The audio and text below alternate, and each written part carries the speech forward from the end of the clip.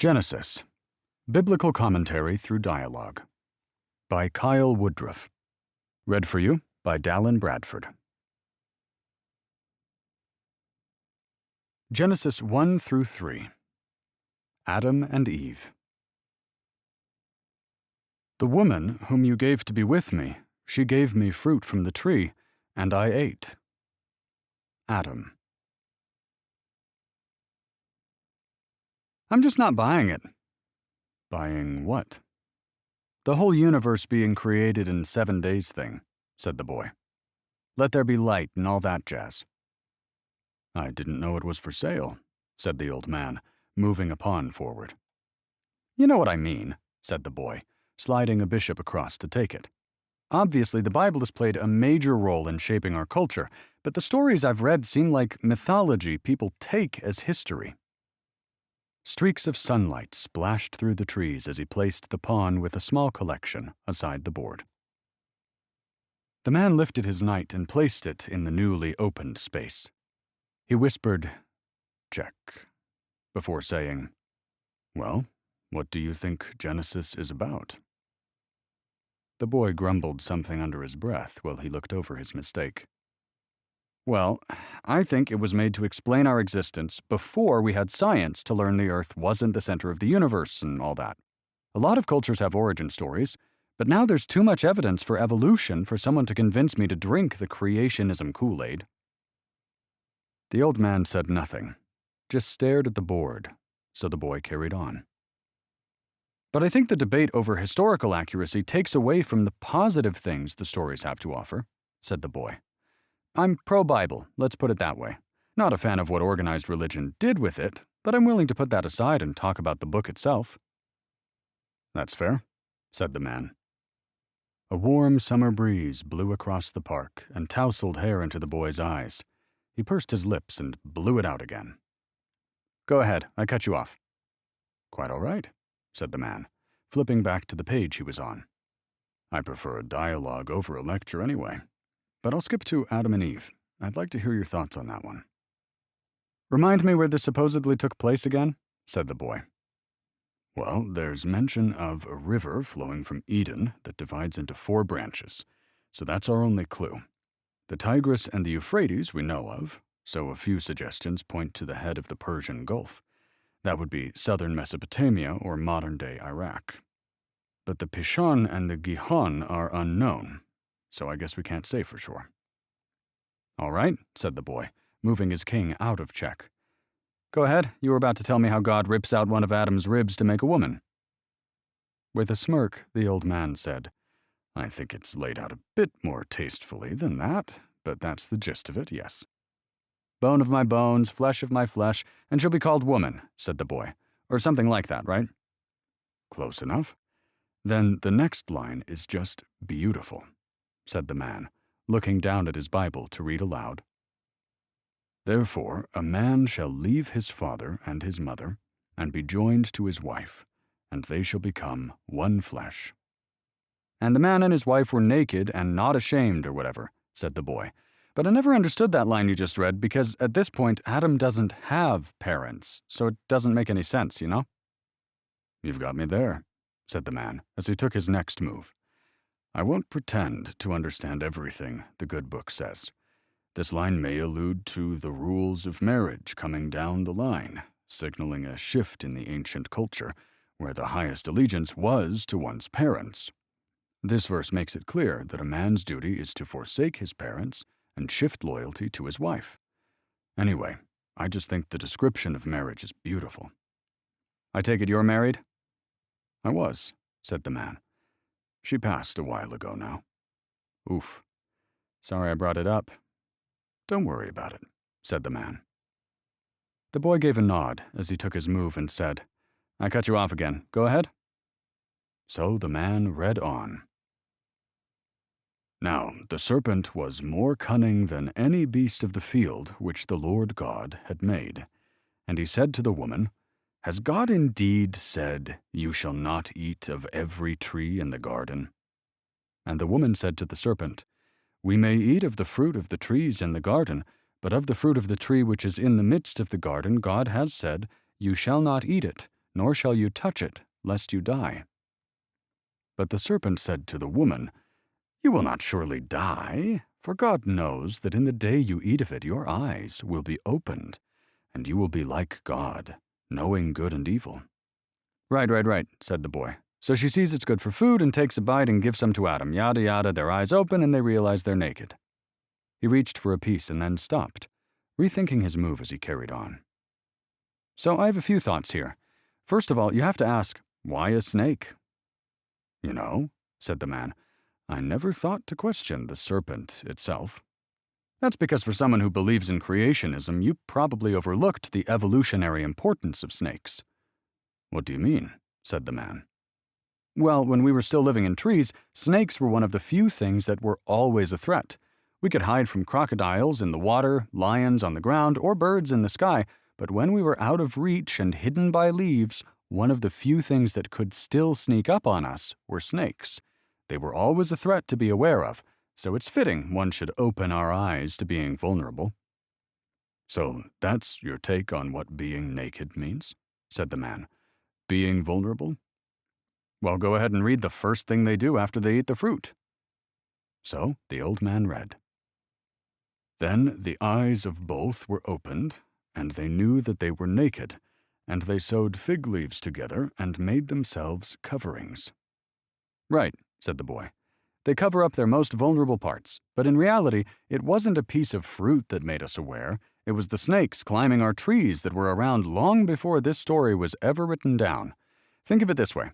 The tale of Little Red Riding Hood didn't put wolves in the forest. The wolves were already there. The story was just used to warn us to go in the woods with caution." The man raised an eyebrow. "Interesting comparison. However, I always viewed being naked as the soul being stripped of its natural clothing, purity, and holiness, so Adam could no longer stand before his Creator without feeling the need to hide from shame." "I see what you're saying," said the boy. "And from the Christian point of view," said the man, "the serpent is Satan, who baits his hook with the promise of intellectual delights, opposing what God told them about dying." "Right," said the boy. "The snake is tricky, because he doesn't challenge God's authority, but he does make them doubt whether or not God can be trusted. It also hints that God is jealous by implying he doesn't want them to know what he knows. So if what the snake says turns out to be true, we know God's a jealous liar." "Bold statement," said the man. "But no one ever promised not to eat the fruit," said the boy. "They were merely told not to eat it. In fact, Eve wasn't even around when God told Adam not to eat it. Technically, God never told Eve not to eat the fruit. She just heard a rumor after she poofed into existence." The old man laughed as he moved a piece on the board. "But then she adds, 'Nor shall you touch it,' which God never specifically said." The boy scratched his head. "What's that called when you say something you were thinking about but didn't mean to say?" "A Freudian slip?" "Yeah," said the boy. "I think it's one of those, expressing her desire to touch what she's not supposed to." "I guess that could be true," said the man. "But she could have also just misremembered, or added an extra layer to highlight God's command. Whatever the reason, though, it allowed the serpent to play on her words and make God seem even more restrictive than he was." "Right," said the boy. "Adam, though, what a piece of work he is. He doesn't exactly put up a fight when Eve puts the fruit in his hands. He defies the Almighty almost immediately after God made him. Makes you wonder, was God not very convincing? Did he not come off as in authority? I mean, what reason did Adam have to go against his will? It wasn't like he had a chip on his shoulder where he felt the need to stick it to the man. He didn't grow up in a bad neighborhood or have mommy issues. He didn't even have the excuse of, 'Oh, were you talking to me, God?' It's like, 'Yeah, pal, you're the only one here.'" "Right," said the man. "His passive behavior is as striking as her eagerness and excitability. Not only that, but the text makes it seem like Adam was nearby when Eve took the fruit, as she didn't exactly have to go looking for him. This raises the question of whether or not he overheard the conversation with the serpent, and if so, why he didn't jump in to stop it." "I guess we'll never know," said the boy, scanning over the board again. Some of us engage with temptation, said the man, and others follow those who make the decision for us. Then he looked down at his Bible and read again. And they heard the sound of the Lord God walking in the garden in the cool of the day. And the man and his wife hid themselves from the presence of the Lord God among the trees of the garden. But the Lord God called to the man and said to him, Where are you? And he said, I heard the sound of you in the garden, and I was afraid, because I was naked, and I hid myself. He said, Who told you that you were naked? Have you eaten of the tree of which I commanded you not to eat? First of all, said the boy, if God is all-knowing or whatever, why would he have to ask these things? Wouldn't he already know the answers? I believe this is God's way of giving Adam a chance to admit what he's done, said the man, to repent. Said the boy, nodding his head. That makes sense. But instead, there's an instinct to hide the truth from God, said the man. Adam mentions why he hid, but doesn't exactly mention the disobedience from which his sense of being naked arose. Right, said the boy. Instead, he's a real class act and says, She made me do it. The old man laughed. Rats are right out, the gutless prick. Not only that, but he throws it back in God's face, if I recall. The woman you gave me, or something like that, right? That's right, said the old man with a smile. Avoiding blame seems to be a natural instinct from the very beginning. Instead of taking responsibility for his sin by going back to our loving Creator, Adam lays the blame on someone else. And then she blames the snake, said the boy, advancing upon. It's like, come on, guys, what are we doing here? And notice how the serpent remains quiet when Eve shifts the blame, said the man. I heard a preacher once say that a transference of blame is a transference of power. Adam blames his wife, and the dominion shifts when God turns to her. Then she blames the serpent, and the serpent accepts the allegation with silence. And you said Christians see the snake as Satan, right? That's right, said the man. The preacher said this act was how the devil gained his power in our world. Imagine how differently history could have unfolded had either of them owned up to what they'd done. Yeah, that's an interesting take, said the boy. Then they all get punished, right? Right again, said the man, running his fingers down the text to find his line. The Lord God said to the serpent, Because you have done this, you are cursed more than all cattle, and more than every beast of the field. On your belly you shall go, and dust you shall eat all the days of your life. And I will put enmity between you and the woman, and between your seed and her seed. He shall bruise your head, and you shall bruise his heel. To the woman, he said, I will greatly increase your pangs in childbearing. In pain you shall bring forth children, and your desire shall be for your husband, and he shall rule over you. Then to Adam, he said, Because you have heeded the voice of your wife, and have eaten of the tree about which I commanded you, saying, You shall not eat of it. Cursed is the ground for your sake. In toil you shall eat of it all the days of your life. Both thorns and thistles it shall bring forth for you, and you shall eat the herb of the field. By the sweat of your face you shall eat bread, until you return to the ground. For out of it you were taken, for dust you are, and to dust you shall return. Seems like Eve got the short end of the stick on that one, doesn't it? Said the boy. What do you mean? Said the man, taking his move. So the snake has to slither on his belly, boo-hoo. That's more of an inconvenience, not to mention that's what snakes do.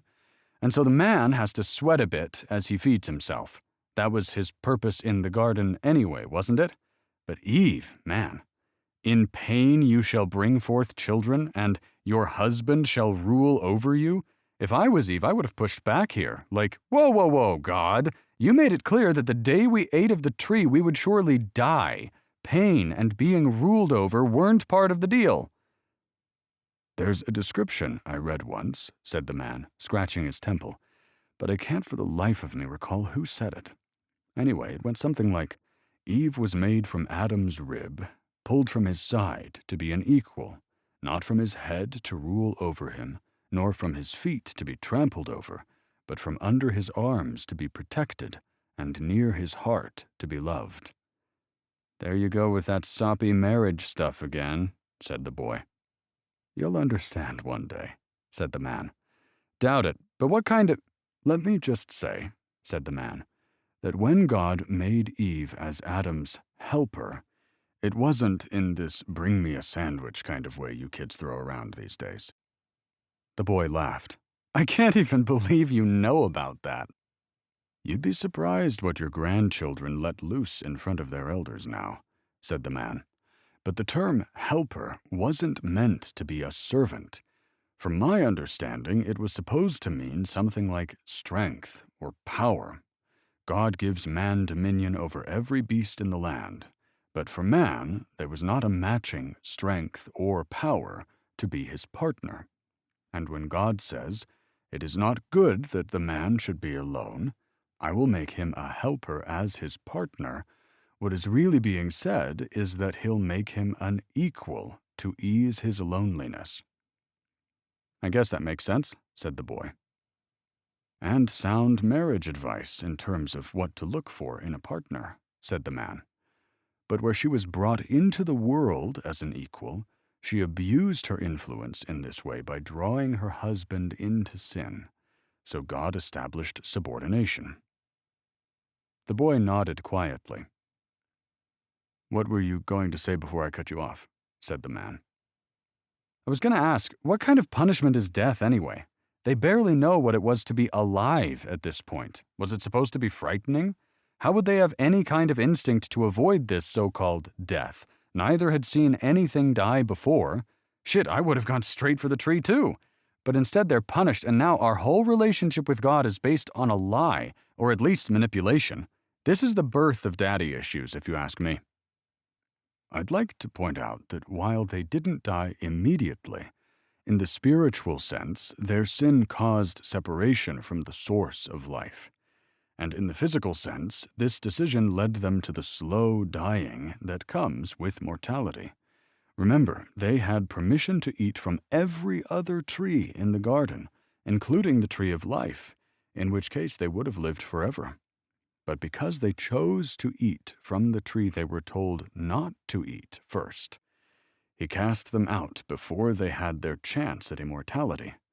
So in the day they chose sin, they also chose mortality or death." "Wow," said the boy. "I never would have caught that. Here I thought you were too wrapped up in the story of becoming one flesh, and I'm over here like, fool me with the old death for suffering switcheroo once, shame on you." The old man laughed. Then he pointed to the board. "I think it's your turn." All right, said the boy. "Finish reading while I find a move." So the man read on. "And the Lord God made garments of skin for Adam and his wife, and clothed them. Then the Lord God said, 'Behold, the man has become like one of us, knowing good and evil, and now he might reach out with his hand and take fruit also from the tree of life and eat, and live forever.' Therefore the Lord God sent him out of the Garden of Eden to till the ground from which he was taken. So he drove the man out, and at the east of the Garden of Eden he stationed the cherubim and the flaming sword, which turned every direction to guard the way to the tree of life." The boy slid a bishop across the board, and a large grin spread across his face. "I think you've got a decision to make." The man looked down at the board and stroked his beard to consider what the boy had done. "There seems to be some trickery when God commands Adam not to eat from the tree, though," said the boy. "It sends a mixed message when he tells them, 'Don't eat from it, for the day you do, you'll die.' He doesn't say, 'If you try to eat it.' He clearly states, 'the day you eat it.' You have to wonder if God planted that seed in their minds to set them up for failure, you know? Then he could go ahead and kick them out of paradise and make it seem like it was their fault, making fear the basis of their relationship moving forward. The man's gaze remained on the board, so the boy went on.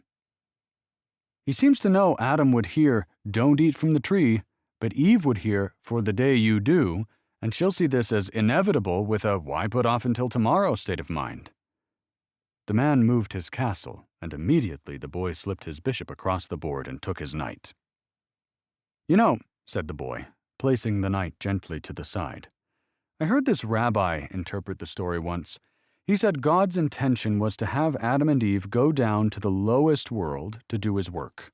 After he brought them into existence and gave them instructions, Adam says to Eve, 'Did God say not to eat it, or did he say someday you will eat it?'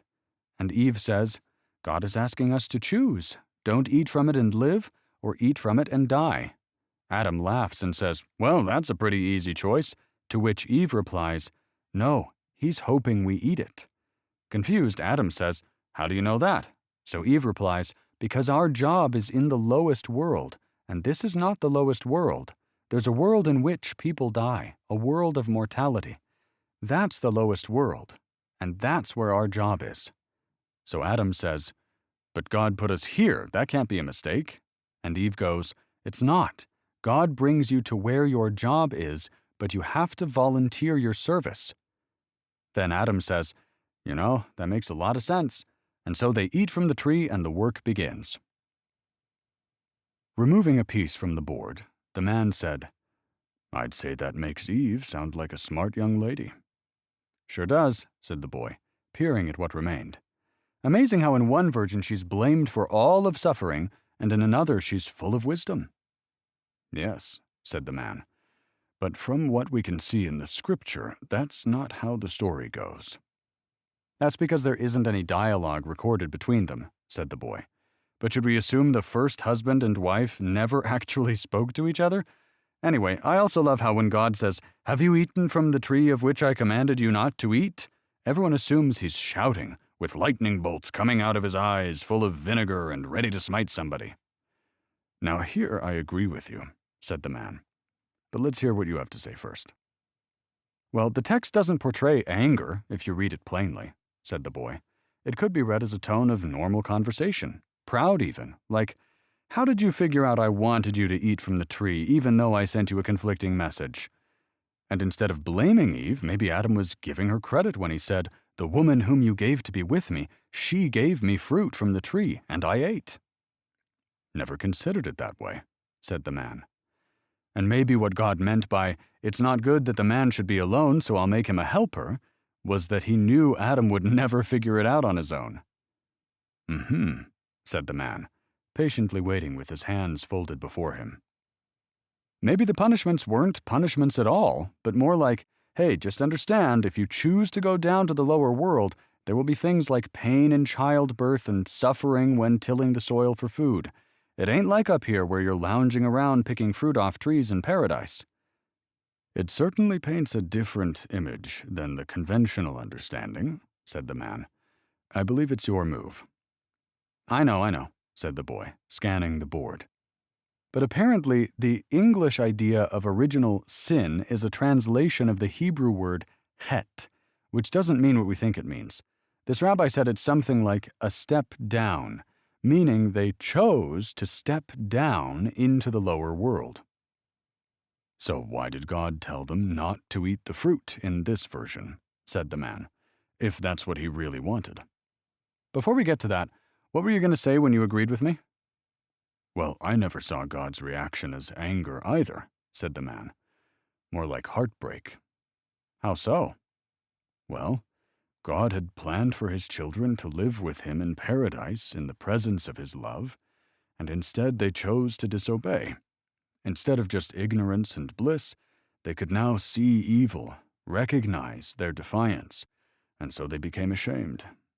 God is upset that his children now have to live this way, but rather than casting them out of paradise as an act of punishment, I saw his sending them away as an act of mercy, for if they also ate from the tree of life, then they would be immortal in a state of shame in the presence of God. In other words," said the man, they would have turned their paradise into hell. To cut them off from the garden, to have the cherubim guard the tree of life, to spare them from this self-created eternity by acting on free will, God allows them to exist in a relationship with him in a different manner. Only the serpent gets cursed, said the man. Adam and Eve are merely taught lessons about the consequence of disobeying God and how love requires sacrifice. What do you mean by that? Well, Eve's sacrifice becomes pain in childbirth, to bring forth the children she'll love, and Adam will toil and sweat through thorns and thistles to provide for the family he'll love. And God makes them garments out of skins, sacrificing his beloved animals in order to clothe the children he loves. I see what you're saying, said the boy. But now that Adam and Eve have the knowledge of both good and evil, there's no return to an unconscious paradise. There's a lot of work on the horizon to prepare for an unpredictable future. They recognize their vulnerability, as you pointed out, as well as their mortality, as well as the vulnerability and mortality of their children for whom they'll need to care for. So a lot of responsibility is placed on their shoulders when it comes to God's command to be fruitful and multiply, to fill the earth and subdue it. The present must now be sacrificed to work for security in the future. Right, said the boy. Self-awareness separates us from the animals, but there's a price to pay for waking up. Precisely, said the man. The end of ignorant bliss in blindly living in the present paradise, and the beginning of history as we know it. Said the boy with a nod. But why was God heartbroken then? If he wanted us to go forth and multiply, wouldn't it be good to have the foresight to see what makes us vulnerable? I think the heartbreak comes from the knowledge of evil, said the man. Go on. Well, in recognizing what makes you vulnerable, you can also recognize what makes others vulnerable. Okay. Well, now that we've listened to that little devil whispering in our ear once, we're apt to do it again, and therefore exists the possibility of exploiting the vulnerabilities of others. God was upset because the human propensity for evil was born in that moment. And now he's sent it off into the world he's just created. Oh, said the boy, that's good stuff right there. So, why did God tell them not to eat the fruit in your version? Said the man. Well, it's not my version, said the boy. I try to keep my opinion out of it. Fair enough, said the man. Same question, though. I think it was more like, look, you really don't want to eat from that tree because when you do, you'll step down into a world of pain and have to see both good and evil, as I do. Up here, it's all nice and rosy. But if you're willing, I could really use your help down there. I just want you to choose for yourselves. I see, said the old man, offering an open palm towards the board. It was more of a, I don't want you to suffer, and you probably don't want to suffer, but I could use your help if you're willing to suffer. The boy jumped his knight to a spot near the man's king, and the man's eyebrows perked up. We can even weave your view in there, so when they make their choice, God gives them clothing as gratitude. Or rather, they sacrifice the immediate pleasures of paradise and agree to suffer for the greater good of mankind, so their sacrifice is rewarded. I'm not sure that's exactly how it goes, said the man, still examining the boy's move. But at least it sounds nice. Who knows, said the boy. What version are you reading from, anyway? New King James, said the man. Have you tried another one? Not really. My wife gave me this one years ago, so there's sentimental value. You might be surprised at what different translations have to offer, said the boy. I'd like to think I'm more attached to the book itself, and less to the minor tweaks of language inside, said the man. You say they're minor, yet it's the only version you've tried in all these years. I'll bring another translation for you next time. That's fine, said the man. I can't imagine they're so different it changes the storyline. I don't know, said the boy. I've heard the English versions described as problematic at times. I've heard the ancient author's works were translated by a couple of English snobs saying, I don't particularly care for this, so I'm going to add that instead. What are some examples? Said the man. Here's one you won't like, said the boy, pressing himself up to peer into the pages. Can you go back to the part about cursing the snake? Sure, said the man, turning the book so they could both see the page. What are you looking for? Right there, said the boy, pointing to the verse. And I will put enmity between you and the woman, and between your seed and her seed. He shall bruise your head, and you shall bruise his heel.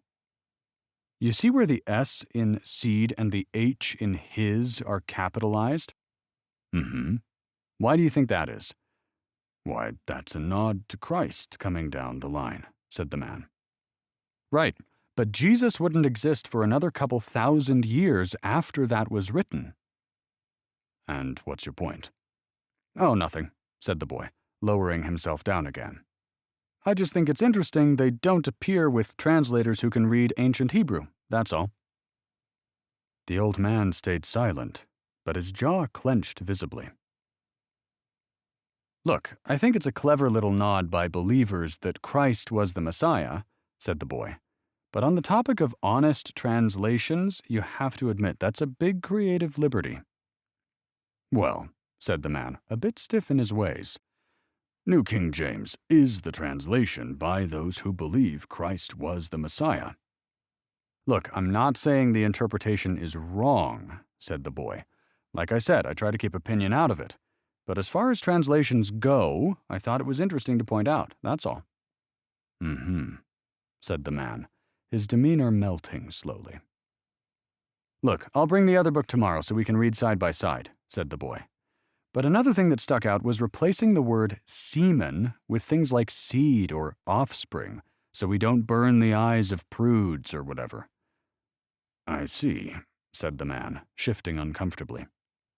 I just don't understand who has the audacity to take what is supposed to be the word of God and say, I don't really care for God's choice here. I think I'll supersede the Almighty and write my own.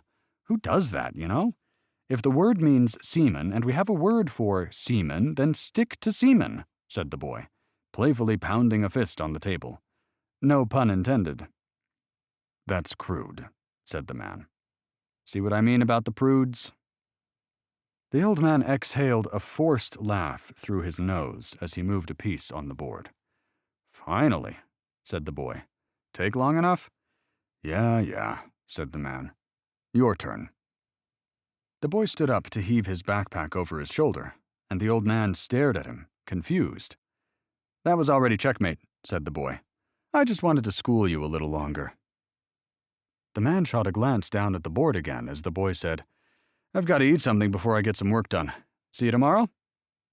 Without looking up, searching for a mistake, the man said, I'll be here. But the boy was already gone. Genesis 4-5. Cain and Abel.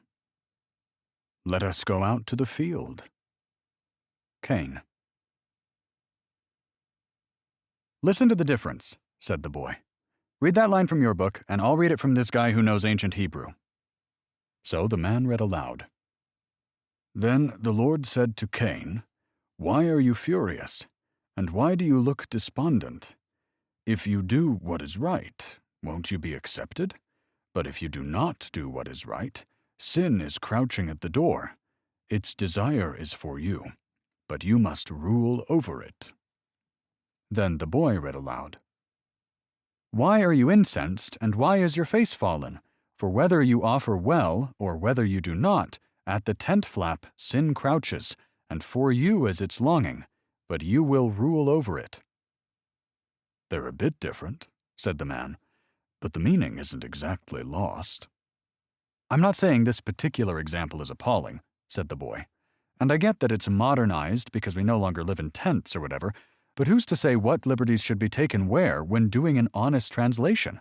It's a slippery slope, I see what you're saying, said the man. Let's keep reading from yours, though, said the boy. I'll follow along in this one and speak up if anything stands out. All right, then, said the man, looking down again. Where were we? He began skimming aloud to find where they left off. Adam knows Eve and bears Cain, then his brother Abel. Cain offers the fruit of the ground, Abel the first of his flock. The Lord respects Abel's offering, but not Cain's. Ah, here we are, said the man. Now Cain talked with Abel, his brother, and it came to pass, when they were in the field— Let me stop you right there, because it leaves out a line that I have here. Listen to this, said the boy. And Cain said to Abel his brother, Let us go out to the field. And when they were in the field, Cain rose against Abel his brother and killed him. The boy looked up at the man. Now why would they leave that out? Is the result any different? No, Abel still dies. But why take out the part where Cain invites him into the field to make it sound otherwise?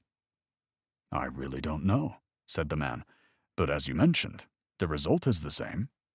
Like I said, nothing major, but we're only a few pages into the book and they're already taking stuff out just because they feel like it. Makes you wonder how much of that there is by the time we get to page 500 or page 1000. I guess we'll see. Although at this rate, the man laughed, I'm not sure we'll get to the end before I die.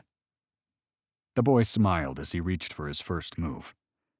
The man watched him advance upon before turning his eyes back to the pages. Then the Lord said to Cain, Where is Abel, your brother? He said, I do not know. Am I my brother's keeper? And he said, What have you done? The voice of your brother's blood cries out to me from the ground. I just want to point out how manipulative God was again, said the boy. What do you mean? What do you mean, what do you mean? I mean, what did Cain do wrong? The man raised an eyebrow. You don't think killing your brother is wrong? No, not that, said the boy. Before that, they both made an offering and God played favorites. Why? Because he wasn't in the mood for fruit that day? What if Cain brought him some mint jelly to go with that lamb instead of some berries or whatever? Would God have been pleased then? You have quite the imagination, said the man.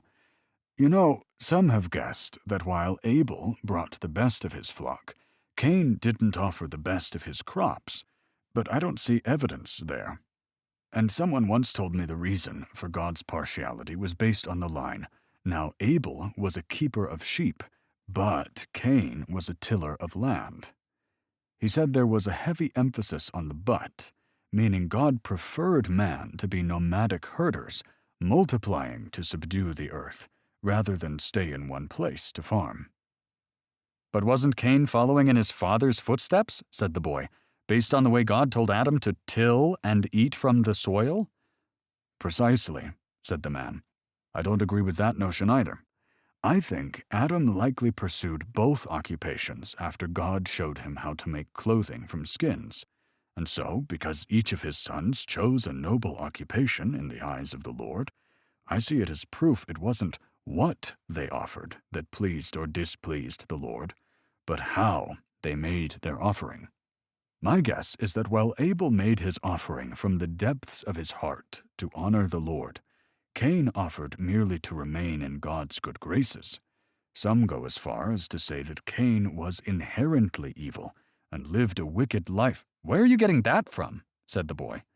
Well, because he goes on to kill his brother. Yeah, but point to where it shows any sign of Cain being wicked before God plays favorites. He makes an offering of his profession, just like Abel, so if that's the direction you want to go, it's something of a chicken or egg scenario. I'd say it's a leap to assume Cain was evil beforehand when there's no evidence for it. Meanwhile, we do have evidence for God's actions causing a reaction in Cain.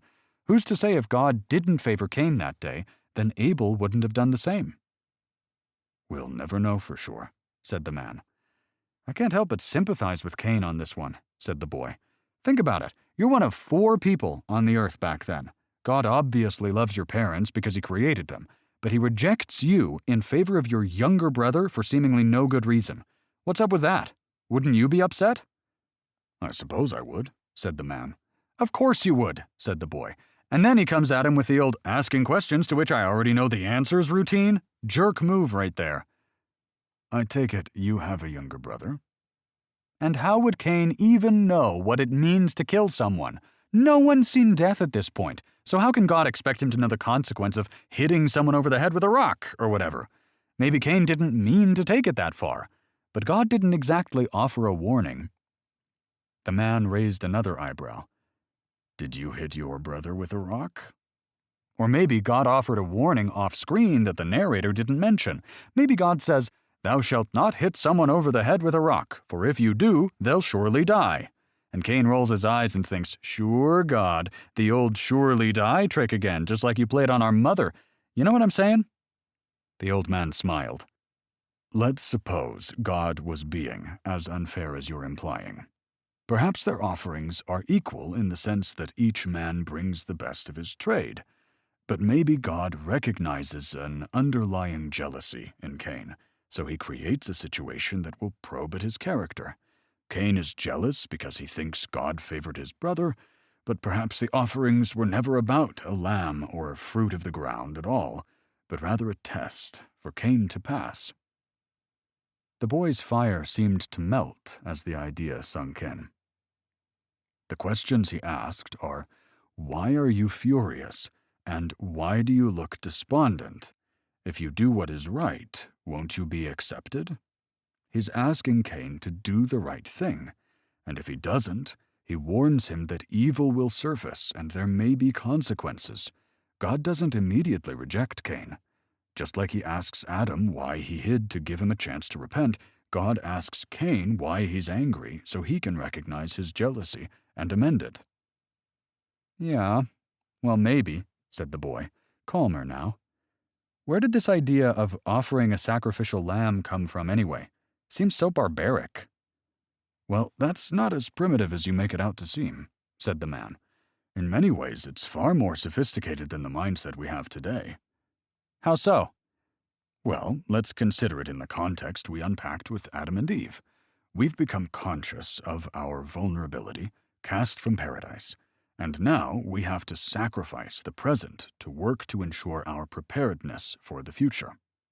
The idea of sacrificing something valuable in order to remain in God's good graces is by no means an unsophisticated notion, because what is the alternative to ensure preservation?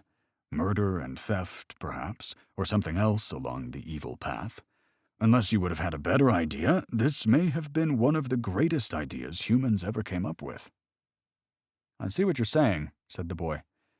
I guess I wasn't thinking about it in the context of the times. Today, you order pizza to your door and never think twice. You probably don't offer any kind of thanks to whoever delivered it, or who made it, or who farmed and raised the ingredients you topped it with. I'll guess you don't even pray before your meals either, do you? No, said the boy. There's truth in all of that. When have you offered a degree of thanks, even close to the slaughter of an animal? My guess is never. Also true, said the boy. Have you ever killed an animal by your own hand to put food on the table? No, said the boy, I haven't. Well, son, not only are we on different pages, but we're not even in the same book. I take it you have? I grew up on a farm, said the man. My father had me slaughtering pigs by the time I was 8 years old. Wow, said the boy. That's intense. It's a different level of connectivity with your food and the relationship with the world around you. I see your point, said the boy. And I guess there must be something to the idea if it's cropped up in numerous cultures around the world. Making sacrifices is part of the human experience, said the man. You've just been raised in a time where it appears irrelevant. The boy stared into the old man's eyes, nodding in silence. To break the tension, he pointed to the man's book and said, So what does God say to Cain next? The old man looked down at the page to find his place again and read, So now you are cursed from the earth, which has opened its mouth to receive your brother's blood from your hand. When you till the ground, it shall no longer yield its strength to you. A fugitive and a vagabond you shall be. Here it says, a restless wanderer shall you be, said the boy, which again is a subtle difference, but a fugitive is someone who escaped from prison or whatever and is on the run. Cain wasn't on the run from some Johnny Law that didn't exist back then. He was exiled, which is different. I can agree with that, said the man. Anyway, keep going. So the man read on. And Cain said to the Lord, My punishment is greater than I can bear. Surely you have driven me out this day from the face of the ground. I shall be hidden from your face. I shall be a fugitive and a vagabond on the earth, and it will happen that anyone who finds me will kill me. Who are they talking about? Said the boy. Cain is the only human other than his parents at this point. I guess that's a detail the scripture leaves out, said the man. Detail? Said the boy. Whole, he added, balancing the words with his hands like a scale. Anyway, well, hold on, said the man. Let's not just brush over that criticism you made. I didn't really mean anything by it, said the boy. But you didn't hesitate to point it out, either, said the man. I hear remarks like this, and I wonder, is that really the best you can come up with to attack a literary masterpiece? And moreover, does it really matter? Take the Little Red Riding Hood example you brought up yesterday. One could easily say, well, that's silly. Wolves don't talk. Said the boy. I see what you're saying. Critics of the Bible get so caught up in the details that they try to discount the whole scripture as nonsense, but they're missing the bigger picture. No, wolves don't talk, but it doesn't mean a lesson on moving through life with caution can't be derived from the story either. And perhaps there's an inconsistency here or there in the biblical texts, but it doesn't diminish the lesson from a tale of two men that ends in the death of the best one of them, a story that's played out in history time and time again, because we never learn. Very true, said the boy. These stories are so compact that picking out trivial details defeats the purpose.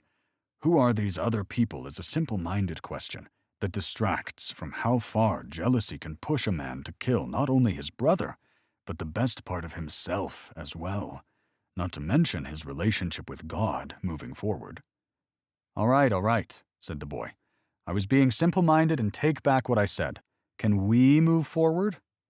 We sure can, said the man. I'll let you do the honors. So the boy read from his text this time. And the Lord set a mark upon Cain so that whoever found him would not slay him. The boy looked up from his book and said, Do you think that's to spare him from a rough encounter or make his punishment worse by denying him from being put out of his misery? I think those are one and the same, said the man. In spite of the fact that God is displeased, he still reveals a core dimension of his nature, which is mercy. But to take it a step further, we glossed over God's line, When you till the ground, it shall no longer yield its strength to you. This is important because God robs Cain of his purpose in life as a farmer, and now, as a man without a purpose, he's been outcast as an aimless wanderer, as your book says, painful in its own right. But by marking him, God extends the longevity of his purposeless existence. Ah, said the boy, I missed that part. The mark also reminds others that evil should not be repaid by evil, said the man. Those who came across Cain may have wanted revenge for having gone against God's will, for causing the pain that he caused, for killing a valuable member of society as a shepherd, which in those times was an important and difficult task. But knowing they'd receive God's vengeance sevenfold would have caused anyone to think twice about whether or not it was worth it. It would have made them realize that killing Cain would only cause more suffering, not to mention punishment for themselves. Right, said the boy. I overlooked that as well. Easy to do with these stories, said the man. Brief as they are, there's a lot to absorb. The boy nodded and read on. And Cain went out from the Lord's presence and dwelled in the land of Nod, east of Eden. And Cain knew his wife, and she conceived and bore Enoch. The boy began paraphrasing and said, Then Enoch has a son, who has a son, who has a son, who has a son, named Lamech, who takes 2 wives and knocks them both up. I'm just breezing over this because I want to hear you read Lamech's speech here. Very well, said the man. Ada and Zillah, hear my voice. Wives of Lamech, pay attention to my words. For I killed a man for wounding me, a young man for striking me. If Cain is to be avenged 7 times over, then for Lamech it will be 77 times. He's bragging about killing a boy and taunting God with a higher bounty, right? Said the boy. That's what I gathered, yes. Just making sure. So then we jump back to Adam, who knocks up Eve again, and she pops out Seth as a replacement for Abel. The old man smiled and shook his head. Then Seth wastes no time having a son himself, and then, in my version, there's the line that says, "It was then that the name of the Lord was first invoked," which I was hoping you could clarify. Here it's, "Then men began to call on the name of the Lord." And I've heard this one debated, said the man, but I've always read into it as a line to emphasize the lineage of Cain versus Seth. Cain's line seems to be deviating from the path, becoming violent and taking up polygamy. So when Adam and Eve start a new line by giving birth to Seth, there becomes a more righteous and faithful line that God favors, as we'll see unfold in the coming story. Ah, okay, said the boy. I guess that makes sense. At least that's my opinion, said the man. Next, they list Adam's genealogy and begin by mentioning God created man in his likeness. Then it says Adam lived 930 years before he had Seth in his own likeness. We'll put the lifespans of these early people aside, but you think these parallel in-likeness lines are to further differentiate Seth's line from Cain's? I do, said the man. I will say that Adam's time was a pretty good run, said the boy, but a tad anticlimactic when all we hear is, "and he died." Again, I think it's one of those details left out for brevity's sake, said the man. He played his role in the story, and we've learned from him all we can. With the time span these people lived back then, it makes you wonder if Adam didn't sneak a teensy piece of that tree of life on his way out the door.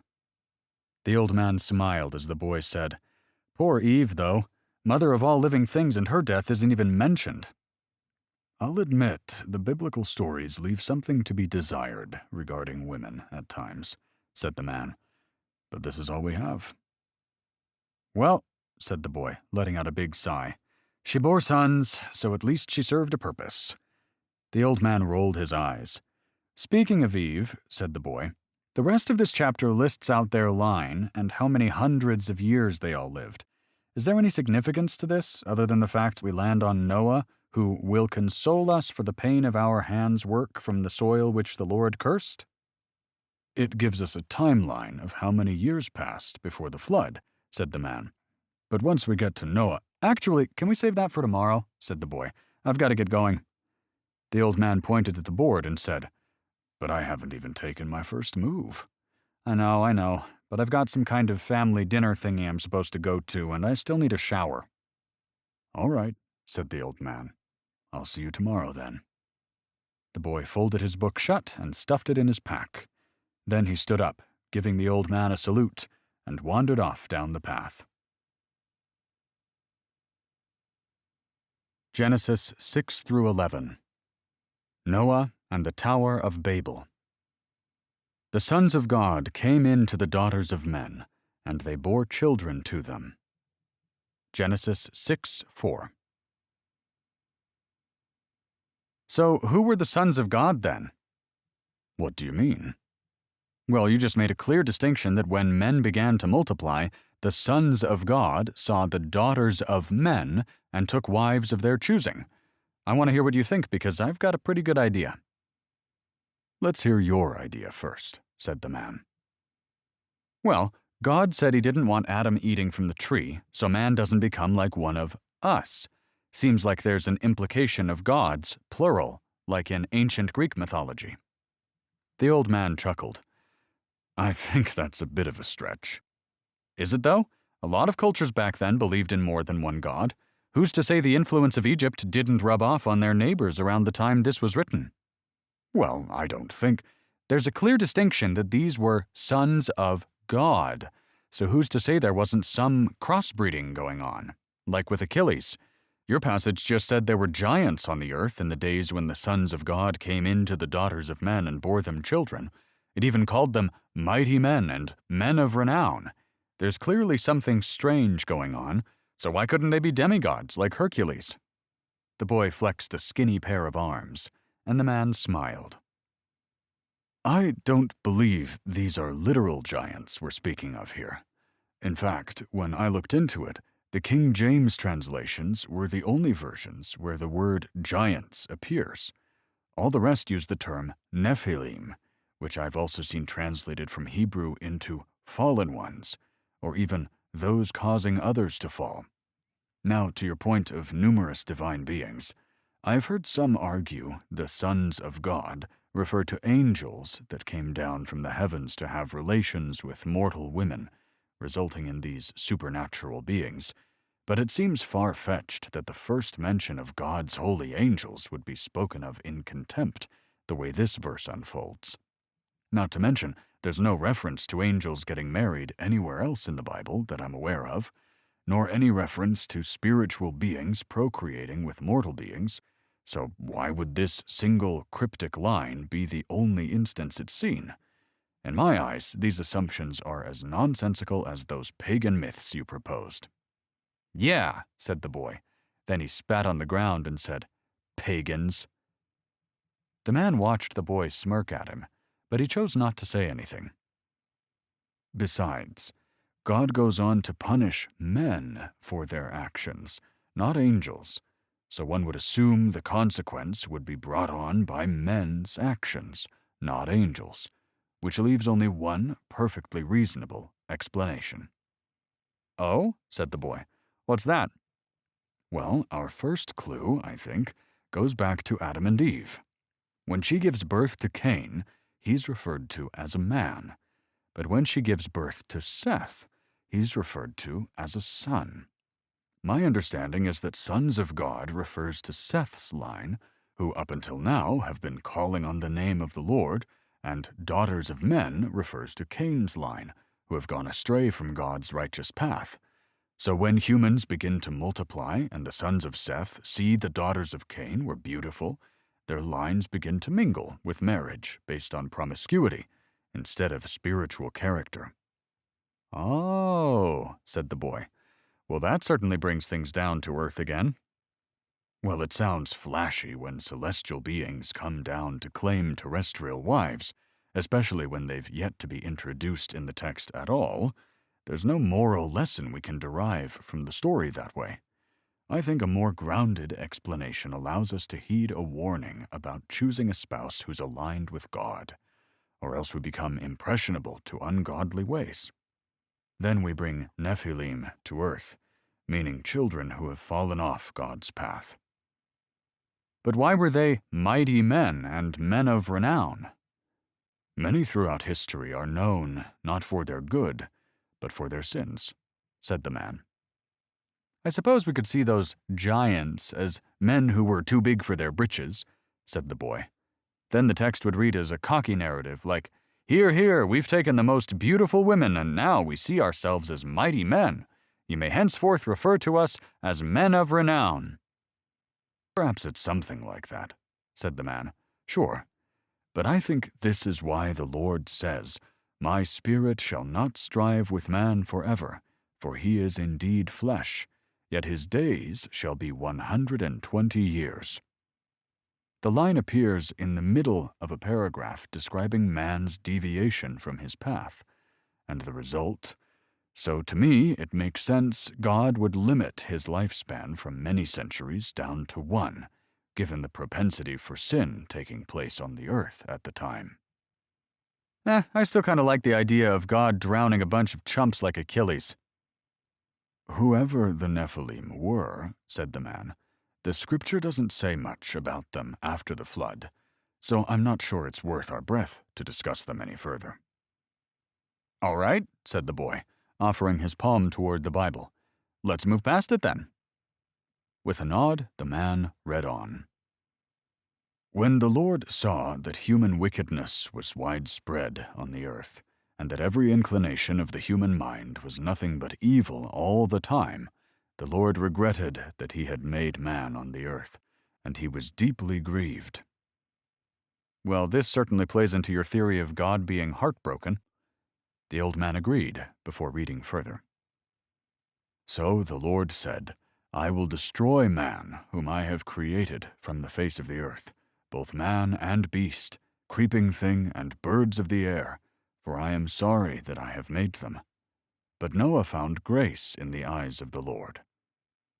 So here it says Noah was blameless in his time, and that he walked with God, which I'm assuming means he was the last man on earth to have followed God's will, and why he's the chosen one, right?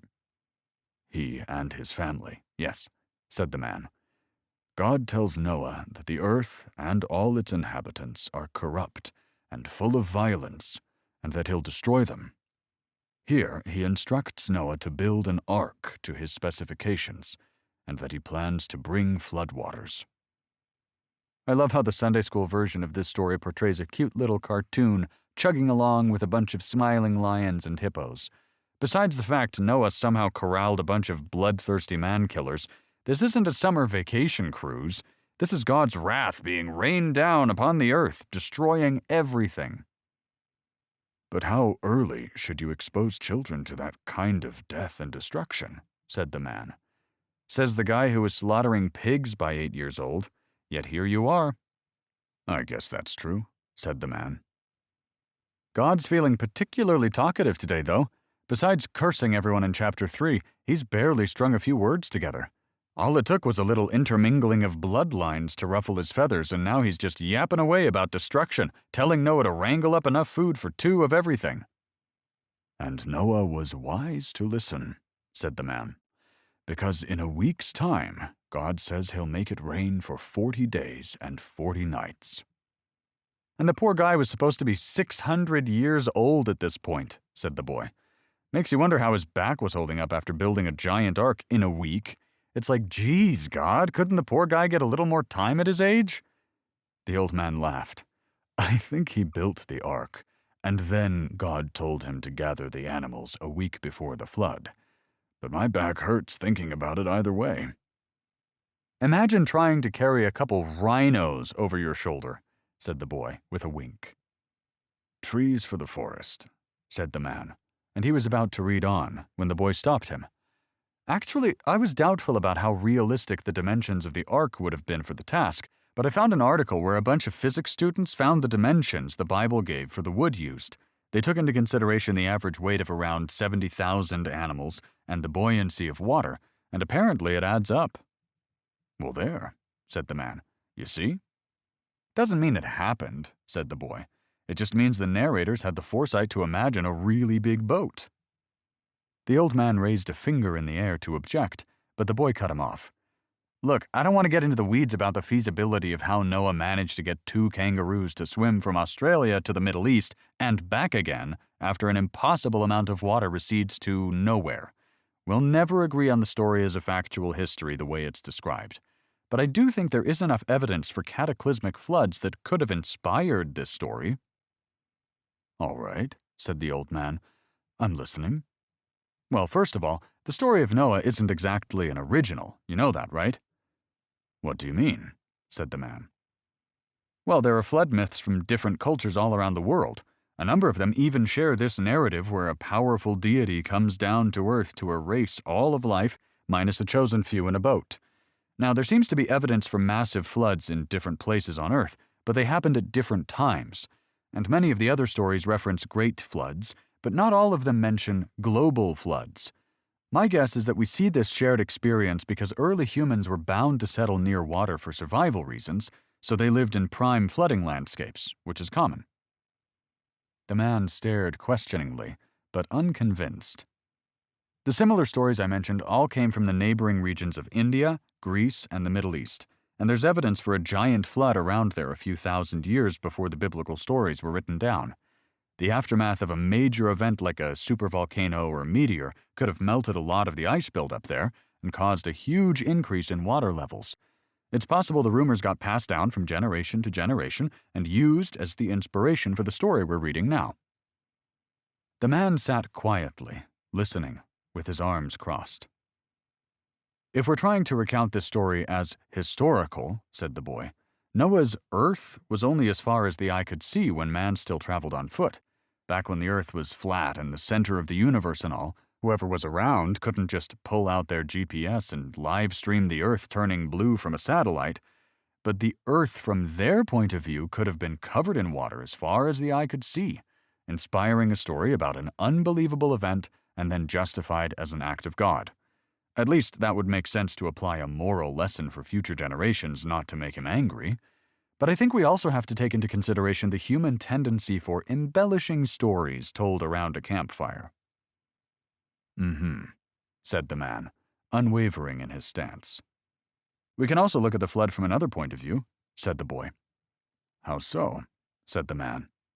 Well, someone can imagine a metaphorical flood of chaos on the horizon, said the boy, and prepare for it, maybe even prevent it from happening.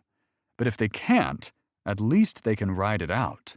Noah could see that things weren't going well, and maybe God even gave him a heads up because Noah walked with God, in the sense that he's tuned into some kind of intuition from the great beyond, because he's not distracted by the human tendency toward evil or whatever. So he had the foresight to see a little further into the future than most people, and he prepared for it. And because he prepared, things actually went pretty well for Noah, considering the circumstance, whereas others who were distracted and unprepared suffered and perished. But this was a real event Noah prepared for, said the man. Sure, said the boy. I won't try to convince you. I just thought I'd throw it out there. All I'm saying is that we can look beyond the literal account to take away a warning to apply to modern-day life as well. I see what you're getting at, said the man. Here's a question for you, said the boy. In order to be a Christian, do you have to accept everything in the Bible as fact? Like, say I bought into everything else, but I didn't think the flood was feasible. Would I still burn in hell? There's something called biblical inerrancy, said the man, where the Holy Scripture is the Word of God, and therefore carries the full authority of God. This means every statement in the Bible calls for acceptance.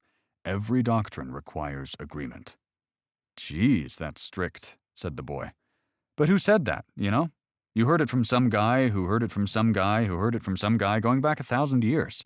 This could be a fear-driven command tagged on at any point in a game of telephone by Pastor Joe Schmo in response to a little Johnny who started thinking for himself, probably when people began to read instead of relying on a select few to preach at us. I imagine it came at the beginning, said the man, and I never dared question it. That's my pet peeve about organized religion right there, though. We have stories that are ripe for interpretation, but the influencers in power told us if you don't believe them, you'll burn.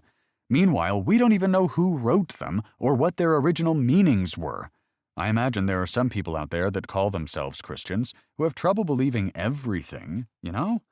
I mean, how do you get a couple billion people on the same page when it comes to nearly 1 million words of text?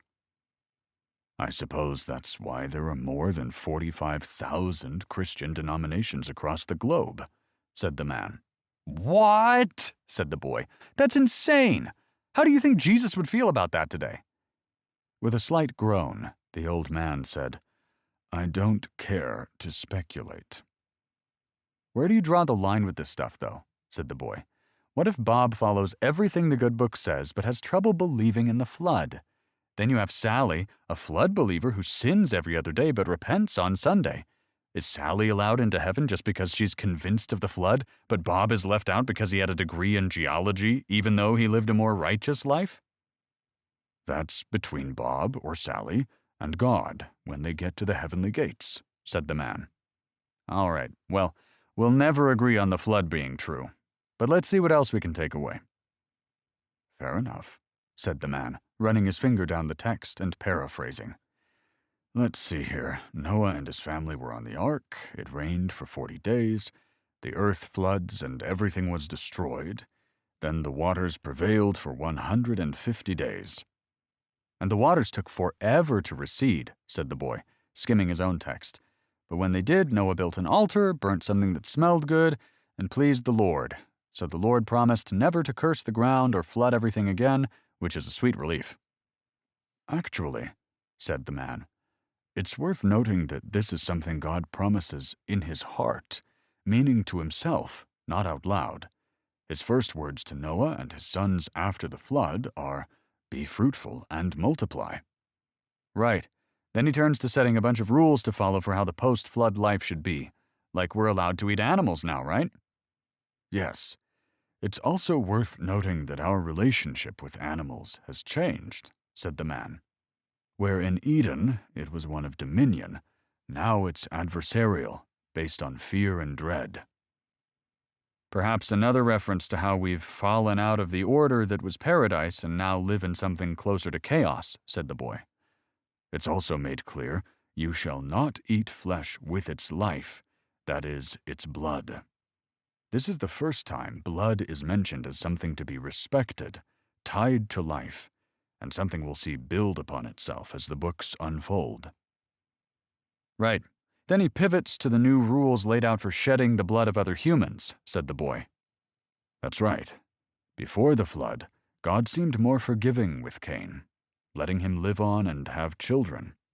But here, he requires a reckoning, saying anyone who takes another man's life shall pay with his own bloodshed. So God puts the responsibility of punishment in man's hands this time? Something like that, said the man. Then it looks like God signed the contract with a rainbow. The old man laughed. Yes, God tells Noah, the rainbow shall be in the cloud, and I will look on it to remember the everlasting covenant between God and every living creature of all flesh that is on the earth. That's pretty slick. Indeed, said the man. Shall we keep going, or do you have another dinner? I've got a little while longer, said the boy, although I think it's too late to start a game. That's all right, said the man. I can play chess any time. It's not often enough I get to enjoy these conversations. Very true, said the boy, peering down at his text again. All right, well, maybe you can explain this next part to me then, because I never got it. Noah's sons Shem and Ham and Japheth and their wives come out of the boat and go on to populate the earth. I'll overlook the jokes about cousin lovin' and get straight to the confusing part, said the boy, glancing quickly up at the man with a smirk. The man stared blankly back, so the boy went on. So Noah plants the first vineyard and gets drunk and then exposed himself within his tent. This means he passed out naked, right? Mm-hmm, said the man. That's my understanding. Okay, but here's the confusing part.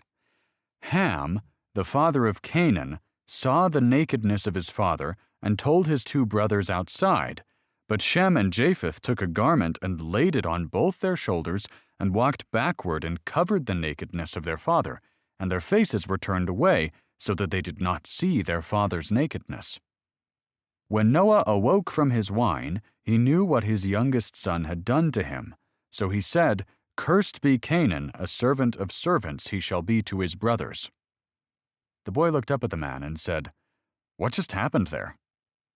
Well, said the old man, shifting uncomfortably, there are a few interpretations of those lines.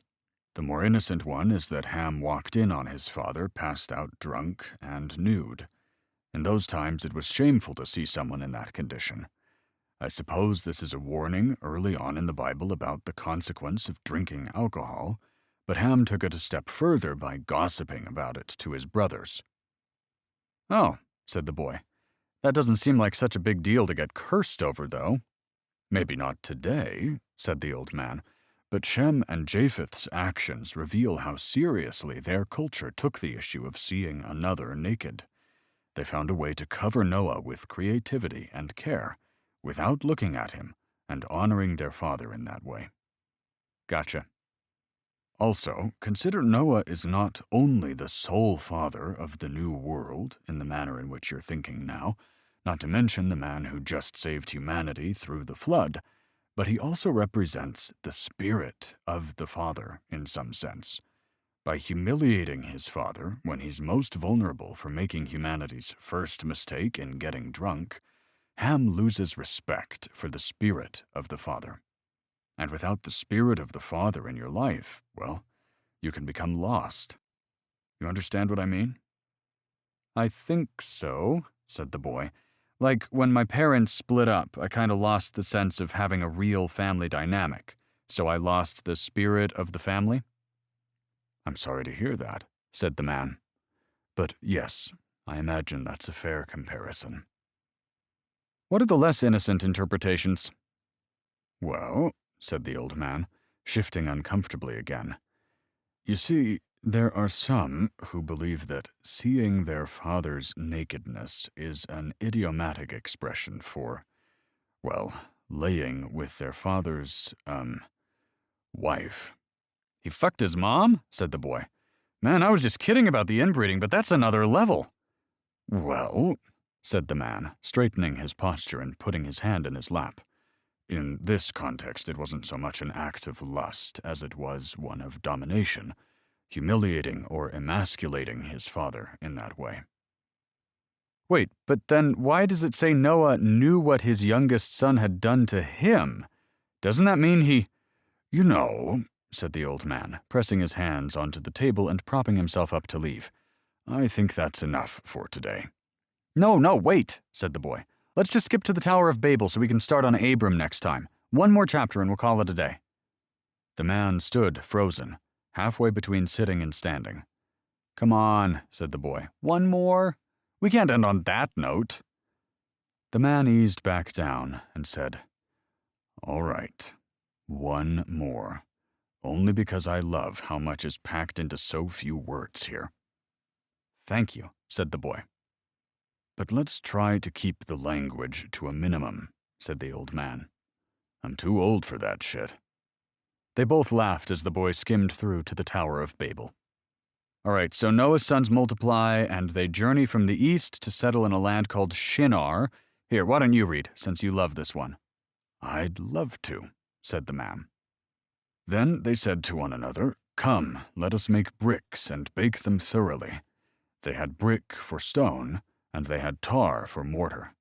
And they said, Come, let us build ourselves a city, and a tower whose top is in the heavens. Let us make a name for ourselves, lest we be scattered abroad over the face of the whole earth.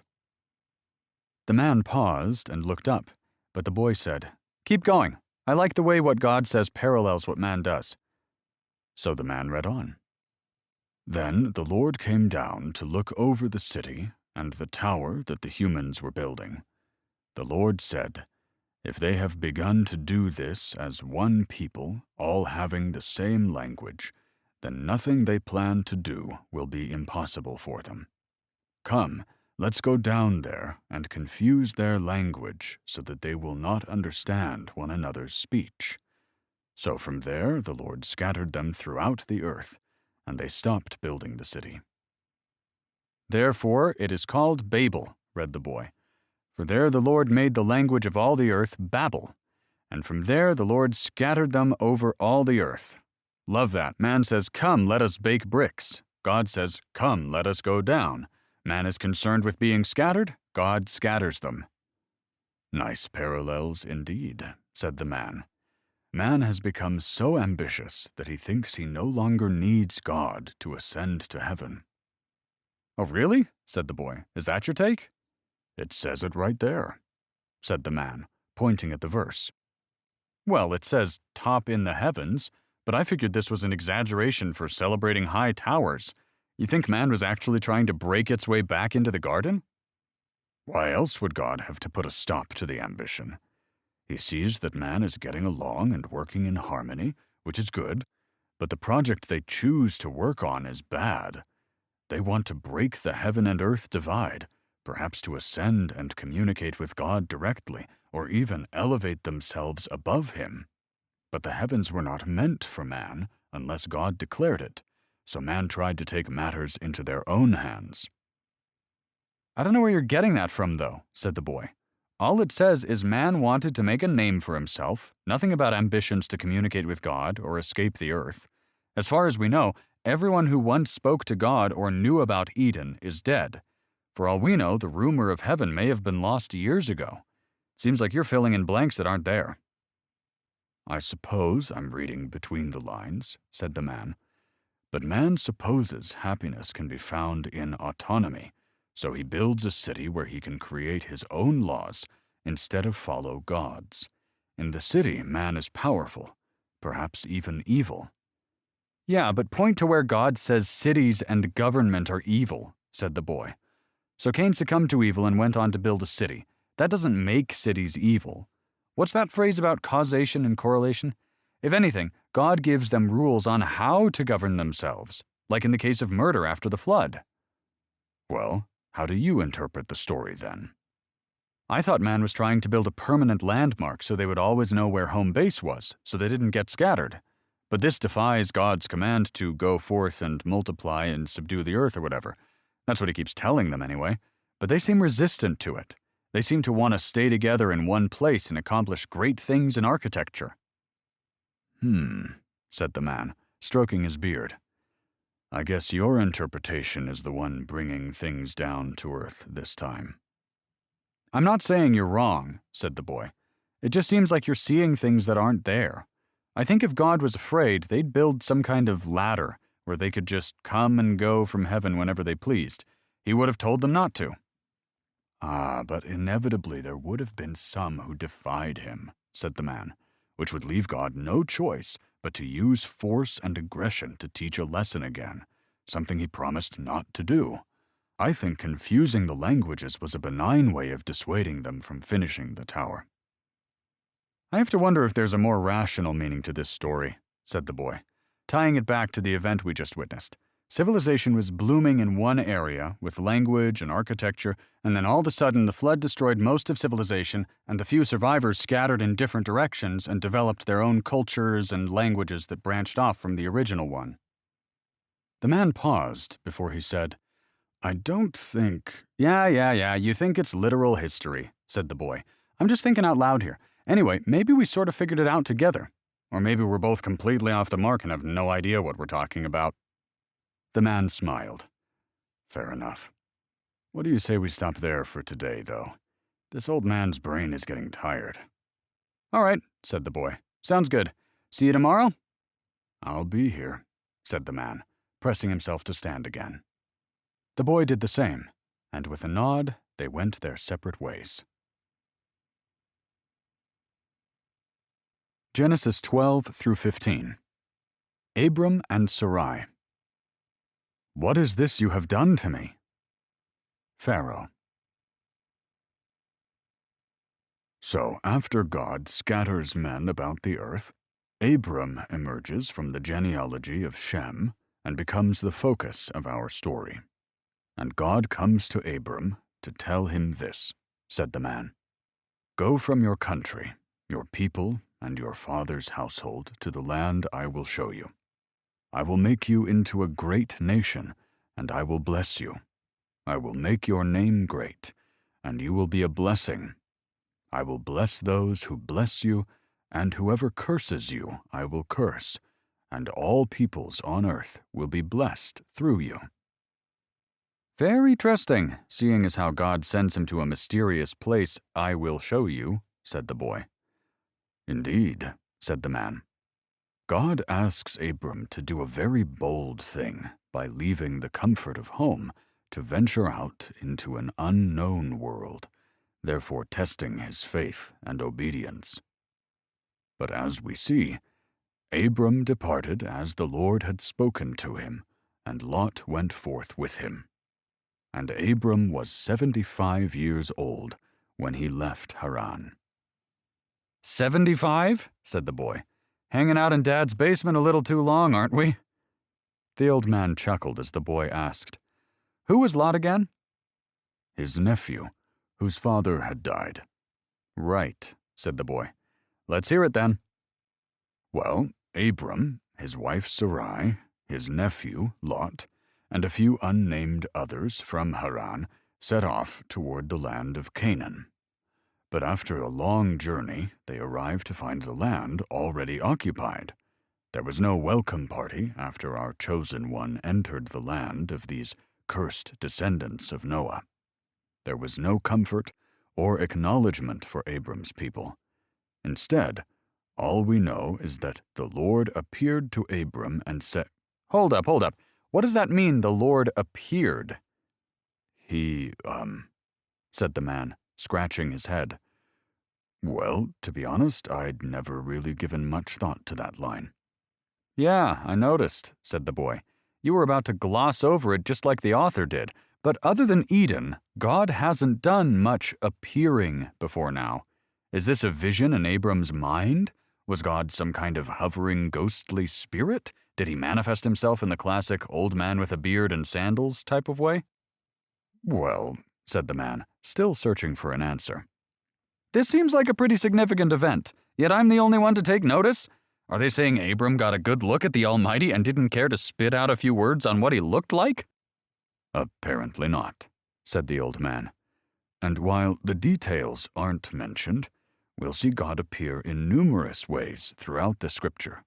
Some like the ones you mentioned, others like dreams, or a transference of thought, or a vision. Well, I guess we chalk it up to one of those mysteries we'll never solve then, said the boy. With a nod, the old man found his place again. So the Lord appears to Abram and says, "To your descendants I will give this land." But Abram isn't discouraged by this unwelcoming arrival. Instead, he builds an altar for the Lord and prays. Then he moves on to the mountain east of Bethel and pitches his tent. And again he builds an altar to the Lord and calls on the name of the Lord. I assume there's some significance there, said the boy. Oh, yes, said the man. The first time Abram builds an altar was after God appeared to him. But when Abram pitches his tent the following night, he builds an offering on his own accord, merely to honor God, and perhaps offer gratitude and prayer for their safe passage across the mountain. This becomes a ritual for Abram's family and their followers wherever they pitch their tents at night. A reminder that wherever we go, let us not forget our relationship with God. The boy nodded quietly to allow the man's words to linger. Then they pack up and head south, said the man, reading on again. Now there was a famine in the land, and Abram went down to Egypt to live there for a while, because the famine was severe. As he was about to enter Egypt, he said to his wife Sarai, "I know what a beautiful woman you are. When the Egyptians see you, they will say, 'This is his wife.' Then they will kill me, but will let you live. Say you are my sister, so that I will be treated well for your sake, and my life will be spared because of you." I love the assumption he jumps to, said the boy, even though he's never actually been to Egypt. What assumption is that? Said the man. That his wife is so hot she'll be desired by every Egyptian in town, because apparently they only produce uggos there. Not to mention she's got to be around 75 here. The old man's eyebrows perked up. Not that there's anything wrong with being old, said the boy, but come on now. The Pharaoh of Egypt, who can have his choice of any young pick of the litter in his own country, or Abram's caravan for that matter, is going to settle for a little old lady who's withering away after trudging through a desert, and they'd murder him for her? It's a tad presumptuous, is all I'm saying. But they do. I mean, what kind of example is that setting for your followers anyway? Never mind your wife. You're God's chosen one. You have his blessing. Everyone who curses you will be cursed. Where is your confidence that God didn't march you across some unknown land just to be slaughtered at the time of your arrival? Ye of little faith, you might say. Honestly, I think he was into the idea. Abram must have been the world's first cuckold. There was a strong and awkward silence as the man turned to look off into the distance. Sorry, said the boy. Keep going? With a sigh, the man turned back to his Bible and read on.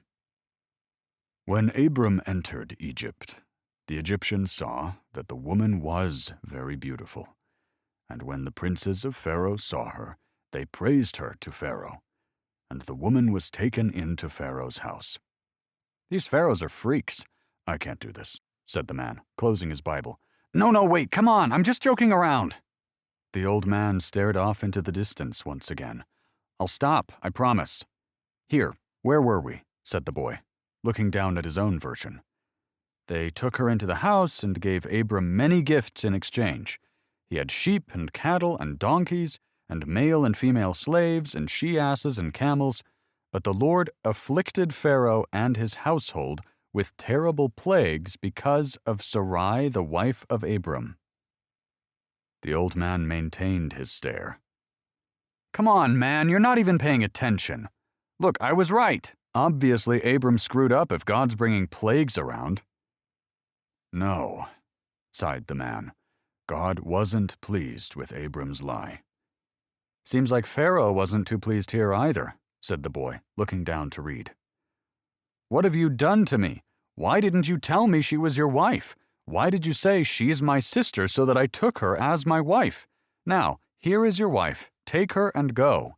Then Pharaoh gave his men orders about him, and they sent him away with his wife and all he had. The boy looked skyward and shook his head in disbelief. What? Said the man. I take back what I said. I don't know what message God is trying to send here. What do you mean? Well, look what just happened. Abram lies and deceives to pimp out his wife, and he's rewarded for doing so, all because poor Pharaoh is trying to win over Sarai's brother for an honest marriage. And if it's not bad enough that Pharaoh is being duped, God sets a plague upon his innocent people? And while Pharaoh is coughing up blood or whatever, he tells Abram, just go along your merry way without any symptoms of this pandemic you caused. I won't slay you for bringing sickness and death upon my kingdom with your lies or anything. It's pretty lame, honestly. What moral are we supposed to take away here? Lie and deceive and God will help you escape with treasure? Taken aback, the man said, Well, that's certainly a different way of looking at things. Well, how are you supposed to look at things? First of all, said the man, God certainly doesn't endorse lies and deceit. He spares Abram because of the covenant they have, and tries him for this behavior later on. As for Pharaoh and his princes, I only saw them value Sarai as a sexual object to be taken into a bedchamber, as opposed to getting to know her inner beauty as a woman. We don't even know if Sarai has any inner beauty, said the boy. She could be a terrible person for all we know, one that goes along with these mischievous plans her husband schemes up, like some kind of original Bonnie and Clyde. Instead of banks and guns, they steal dowries with smallpox. I doubt this story is the way you're making it out to be, said the man. We can hardly assume there was an ulterior motive here. What do you mean? Said the boy. Abram said, Please say you are my sister, that it may be well with me for your sake. Seems like he was after material gain from the start. Yes, and that I may live because of you, said the man. I'd say the fear for his life was the greater concern here. Maybe, said the boy, or maybe Abram was using fear as an excuse to convince Sarai to sleep with Pharaoh for material gain, when clearly he already knew he had God's blessing. Let's see how things shake out, because so far I'm not sold on Abram being as saintly as the rumors make him out to be. The old man opened his Bible again and stared into the pages quietly. After a moment to himself, he read on. Then Abram went up from Egypt, he and his wife, and all that he had stole, said the boy. The man squeezed his eyes shut for a moment before he kept reading. And Lot with him to the south. Abram was very rich in livestock, in silver, and in gold. And he went on his journey from the south as far as Bethel, to the place where his tent had been at the beginning, between Bethel and Ai, to the place of the altar which he had made there at first. And there Abram called on the name of the Lord. Yeah, thanks, Lord, for all that treasure we robbed. The boy made his voice all dainty and feminine. Oh my, woe is me, that big mean Pharaoh will kill me when he finds out I married a pretty lady. With a fold of the arms he said, Asshole. The old man drew in a long breath and exhaled in the same manner before he tried to read again. Lot also, who went with Abram. You know, at least we can take away some kind of don't judge a book by its cover moral here. Pharaoh turned out to be a pretty nice guy. Even after Abram brought plagues upon his household, he still sent them away with gold and silver. I mean, Sarai must have made a real good impression on him. A smile grew upon the boy's face as he said, though I won't venture a guess as to how." The man scrunched his face in dismissal and said, "We shouldn't assume anything happened between them."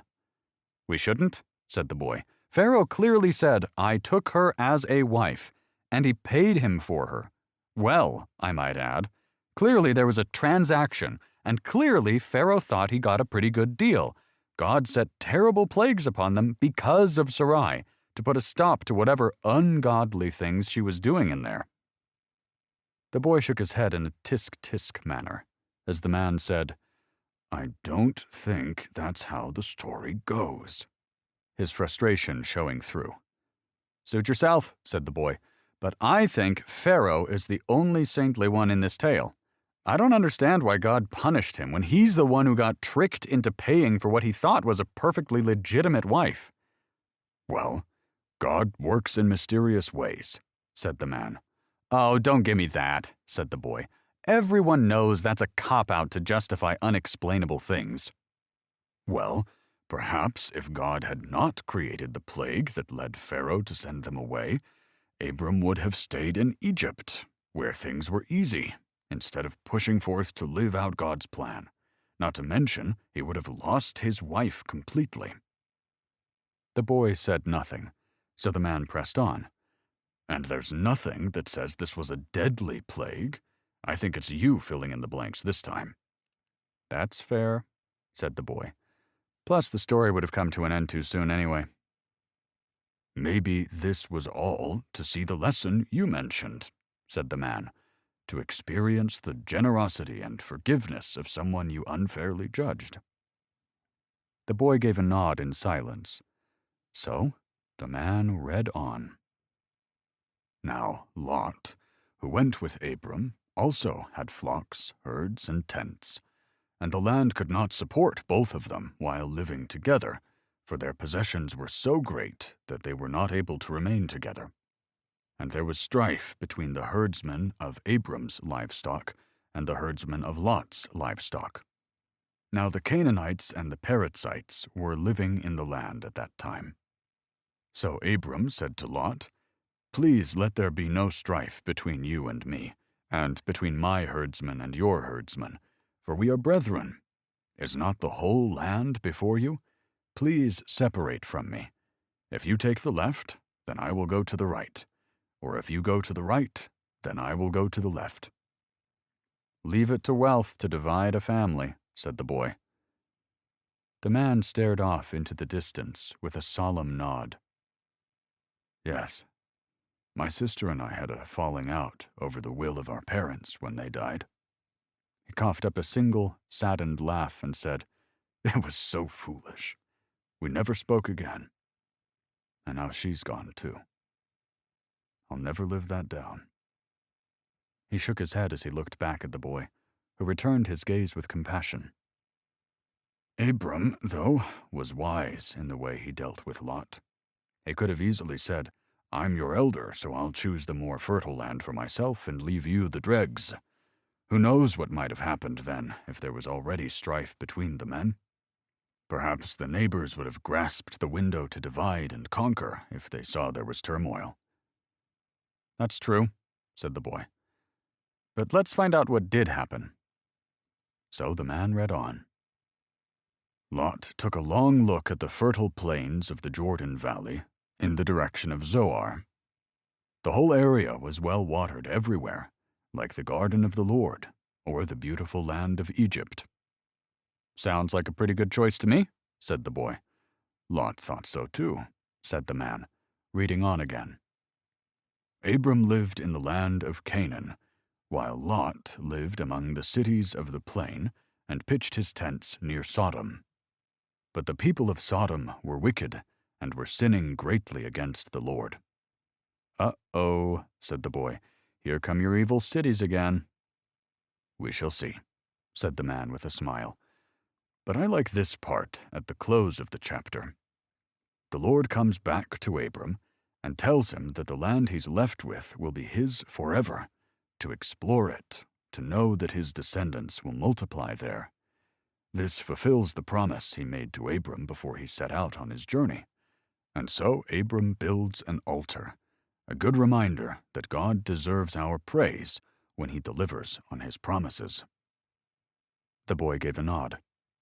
"It's worth noting also," said the man, "that God comes at a time when Abram has parted from his companion, undoubtedly a saddening time, not to mention a time when the strength of his clan was cut in half. This serves as a reminder that communion with God may serve to fill any longing for lost or distant friends, and that when separated from our kin, he can give us the strength we need."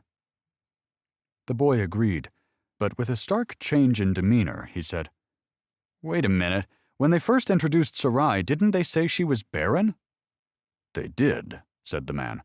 "So how are Abram's descendants supposed to—" The boy trailed off, as the man failed to hold back a smile. "Never mind," said the boy. "I guess I'll wait and see." Rehearsing from memory, the man said, "Then a war breaks out amongst the surrounding kings in the land where Lot chose to settle. There was an invasion and raid of the kingdoms of Sodom and Gomorrah, driving the survivors into the mountains.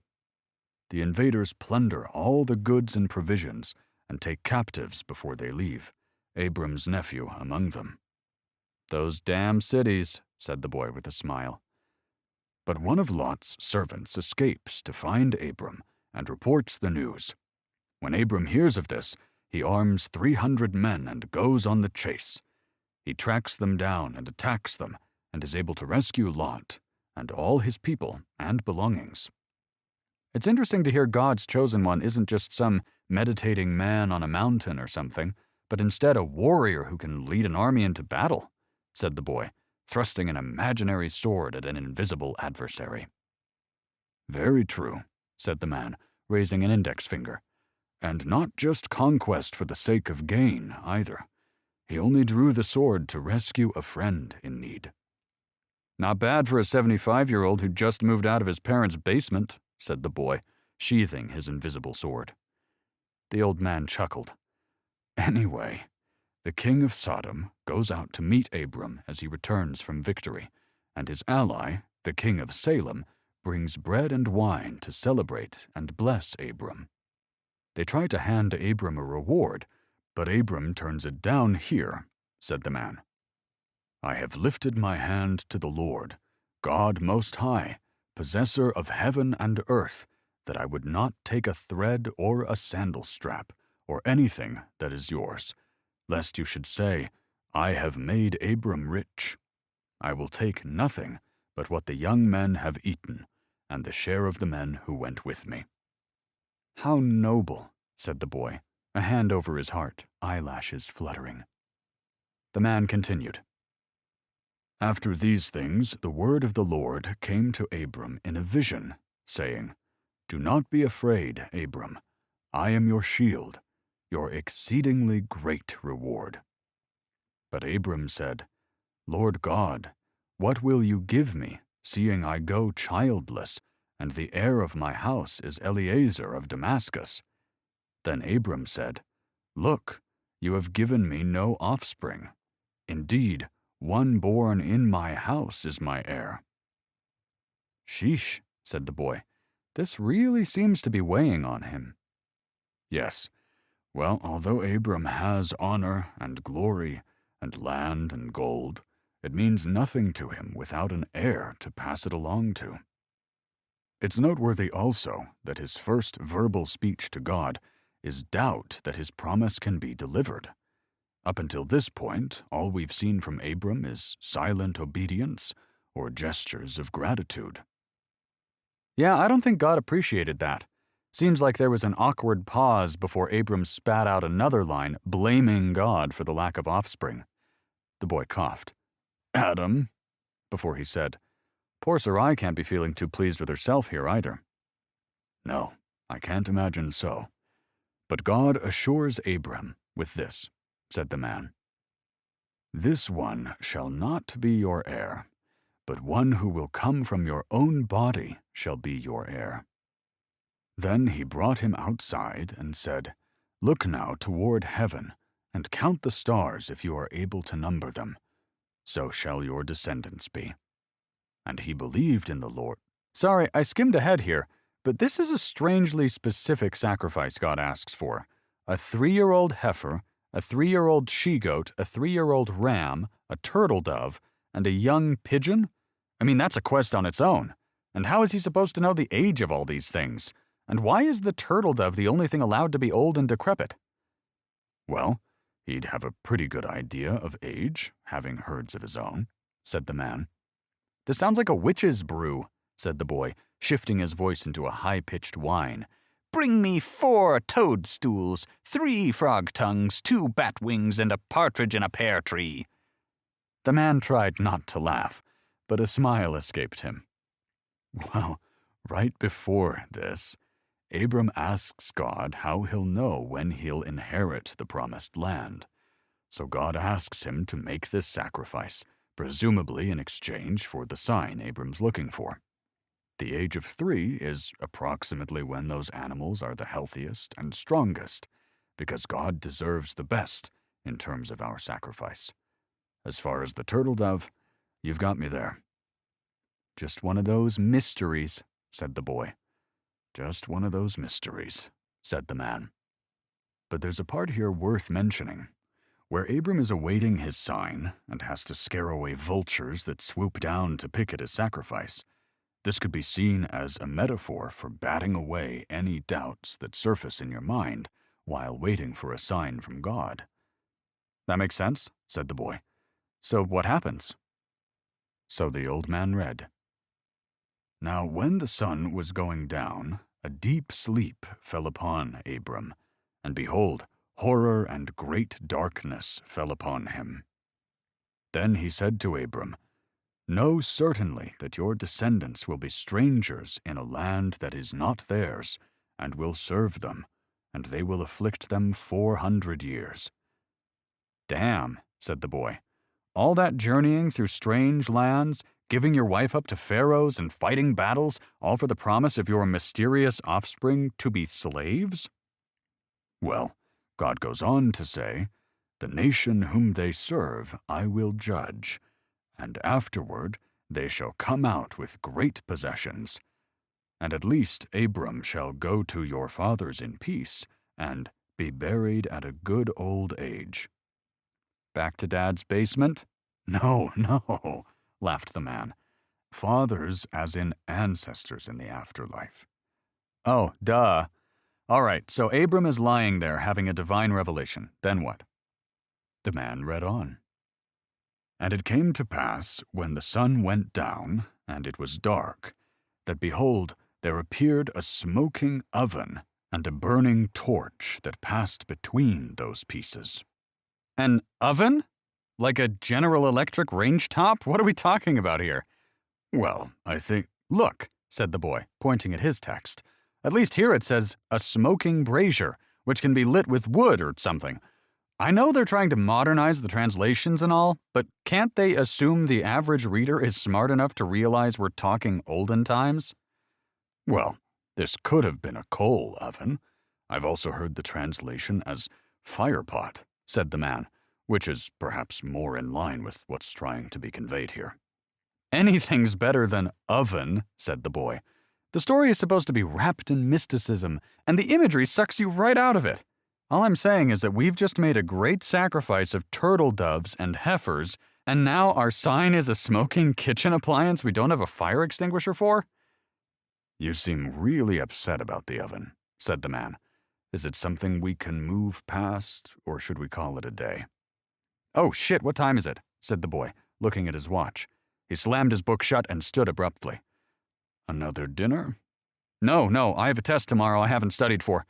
He stuffed the book in his bag and slung it over his shoulder. Look, I'm not blaming God here. Clearly he delivered a lasting impression to symbolize the covenant. I just think the translator dropped the ball on this one. The man shook his head with a smile. All right, see you tomorrow, said the boy. The old man raised his hand goodbye, but the boy had already turned down the path. Genesis 16 through 17. Abraham and Sarah. Where have you come from, and where are you going? The angel of the Lord. The man's in his 80s, and she offers him a nice young servant to fertilize? He's probably thinking, you don't have to tell me twice. The man wrestled with a smirk as he said, I'm not sure you'd get away with saying something like that in today's world.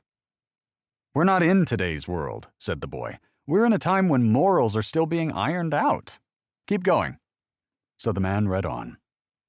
Then Sarai, Abram's wife, took Hagar, her maid, the Egyptian, and gave her to her husband, Abram, to be his wife. Wait a minute. Back in Cain's line, you were saying polygamy was evil, but now God's chosen one is allowed to have 2 wives? Here's a lesson about what trouble it brings to the household, said the man. Yeah, but God still allowed. God didn't propose this, said the man. Sarai did, and Abram, as you astutely noticed, jumped on the opportunity. Literally, but Sarai just said, the Lord has restrained me from bearing children. Perhaps I shall obtain children by her. And I thought Abram was supposed to get an heir soon. Again, this is coming from Sarai, said the man. And although God promised Abram descendants, he never said they should come from someone other than his wife. But she's barren. At least she has been, said the man. I'm not sure I follow, said the boy. But go ahead. So he goes in to Hagar, and she conceives. And when she sees that she had conceived, her mistress becomes despised in her eyes. Geez, Hagar, rub it in. The man agreed and read on. Then Sarai said to Abram, This is all your fault. I put my servant into your arms, but now that she's pregnant, she treats me with contempt. The Lord will show who's wrong, you or me. Women, said the boy. Sheesh. Poor guy merely listens to his wife, and it turns into the first domestic squabble. I don't know how you married people do it. Let's not throw all married people into the same box here, said the man. Abram fell into temptation, and now he's dealing with the consequences. Not to derail your point or anything, said the boy, but it seems irrational that Sarai didn't take at least some responsibility, seeing as how it was her idea and all. With a chuckle, the man said, Sounds like you're not getting married anytime soon, so that's nothing you need to worry about. Well, said the boy, tell me what he said anyway. Abram says to Sarai, Indeed, your maid is in your hand. Do to her as you please. And when Sarai deals harshly with Hagar, she flees from her presence. I don't blame her for running away, said the boy. I mean, I get she shouldn't have rubbed it in Sarai's face, but cut your pregnant slave a little slack here, won't you? And Abram, man, what a sellout. He didn't exactly stand up for his new wife, just chopped his balls off for the sake of peace with the first one. Are you sure this is the father of the chosen people or whatever? Well, let's not gloss over that point you made about Sarai's responsibility. Although she allowed her husband to conceive with another woman, the relationship with Hagar was originally hers. Abram's response of, Your maid is in your hand, seems to honor the respect he's had for Sarai all along. And considering the harsh accusations Sarai was throwing around, I'd say this was a pretty good way of handling things. The boy nodded quietly. You really were married, weren't you? And perhaps there is another lesson in following God's will, said the man. There's a parallel here with the garden, if you recall. After Sarai says, Please go in to my maid, the Bible says, And Abram heeded the voice of Sarai. And when being expelled from Eden, God said to Adam, Because you have heeded the voice of your wife, followed by his punishment. So the moral is never listen to your wife, said the boy with a smile. Not exactly, said the man. These were times when the roles in marriage were a bit more fixed and imbalanced, sure, and Abram seems to have a more intimate relationship with the Lord than Sarai, but in today's world you can still apply the lesson of consulting God before heeding the advice of a spouse if you think they may be wrong. That makes sense, said the boy. See, I had a feeling this book still had some wisdom for us. "Oh, yes," said the man. "Much of the wisdom in the Bible is timeless. How do you think it's outlasted kingdoms and empires?" "Good point," said the boy. "All right, let's see what else you've got." So the man read on. "Now the angel of the Lord found her by a spring of water in the wilderness, by the spring on the way to Shur. And he said, 'Hagar, Sarai's maid, where have you come from, and where are you going?' She said, 'I am fleeing from the presence of my mistress Sarai.' The angel of the Lord said to her, 'Return to your mistress, and submit yourself under her hand.' But when Hagar says nothing, said the man, the angel tells her, 'I will multiply your descendants exceedingly, so that they shall not be counted for multitude.'" Yeah, the angel had to speak up twice because Hagar was so flabbergasted. First time an angel appears in the Bible, and it's to tell a slave to get back to being a slave. Thanks, God. "I would imagine it's more surprise," said the man. "Something akin to, 'Me, a humble servant, should be so honored by the presence of God's first angel?' But if we can look past Hagar's unfortunate circumstance for a moment, we can see it was out of her control. But what was in her control was her reaction, mainly the gloating after being promoted from slave to wife by her own mistress. She thought she was a better woman than Sarai simply because she could conceive, and so she assumed Abram would favor her over his longtime wife. She let pride get the best of her, and when Sarai was left to deal with her, she couldn't bear it and ran away." "There are so many more layers to these stories than I would have imagined," said the boy. "These are only the ones I know of," said the man. "Who knows what other insights there are? But listen to the way the angel humbles her. He greets her by saying, 'Hagar, Sarai's maid,' to put her pride in check. Then he asks, 'Where have you come from, and where are you going?' Which is a mighty good question for a pregnant woman then. What was her plan? Return to Egypt as a slave? Live in the wilderness on her own? Wander around until she's taken captive by strangers and raped or killed? Or should she swallow her pride and return to her home where there is wealth and food and community?" "I guess those are pretty good questions," said the boy. "We can entertain these simple-minded ideas such as, why does the Holy Bible have slaves in the first place? Or we can examine the stories for what they are, given the context of the times, and try to gather any wisdom there might be." "All right," said the boy. "I hear what you're saying. Let's keep going." So the man read the angel's next line. "Behold, you are with child, and you shall bear a son. You shall call his name Ishmael, because the Lord has heard your affliction. He shall be a wild man. His hand shall be against every man, and every man's hand against him. And he shall dwell in the presence of all his brethren." "Sounds like a handful," said the boy. "Yes," said the man. "Well, she's told she must return to Abram, perhaps a sacrifice of her own freedom. But in doing so, she secures the freedom of her son, who will go on to live as an independent and untamable man. In that case, she'll become the mother of countless future generations of free people." "Well, when you say it like that," said the boy, "sounds like a pretty important role." "I agree," said the man, reading on again. "Then she called the name of the Lord who spoke to her. 'You are the God who sees.' For she said, 'Have I also here seen him who sees me?'"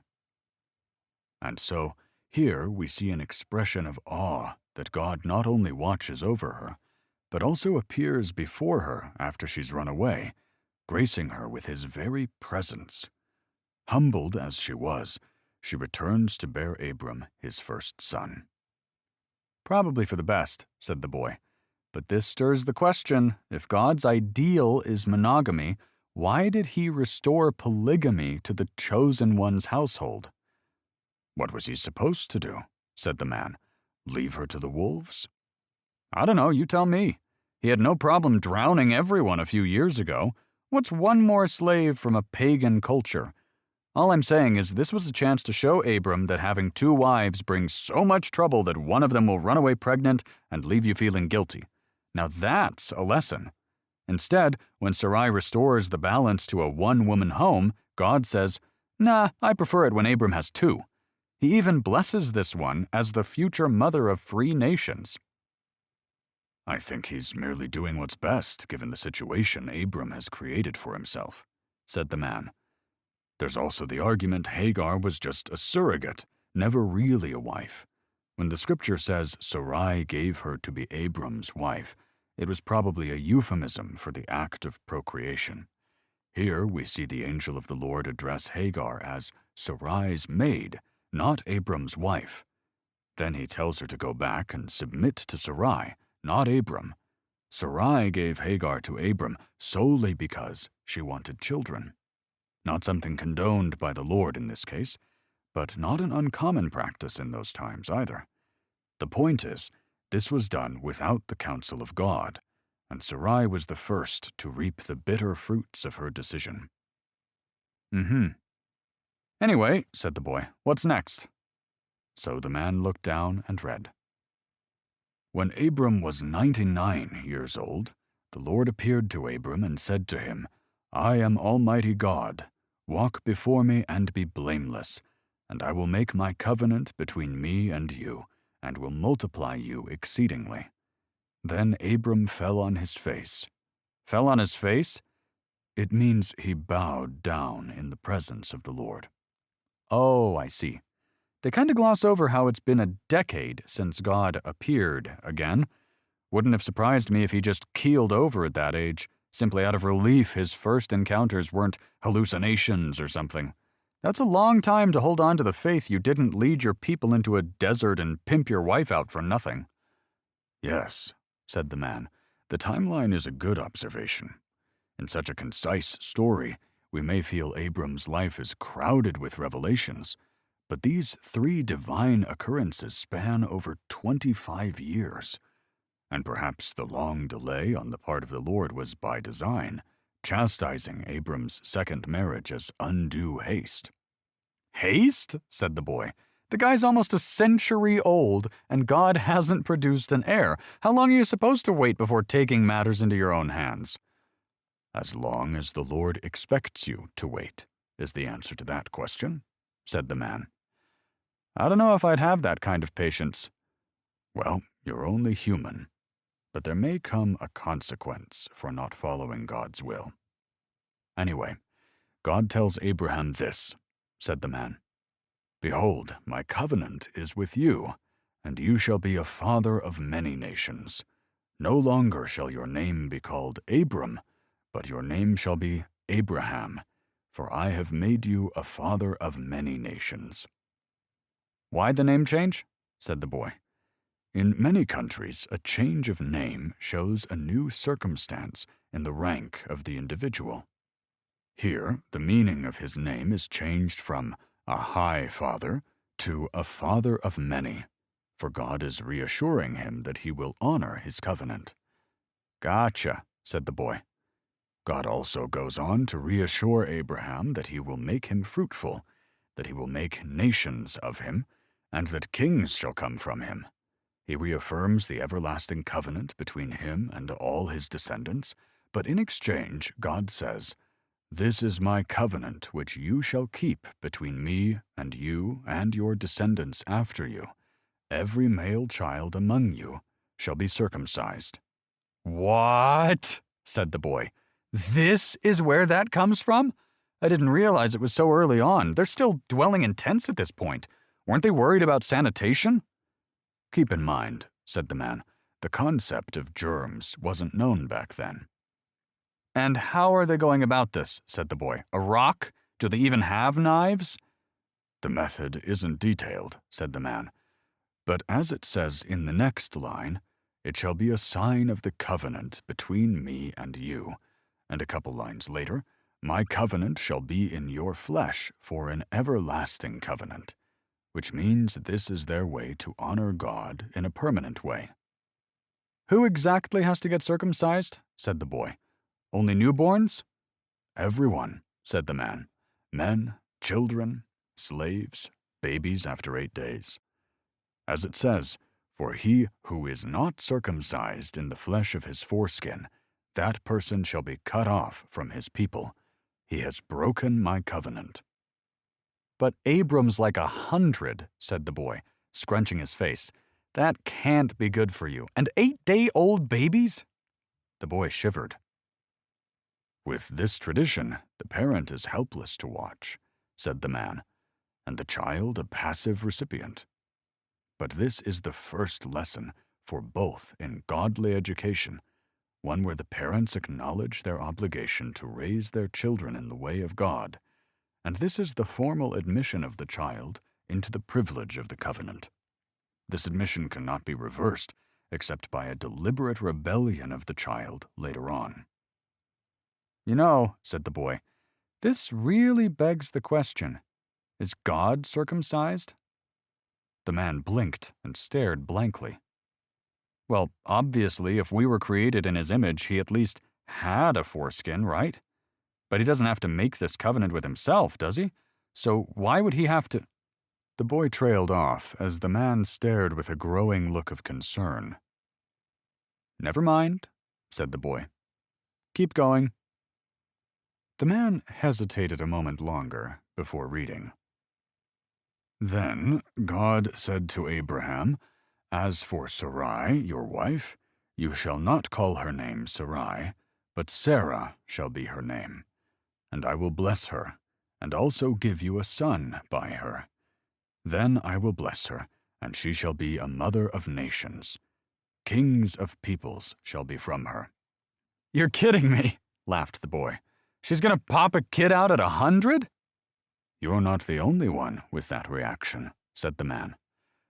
Then Abraham fell on his face and laughed, and said in his heart, Will a child be born to a man 100 years old? And will Sarah, who is 90 years old, give birth to a child? I don't blame him, said the boy. This keeps getting weirder. In a moment, we'll see God names this future son Isaac, which means something akin to laughter, said the man. Named so because Abraham laughed out of joy. Or disbelief, said the boy. That's a fair assumption also, said the man. But perhaps the Lord's power in this matter was magnified with Sarah's old age. Either way, it builds tension as the first man to laugh in the face of God. True, said the boy. And so Abraham, as a father whose heart has clung to his firstborn of 13 years, worries that God will have no grace for Ishmael in lieu of this foretold heir of Sarah's. And so Abraham says, Oh, that Ishmael might live before you. And God responds with this, said the man. No, but your wife Sarah will bear you a son, and you shall name him Isaac, and I will establish my covenant with him as an everlasting covenant for his descendants after him. As for Ishmael, I have heard you. Behold, I will bless him, and make him fruitful, and multiply him exceedingly. He shall father 12 princes, and I will make him into a great nation. That was nice of God, said the boy. Yes, here we learn that we can be humbly free and open with God in our prayer, and that God will hear our woes. The boy nodded quietly. Then, as parting words, God says, But my covenant I will establish with Isaac, whom Sarah shall bear to you at this set time next year. And then he disappears. The man continued reading. So Abraham took his son Ishmael, and those born in his household or purchased, every male among the members of Abraham's household, and he circumcised the flesh of their foreskin on that very day, just as God had said to him. Wow, said the boy. Well, that certainly paints an image. 100-year-old man bursts out of his tent and shouts, Gather round, boys! God says I've got to chop your dicks off.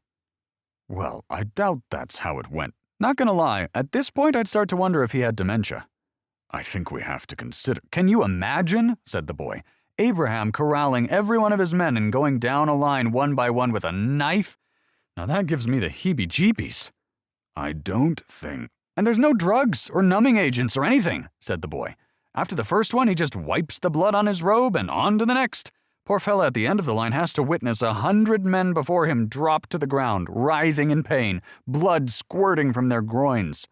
That would be enough to make me renounce my religion and run, I can tell you that much. No thanks, Abra Scissorhands, I'm out. Well, and those poor mothers! Man, breastfeeding their newborns when some geezer with a bloody crotch comes limping up and says, "I'm gonna need to borrow that baby." I really wish you'd stop describing it this way, said the man. What a lunatic, said the boy. Are you sure Stephen King didn't write this one? And what are they doing with the tips of all those penises? Just leaving them out for the wildlife to pick through? All right, said the man with growing impatience.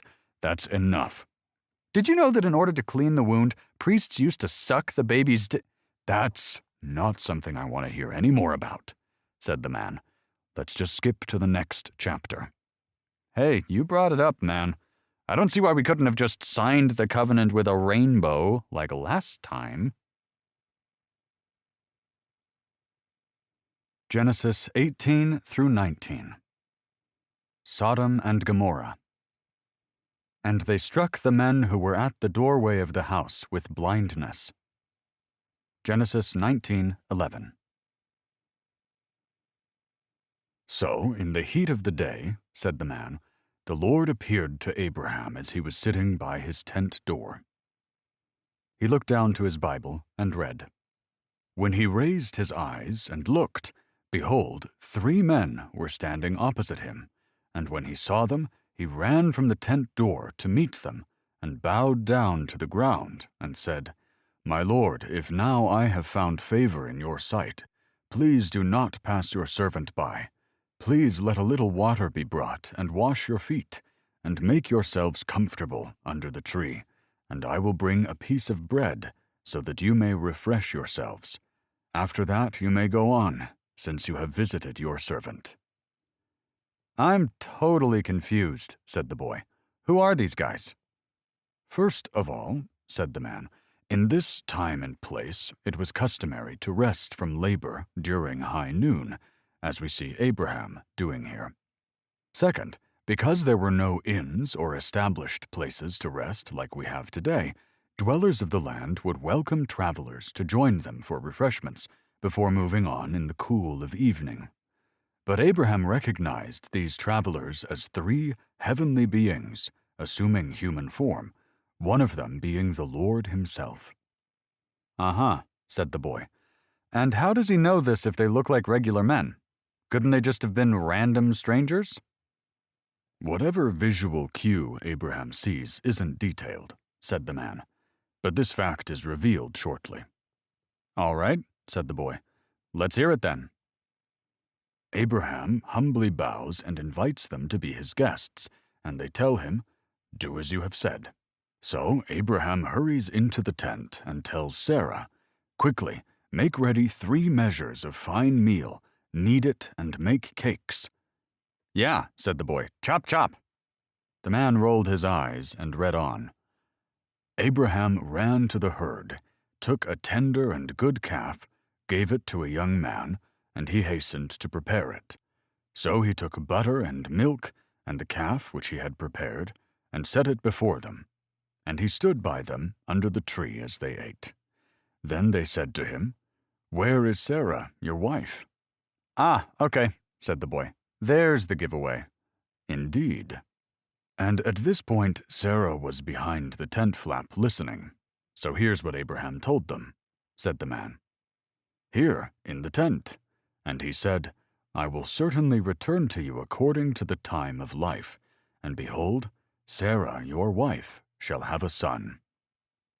Now Abraham and Sarah were old, well advanced in age, and Sarah had passed the age of childbearing. Therefore, Sarah laughed within herself, saying, After I have grown old, shall I have pleasure, my Lord being old also? And the Lord said to Abraham, Why did Sarah laugh, saying, Shall I surely bear a child since I am old? Is anything too hard for the Lord? At the appointed time I will return to you, according to the time of life, and Sarah shall have a son.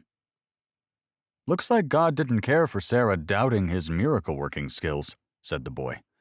No, said the man, and Sarah digs herself even deeper by denying it when she says, I did not laugh, for she was afraid. But God says, No, but you did laugh. Caught red-handed by the all-knowing, said the boy. She was, said the man, reading on again. When the men got up to leave, they looked down towards Sodom, and Abraham walked along with them to see them on their way. Then the Lord said, Shall I hide from Abraham what I am about to do? Abraham will surely become a great and powerful nation, and all nations on earth will be blessed through him. For I have chosen him, so that he will direct his children and his household after him to keep the way of the Lord by doing what is right and just, so that the Lord will bring about for Abraham what he has promised him. What's going on here exactly? Said the boy. Well, their mission down on earth was not only to grace Abraham and Sarah with their presence, but they had business to attend to as well, the nature of which God tells Abraham here. The man looked down and read. The outcry against Sodom and Gomorrah is so great, and their sin so grievous, that I will go down and see if what they have done is as bad as the outcry that has reached me. If not, I will know. So Sodom and Gomorrah are nearby cities that are evil and need to be punished? Said the boy. Judged first, said the man. But apparently God debates on whether or not he should reveal his intentions to Abraham. I suppose he's worried Abraham may influence his decision, which turns out to be true.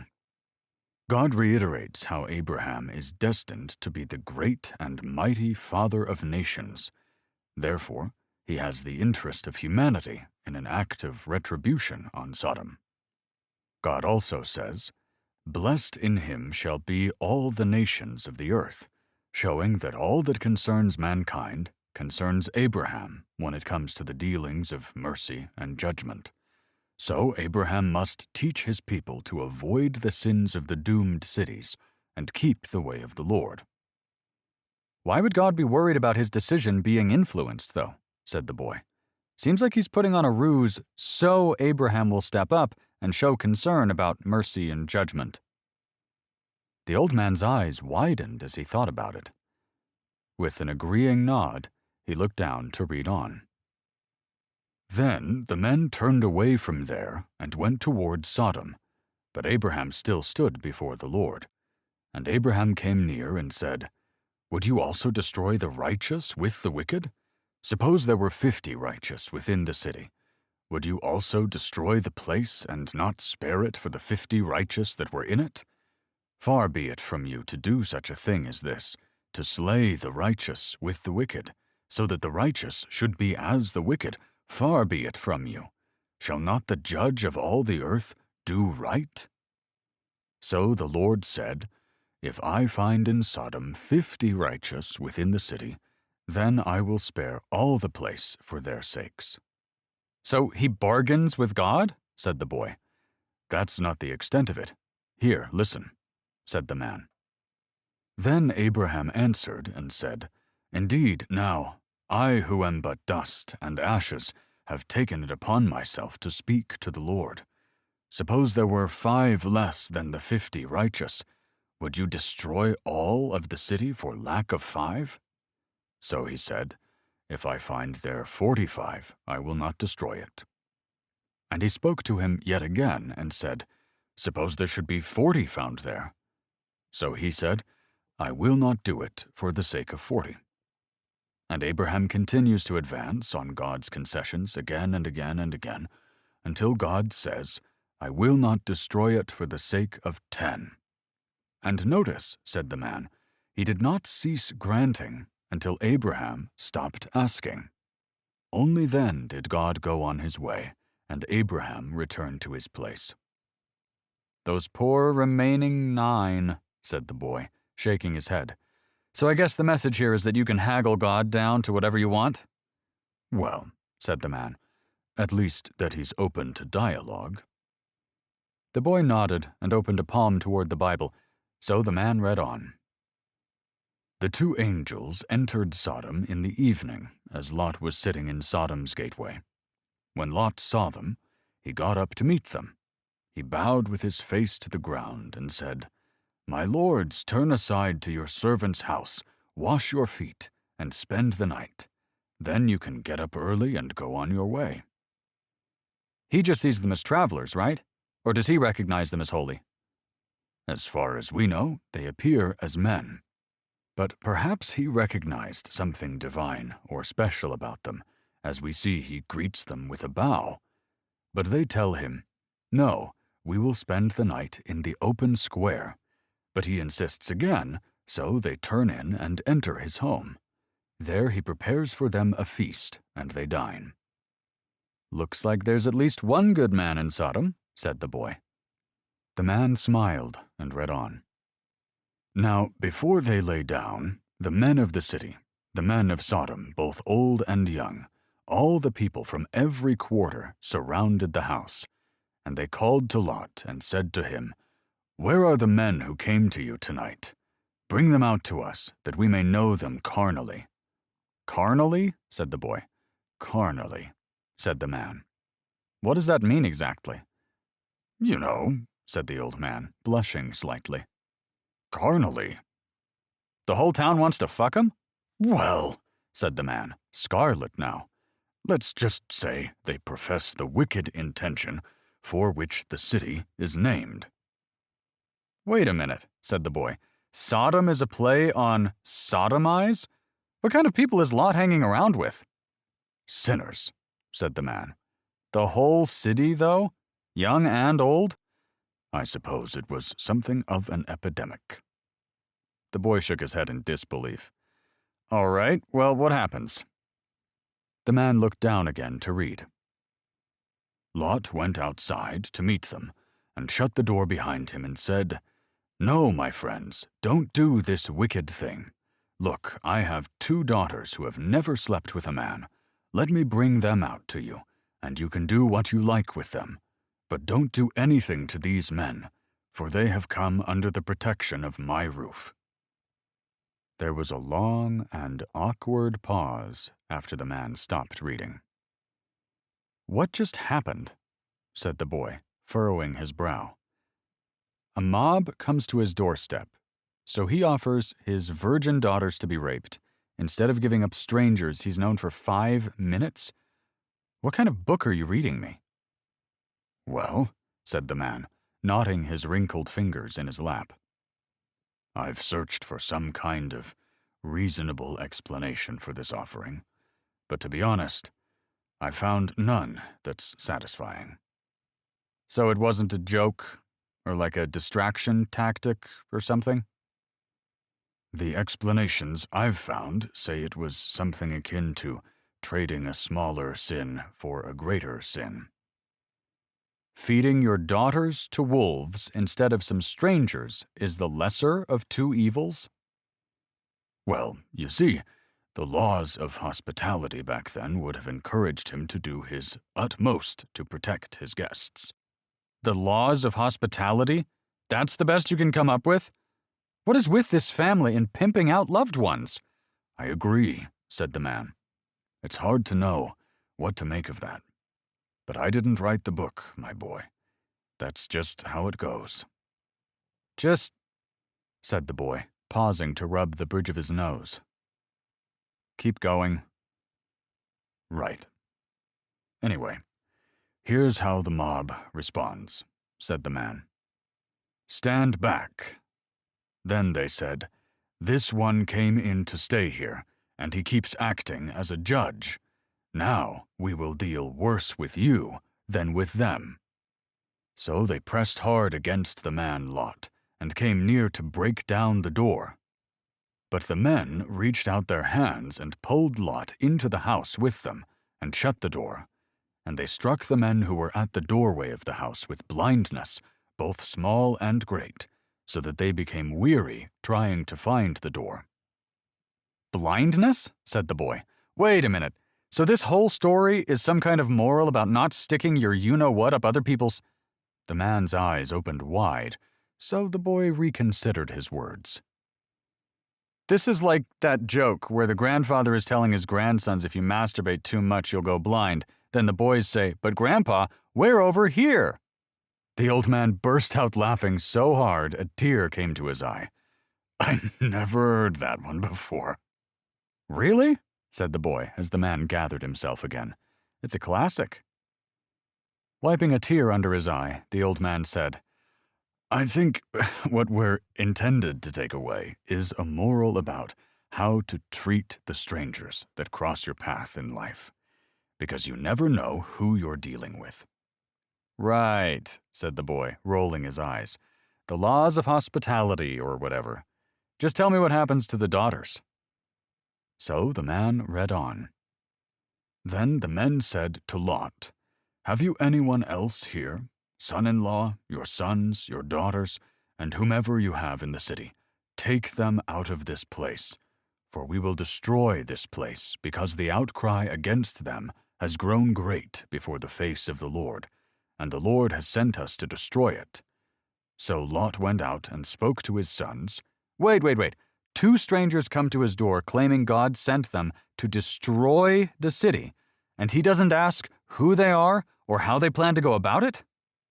Well, he just witnessed them blind an angry mob with divine power, said the man.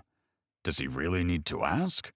And now that we've seen the dangers of immediate sexual gratification in a place where social structure has collapsed, would you stick around? I guess not, said the boy. Go ahead then. So Lot goes out and speaks to his sons-in-law and tells them, Get up, get out of this place, for the Lord will destroy this city. But his sons-in-law think he's joking.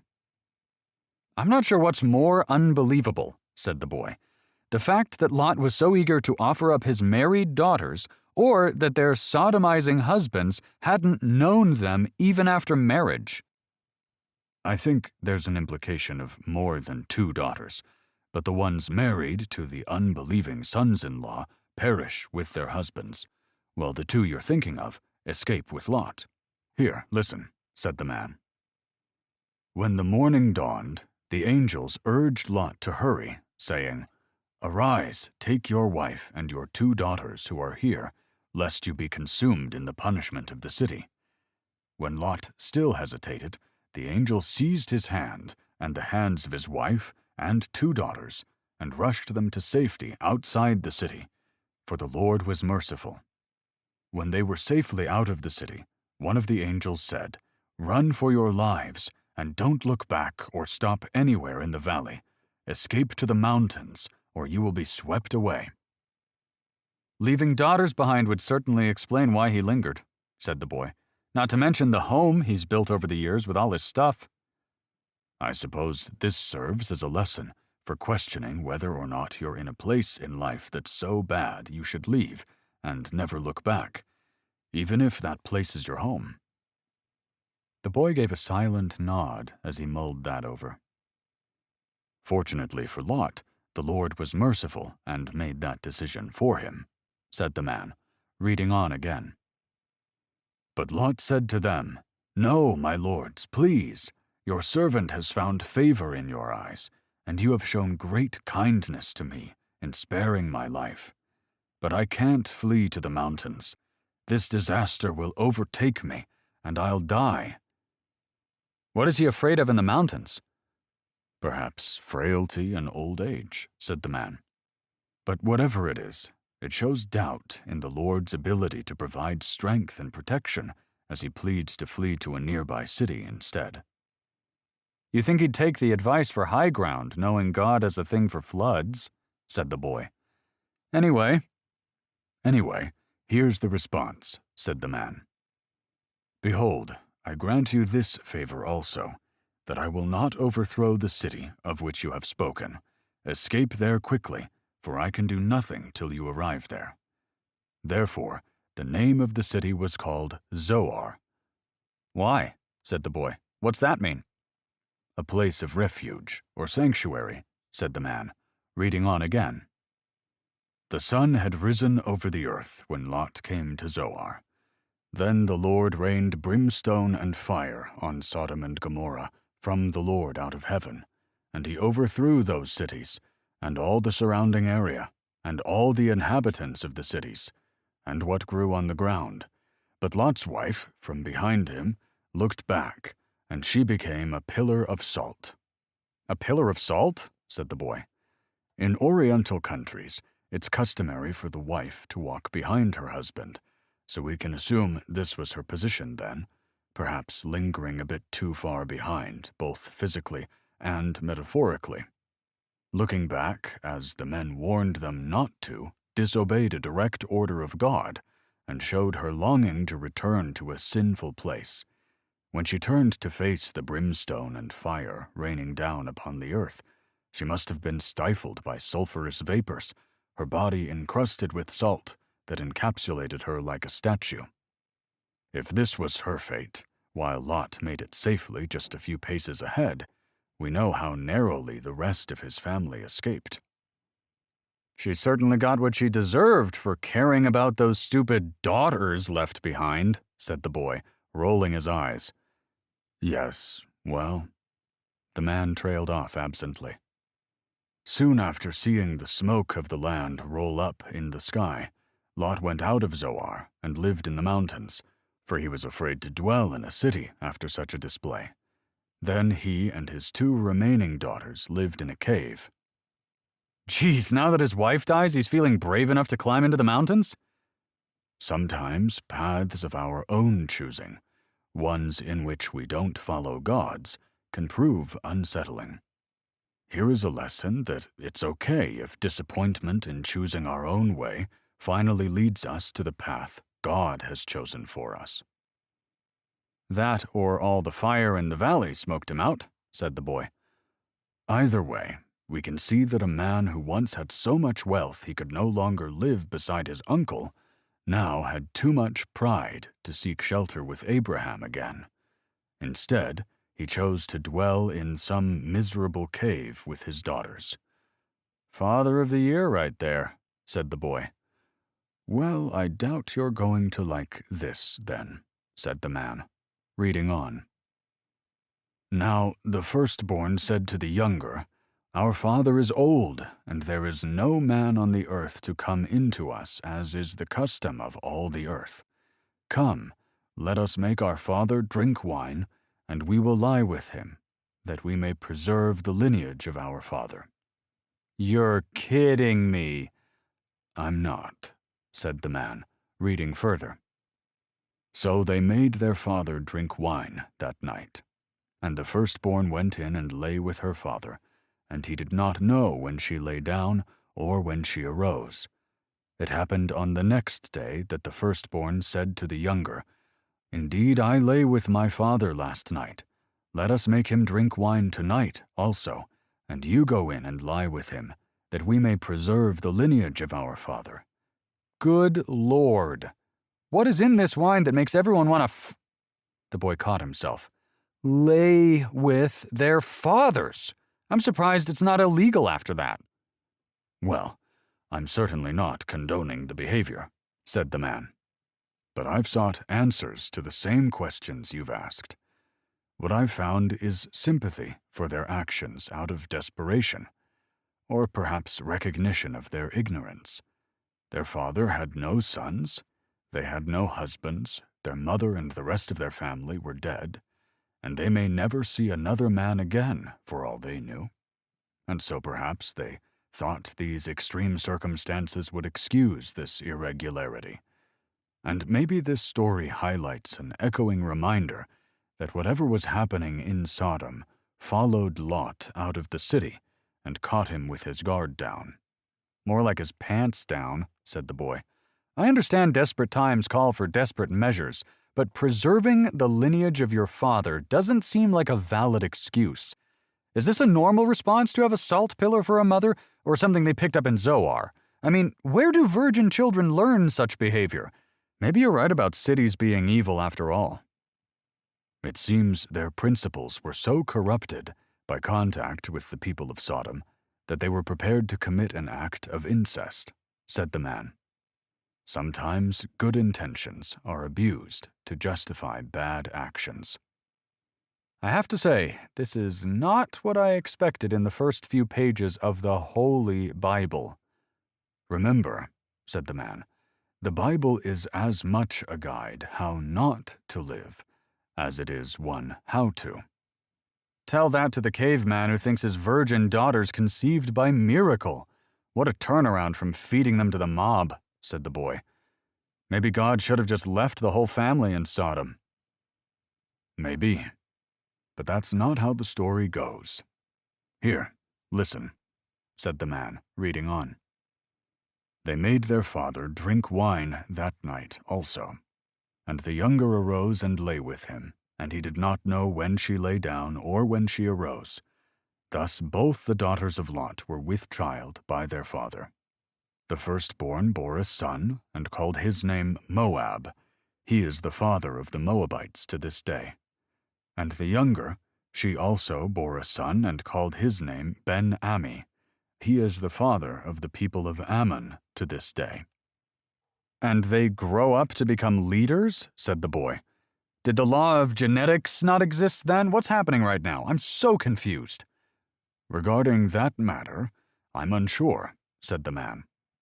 But I think, considering how little the scripture speaks of Lot moving forward, we can at least take away that as much as drunkenness makes you forget, it can also make you forgotten. Genesis 20 through 21. Abimelech. Indeed, you are a dead man because of the woman whom you have taken, for she is a man's wife. God. So Abraham journeys to the south and stays in Gerar. Wait, why did he leave? Perhaps it was a desire to get away from the destruction of the cities, said the man. But we really don't need a reason for moving on. Abraham's purpose is to migrate from place to place on account of his herds, but also to explore and take possession of the land as God intended.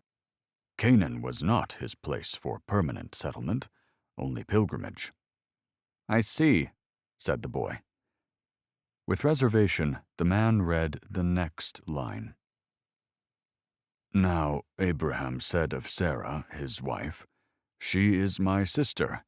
And Abimelech, king of Gerar, sent and took Sarah. The boy shook his palms at the sky as he yelled, God's chosen people are swingers! Pipe down, said the man, shoulders by his ears as he gazed around. Someone could hear you. The boy whispered, Sorry, as he looked around himself. When he saw no one else around, he said, But at this point you can't even deny it. First she sets him up with Hagar, then he hooks her up with Pharaoh, and now here we are again, with no objection from Sarah, I might add, after that jolly good time she had at Pharaoh's house. With impatience the man said, Hagar was as a surrogate because Sarah was barren.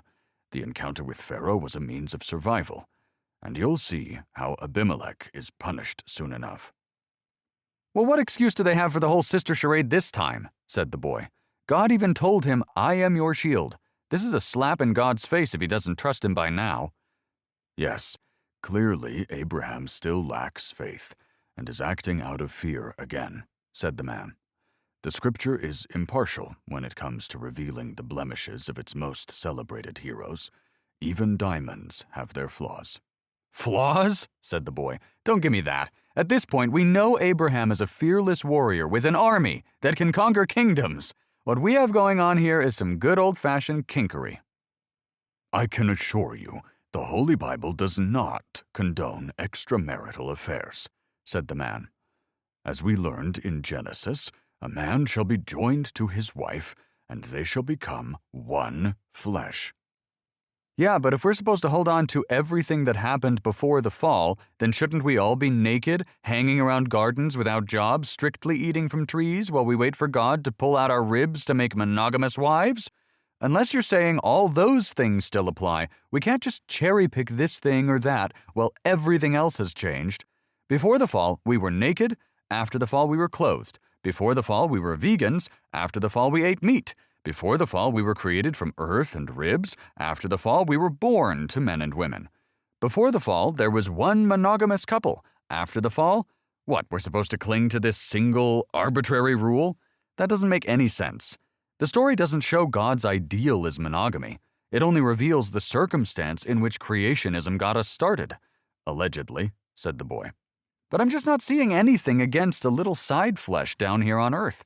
If God didn't care for this type of behavior, he would have made Abraham give back all his treasure in Egypt. Instead, his chosen couple goes on swinging left and right without backlash. The man rolled his eyes. If you insist that the issues his women are causing at home and summoned plagues aren't considered backlash, then I have nothing more to say. And if you're not convinced yet, there are plenty more rules and examples coming. The boy swatted his hand at the air. Both those things came from a lack of communication, but I'm listening. Keep in mind, said the man, a distinguishing feature of the Bible is that it insists upon perpetual upward progress, raising men to be better and holier than those who came before them. What it doesn't do is disproportionately raise these characters above the level of their own time. Also keep in mind, it's possible even good men can not only fall into sin, but relapse into the same sin again. The boy remained silent, so the man read on.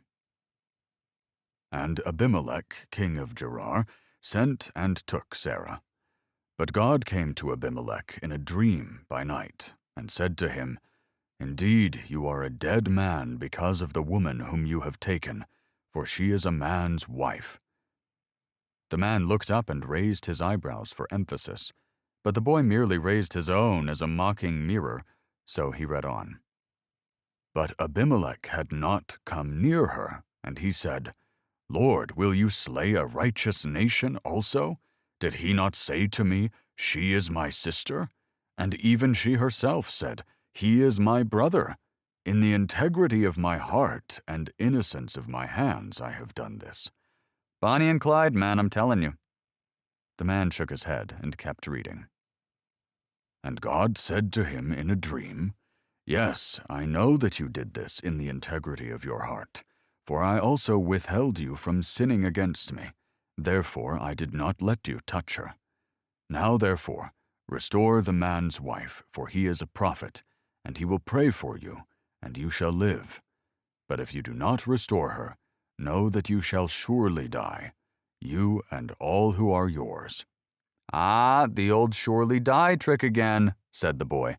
Wonder what it means this time. The man said, May I just finish this part of the story, please? Glaring up from the Bible. Sorry, said the boy. Go ahead. So the man did.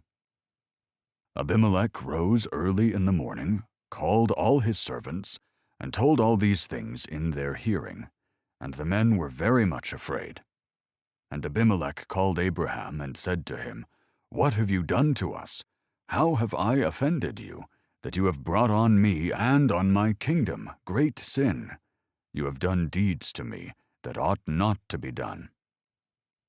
The man looked up from the text and said, I think that makes it very clear that taking another man's wife is a great sin. The Pharaoh knew it, Abimelech knew it, and now these themes seem to be universal. Well, taking another man's wife without intentions and consent all around, maybe, but these guys were duped into sin by a chronic liar with a secret fetish. The man peered skeptically out of the corner of his eye. Why are you so caught up with this anyway? The boy glanced down and away. I'm not.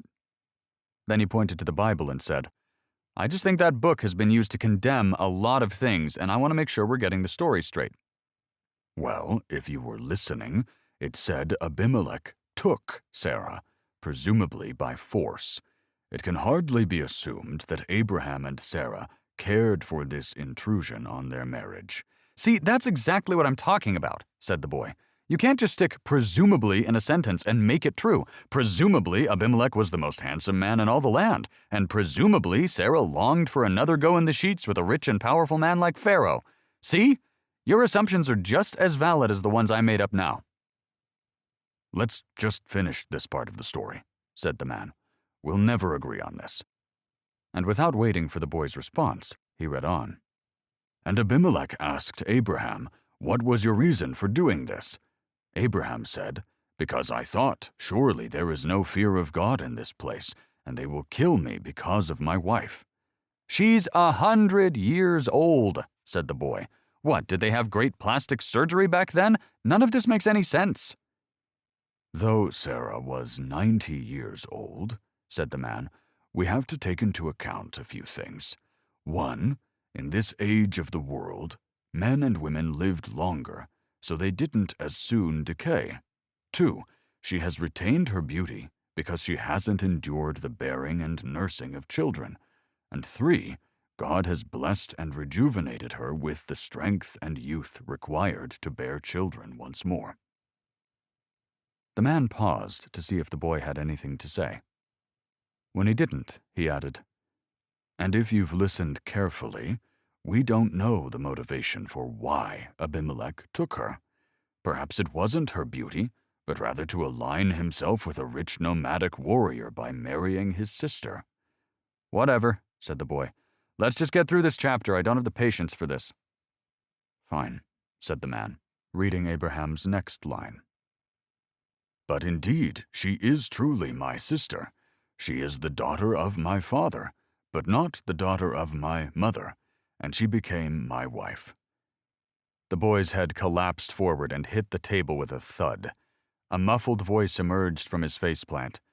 "Tell me God's chosen people don't descend from incest." "There were larger allowances for marriages then," said the man, resuming Abraham's line. "And when God caused me to wander from my father's house, I said to her, 'This is the kindness you must do me. At every place to which we come, say of me, he is my brother.' Then Abimelech took sheep and oxen, and male and female servants, and gave them to Abraham, and returned Sarah his wife." "What is happening?" came a muffled cry as the boy lifted his head and banged it down again. "What is wrong with everyone? Please," said the boy, looking up at the man this time. "Please, tell me there's a twist at the end where this is Satan's work and the real God comes down to smite these people." "I cannot. But here's Abimelech's next line," said the man. "Behold, my land is before you. Dwell where it pleases you." To Sarah he said, "Behold, I have given your brother 1,000 pieces of silver. It is a sign of your innocence in the eyes of all who are with you, and before everyone you are vindicated." Giving her brother husband silver is their way of vindication? Was everyone a product of incest then? What is wrong with their brains? This gift was meant to clear her name in a way that warded off public disapproval for anyone who thought she may have lain with another man. And Abimelech was doing these things because God told him Abraham was a prophet, and that he would pray for him. So it was in looking out for his own best interest that he sent him away with gifts. How is Abraham supposed to learn a lesson about pimping out his wife if God rewards him every time he does it? This book is making less and less sense the more we read. I don't know if I can continue at this point, honestly. "Just stick with it," said the man, reading on before the boy could object any further. "So Abraham prayed to God, and God healed Abimelech, his wife, and his female servants. Then they bore children, for the Lord had closed up all the wombs of the house of Abimelech because of Sarah, Abraham's wife." The man looked up and said, "So you see, God had made Abimelech sick, or perhaps impotent, to prevent his sins. The gifts were a way of ensuring Abraham's prayer for their healing." "But you said the Holy Bible doesn't condone extramarital affairs." "That's right," said the man. "I did." "But God rewards Abimelech with children from both his wife and servants. He even agrees that his actions were out of the integrity of his heart. Seems like God's issue was with taking Abraham's wife away, adding an already married woman to the harem of a man with integrity, not polygamy itself. Well, of course God takes issue with Abraham losing his wife, as we already saw in Egypt. But polygamy is having more than one wife. Abimelech only had one wife. So you can sleep with more than one person if you only marry one of them? Of course not, said the man. Abimelech is pagan, so none of this applies.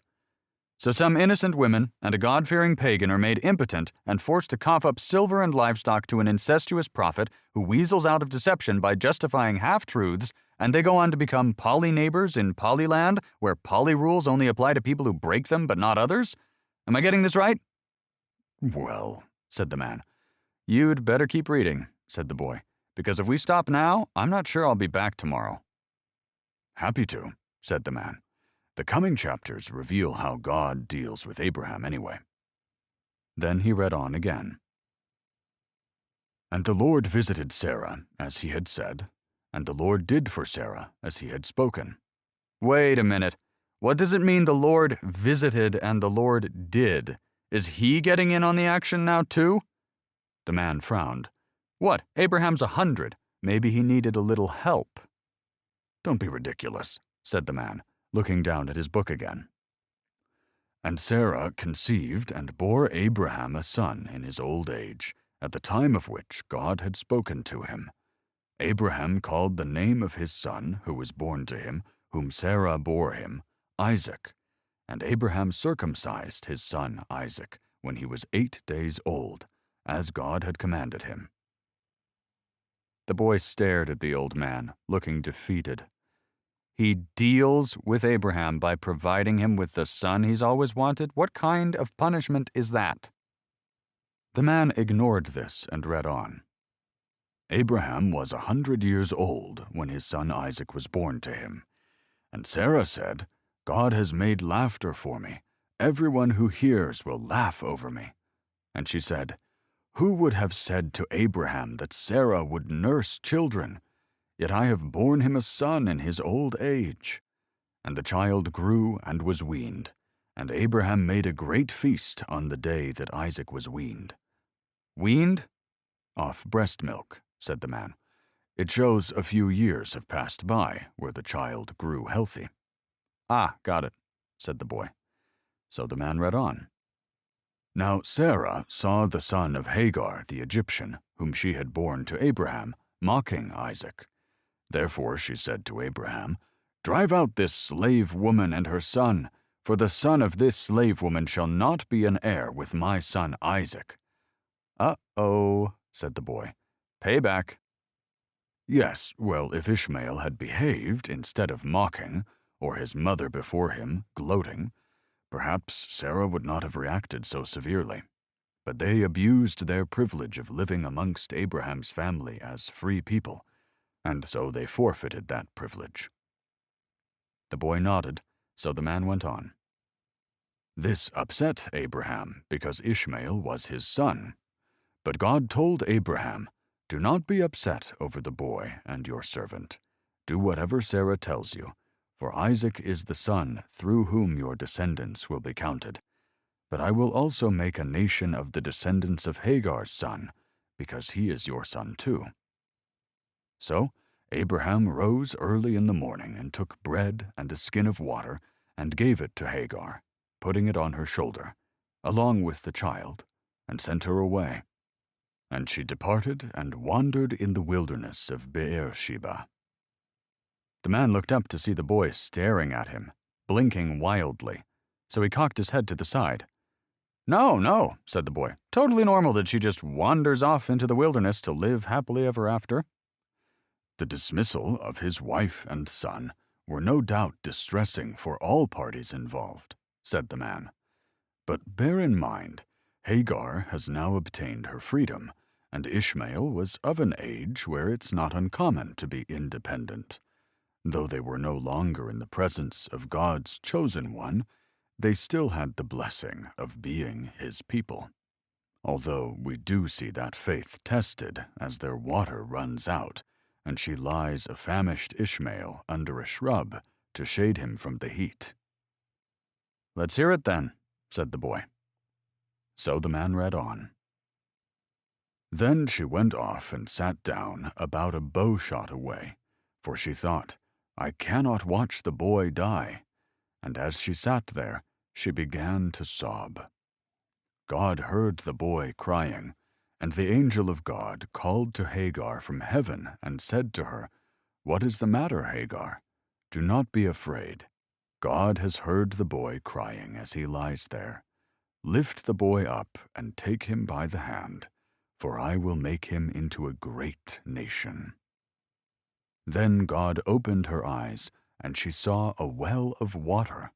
So she went and filled the skin with water and gave the boy a drink." She didn't see it before? Oftentimes, emotion blinds us to the remedy of a problem right before our eyes.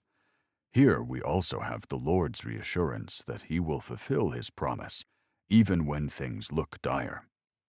Things may take longer to develop than we prefer, or fulfilled in ways we wouldn't imagine.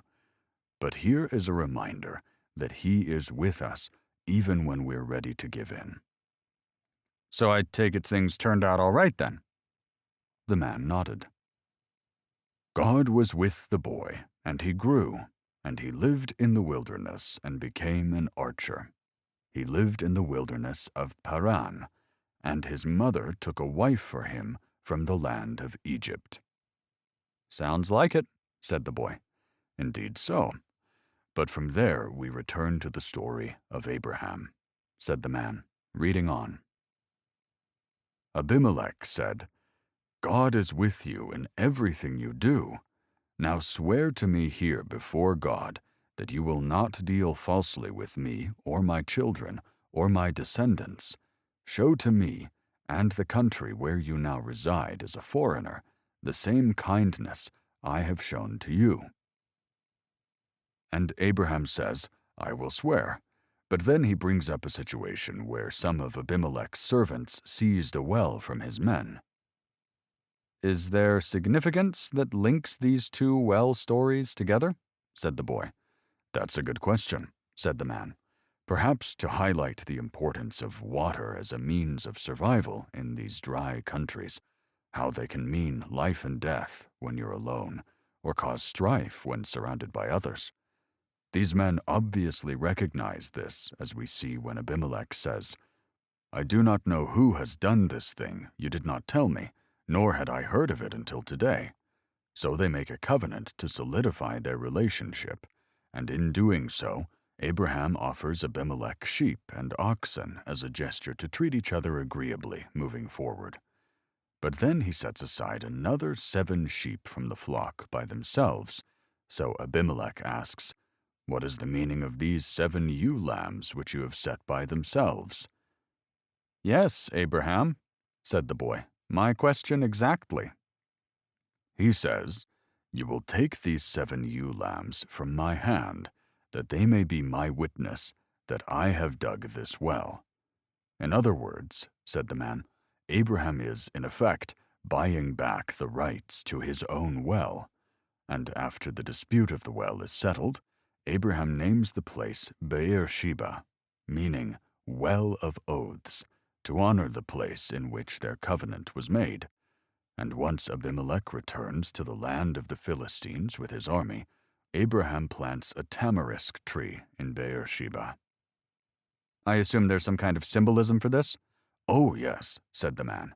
"Tamarisk trees can grow to great size in a desert climate when they have a reliable water source, so it becomes a landmark of this important location, one we'll see again as Genesis unfolds. This also appears to be a literal representation of Abraham putting down roots, and as the text goes on to tell us, he stays in the land of the Philistines for a long time." "Abimelech had quite the opposite reaction as Pharaoh," said the boy. "Yes, obviously Abimelech was a God-fearing man himself, and respected Abraham as a prophet if he allowed the practice of a foreign religion by his new neighbor. And we'll see Abraham continue that tradition wherever he goes, as he neither neglects nor is ashamed of his worship of the Lord. Genesis 22 through 24. Isaac. Here I am. Abraham. In time, God tested Abraham, said the man, reading aloud. He said to him, Abraham. And he said, Here I am. He said, Take your son, your only son, Isaac, whom you love, and go to the land of Moriah, and offer him there as a burnt offering on one of the mountains of which I shall tell you. This usually involved slaughtering an animal, said the man, looking up from his Bible, then burning it on an altar until it was consumed by flames. The boy stared back at him with his mouth wide open. After all that? But He stumbled around a bit before landing on, This isn't exactly a bedtime story you've put together here, is it? If this is a joke, God sure has a pretty messed up sense of humor. As I said before, I didn't write it, said the man. But in asking Abraham first to leave his home, the Lord tested whether or not his love was greater for his father. Then, by asking him to sacrifice his son, he's testing whether or not his love was greater for his child.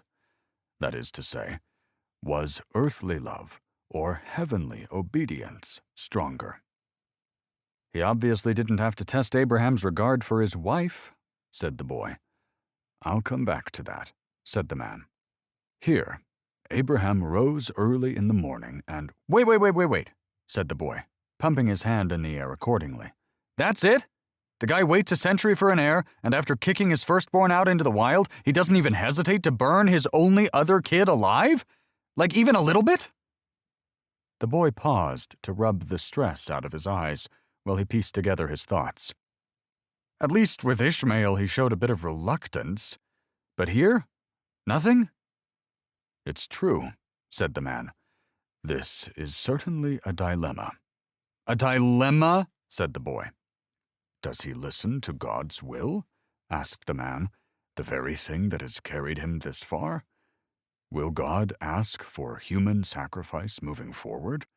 How does this all align with the promise of Isaac growing up to found nations? And then there's Sarah. Surely she would disown him and likely denounce his God. How could he ever return home with the blood of his own son on his hands? Yeah, but he doesn't exactly ask those questions, now does he? Those who follow God's will heartily will do so speedily, said the man. Before doubt creeps in and hinders progress in duty, it's likely he also wanted Sarah to know nothing about this journey, in case she tried to stop him. Why?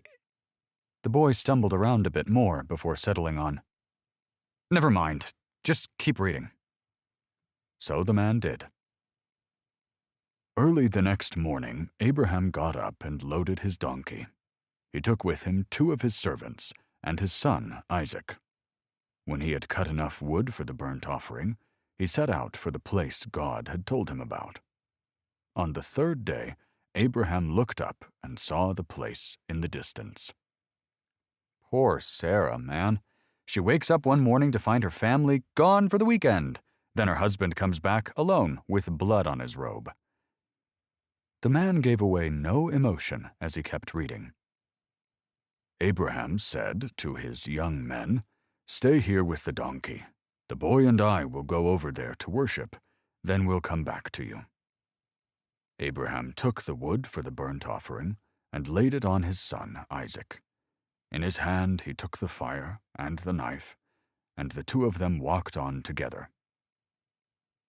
What's going through your mind as one of these men? Said the boy. Your fearless leader is marching the darling future of civilization up a mountain at knife point, making him carry his own bundle of firewood, using the same knife he once used to slice a piece of your dick off, and no one cares to ask, So what's the plan with that book of matches? Note how this is done in reflection of the manner in which Christ was forced to carry his own cross up the mountain, said the man. Let's save the New Testament for when the time comes, said the boy. That's fine, said the man. But keep in mind the parallels between the stories. Sacrificing the son is another. I see what you're saying, said the boy. Just tell me if it ends the same way. The man gave a nod and read on. But Isaac spoke to Abraham, his father, and said, My father. And he said, Here I am, my son. Then he said, Look, the fire and the wood, but where is the lamb for a burnt offering? Jesus! The boy groaned as he clapped his hands over his face. Should we stop? Asked the man. Should we stop? Said the boy, revealing a look of horror. The first words the boy mutters are, Where is the lamb? And you ask me if we should stop? Are you people dead inside? This is the book you worship? I'm not sure if I should take offense to that you people comment. For Christ's sake, man, just tell me what happens. All right. So the man read on. Abraham answered, God himself will provide the lamb for the burnt offering, my son. And the two of them went on together. Then, after many a weary step, added the man as his finger paused from sliding across the line, and with a heavy heart, they came to the place of which God had told him. Where are you getting that from? Said the boy, quickly scanning his own text. Did you skip over a line where tears well up in his eyes or something? This guy is as stone cold as Hannibal Lecter. Well, we already know how torn Abraham was from sending his first son away. I think we can infer that a man who's about to sacrifice his only other son to God would do so with a heavy heart. I think we can infer any sane human being would have taken that request and told God to shove it up his ass. Abraham builds an altar then, said the man, and places the wood in order. Then he binds Isaac, his son, and lays him upon the wood. Then Abraham stretches out his hand and takes the knife to slay his son. Without hesitation? Without remorse? The chosen one is a psychopath! But the angel of the Lord calls from heaven to stop him, said the man, reading on. Abraham, Abraham. So he said, Here I am. And he said, Do not lay your hand on the lad, or do anything to him, for now I know that you fear God, since you have not withheld your son, your only son, from me. Well, that's a relief, said the boy. God was certainly right to test him and see if he has any wits left now that he's 100. Go ahead and read the part where God strikes him down with lightning because he's absolutely insane. The man smiled and read on. Then Abraham lifted his eyes and looked, and there behind him was a ram caught in a thicket by its horns. So Abraham went and took the ram, and offered it up for a burnt offering instead of his son. And Abraham called the name of the place, The Lord Will Provide, as it is said to this day, In the mount of the Lord it shall be provided. More like, The Lord will put a stop to madness, said the boy. But the man ignored him and kept reading. Then the angel of the Lord called to Abraham a second time out of heaven and said, By myself I have sworn, says the Lord, because you have done this thing, and have not withheld your son, your only son. Blessing I will bless you, and multiplying I will multiply your descendants as the stars of the heaven, and as the sand which is on the seashore, and your descendants shall possess the gate of their enemies. In your seed all the nations of the earth shall be blessed, because you have obeyed my voice. We already knew all that, said the boy, slapping a palm on his forehead. What is happening right now? As we heard from the angel of the Lord, said the man, Abraham was acting out of a fear of God. Perhaps God had doubt in Abraham's commitment to his will after his attempt to, pimp out his wife again, as you put it. So here he swears to keep up his end of the deal once again. And here Abraham's words to his son that God will provide a lamb must be made good. That doesn't change the fact that this kid is traumatized for the rest of his life. Imagine, your first memory is of lying on a woodpile bound by rope, looking up at your senile father with a knife raised in the air, ready to plunge it into your belly when all of a sudden he looks skyward and starts talking to himself. "What's that?" he says. "You sure? It's no trouble at all. I'm already here. No, really, it would save me a load to carry on the way home." Then he looks over at some poor goat caught in the bushes and slits its throat for no reason. Then, all bloody and crazed, he hoists you on his shoulders and says, "Come on, kiddo, we're going home." That could be a very confusing start to a young man's life. Let's not forget that A, it's quite apparent Isaac is familiar with the tradition of sacrifice, as seen when he asks where the lamb is, and B, he puts up no fight when his father lays him upon the wood to be slain. Perhaps, even in youth, he can see the importance of sacrifice to the Almighty, and can find honor and privilege in rising up to meet him. "Right, which is why he needed to be bound," said the boy with the rolling eyes. "While I can see your point, I think you're missing the greater picture of the story."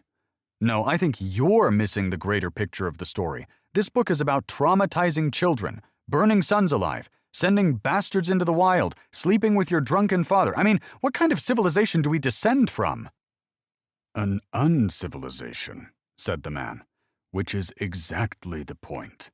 We've fallen from paradise through sin. We're navigating the morals and ethics and learning how to live properly.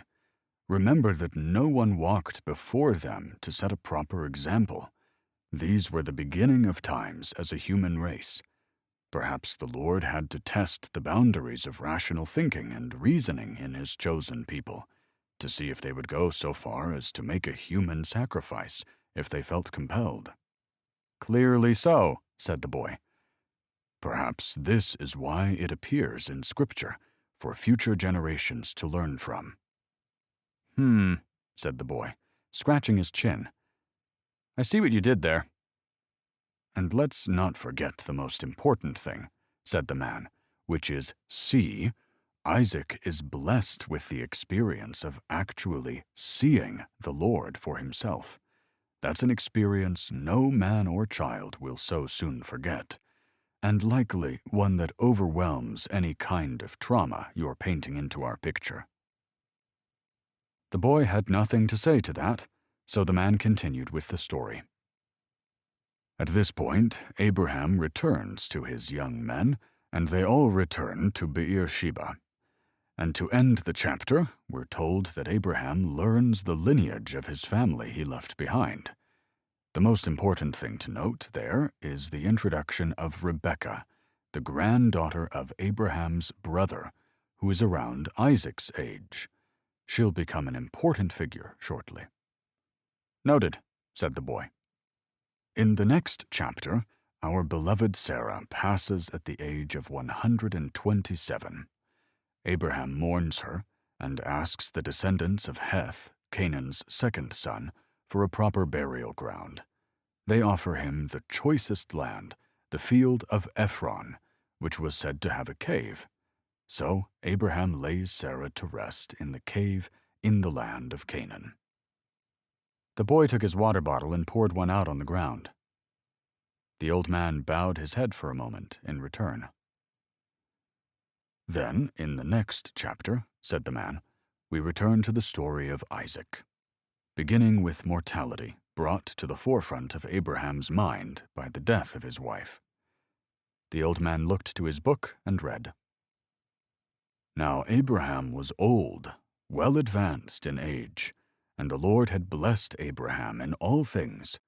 So Abraham said to the oldest servant of his house, who ruled over all that he had, 'Please put your hand under my thigh, and I will make—'" "Stop!" The boy raised his hand. "Stop! What's up with the thigh thing?" "Well, Abraham is about to have his servant make a very serious oath. Here, listen," said the man. "And I will make you swear by the Lord, the God of heaven and the God of the earth, that you will not take a wife for my son from the daughters of the Canaanites, among whom I dwell, but you shall go to my country and to my family, and take a wife for my son Isaac." Abraham knows, through prophecy, that the Canaanites are destined for downfall, so he takes very seriously that his son should not marry one. Therefore, he makes his trusted servant swear by God that he'll travel to his homeland and find Isaac a suitable wife. Yeah, I get the oath, said the boy, but that doesn't answer my question. Well, said the man, fidgeting now, this was a way of acknowledging the severity of the oath back then. In court today, you place your hand upon the Bible and swear to tell the truth. It's something like that, but they didn't have the Bible then. He brought a fist to his lips and cleared his throat. Shall we carry on? With slanting eyes, the boy said, There's something you're not telling me. Well, said the man, fidgeting once again, this, custom dates back to a different time, you see. In order to honor the symbol of the covenant with the Lord, thigh has been considered euphemism. The man looked down at the page and began reading again. And the servant said, Stop, said the boy. Stop, I'm still not following. The man let out a heavy sigh. The symbol of the covenant with God was the— What? The boy slapped his palm on his forehead again. To make a promise, they grabbed each other's cocks? And so the servant said, What was wrong with a handshake? The man let out another sharp sigh and wiped a bit of sweat off his brow. These were different times, my boy. Circumcision was the symbol of the Holy Covenant, and so, in order to honor the Lord, this was the gesture chosen to do so. Or perhaps under the thigh was a reference to Abraham's, promised seed. So he cupped his balls instead? That's even weirder. Can we just carry on, please? Said the man, glowing scarlet by now. This just keeps getting better and better, said the boy with a smile. The man averted his eyes and carried on. The servant said to him, Suppose the woman is unwilling to follow me to this land. Should I have your son go back to the land you came from? Abraham answered him, Make sure that you don't take my son back there. The Lord, the God of heaven, who took me from my father's house and from my native land, who spoke to me and swore to me, I will give this land to your offspring. He will send his angel before you, and you can take a wife for my son from there. If the woman is unwilling to follow you, then you are free from this oath to me, but don't let my son go back there. The boy furrowed his brow, and they're having this whole conversation while his hands are on his— Then the servant puts his hand under Abraham's thigh, said the man, and swore to him concerning this matter. Then the servant took 10 of his master's camels and departed, for all his master's goods were in his hand. I see what they did there, said the boy.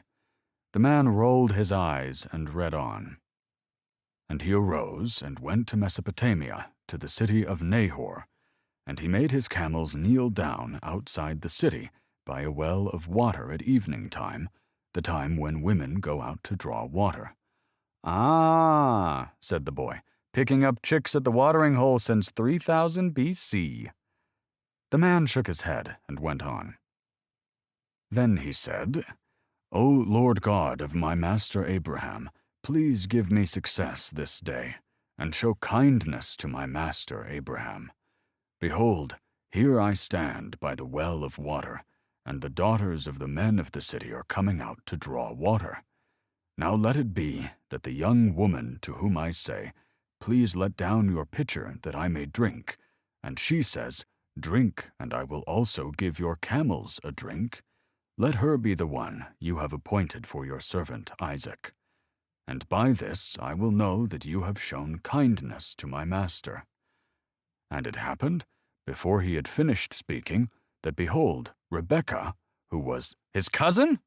Really? Of all the girls coming to the watering hole that night, he picks his cousin? Once removed, said the man, the granddaughter of Abraham's brother, if you recall.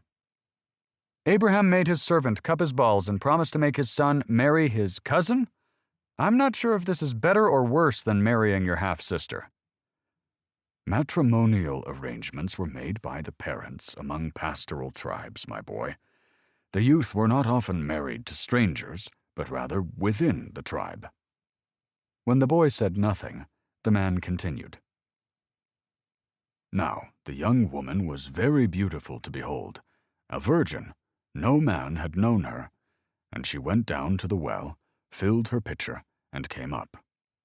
And the servant ran to meet her and said, "Please let me drink a little water from your pitcher." So she said, "Drink, my lord." Then she quickly let her pitcher down to her hand and gave him a drink. What the hell, man? Some dirty old vagabond comes sprinting at you in the dead of night screaming, "Gimme your water," and you're not even fazed? What a gal. Yes, said the man. And when she finishes giving him a drink, she says, "I will draw water for your camels also, until they have finished drinking." Then she empties her pitcher into the trough and runs back to the well to draw once more water for his camels. She's going to draw water for 10 camels? But a camel can drink like 30 gallons at a time. That would take forever with that little pitcher she's got. Precisely, said the man. What good nature, what courtesy, what humanity. And note, his servant doesn't park his camels outside a place of amusement or pleasure. He sought out a well, where a woman might come to fetch the water that provides for her family. There, he asked the Lord for a clear sign of the woman he sought, and it was delivered before he could even finish speaking. When he asks only to drink a little water from her pitcher, and she hastens to draw water for his camels as well, he sees the hospitable nature desired in a mother and wife for Isaac. Well, it's certainly the most we've seen of a woman so far, said the boy. The old man began to protest, but went on reading instead. The man gazed at her in silence to learn whether the Lord had prospered his journey or not. When the camels had finished drinking, the man took a gold ring weighing a half shekel and 2 bracelets for her arms weighing 10 gold shekels, and said, "Please tell me whose daughter you are. Is there room in your father's house for us to spend the night?" He gawks at her without saying anything before he pulls out a ring and says, "Can I stay at your place?" Is she not creeped out by this? We've seen the womanly qualities Abraham's servant was tasked to find, but the only thing that kept him in doubt was whether or not she was one of Abraham's kin. So he asks about her father, and she replies here, said the man. "I am the daughter of Bethuel, Milcah's son, whom she bore to Nahor." Again she said to him, "We have plenty of straw and feed, and room to stay overnight." Then the man bowed low and worshipped the Lord, and he said, "Blessed be the Lord, the God of my master Abraham, who has not abandoned his kindness and his trustworthiness toward my master. As for me, the Lord has guided me in the way to the house of my master's brothers." The boy remained quietly listening, so the man went on. So Rebekah runs and tells her family what happened, and when her brother Laban sees the jewelry his sister has received from this stranger, he runs out to see him. "To punch this creep in the face, I hope," said the boy. Or he's going to rob him after ogling that jewelry." "Not quite," said the man. "Instead, Laban says, 'Come in, O blessed of the Lord. Why do you stand outside? For I have prepared the house and a place for the camels.' So Abraham's servant follows him to the house, and Laban unloads and feeds the camels and gives Abraham's men water to wash their feet." "Might want to wash those oath-taking hands as well," said the boy. The man rolled his eyes. Then food was served for them to eat, but Abraham's servant tells them, "I will not eat until I have told about my errand." And so he explains the mission he's on, and tells the story of how this meeting with Rebekah came to be, concluding with the following, said the man. I put the ring in her nose and the bracelets on her arms, and I bowed down and worshipped the Lord. I praised the Lord, the God of my master Abraham, who had led me on the right road to get the granddaughter of my master's brother for his son. Now, if you will show kindness and faithfulness to my master, tell me, and if not, tell me, so I may know which way to turn. Then Laban and Bethuel replied, The matter has come from the Lord, so we cannot speak to you bad or good. Here is Rebekah before you. Take her and go, and let her be the wife of your master's son, as the Lord has spoken. Just like that, huh? Boy, people sure were trusting back then. Imagine if some guy bumped into your daughter at a grocery store and said he works for a rich man and, would you mind if I took her away? Oh, and cell phones don't work there, so you'll have no communication whatsoever. And sorry, but we'll have to be going now. Yes, these were times when the importance of marrying your daughter off to someone prominent was of great value to the family, said the man. So when Abraham's servant hears this, he bows to the Lord and brings gifts of jewelry and silver and gold to Rebekah's family. They eat and drink all night in celebration, and in the morning they set off on the journey back to Isaac with her family's blessing. The man paused to clear his throat before reading on. And Isaac went out to meditate in the field toward evening, and he lifted up his eyes and saw, and behold, there were camels coming.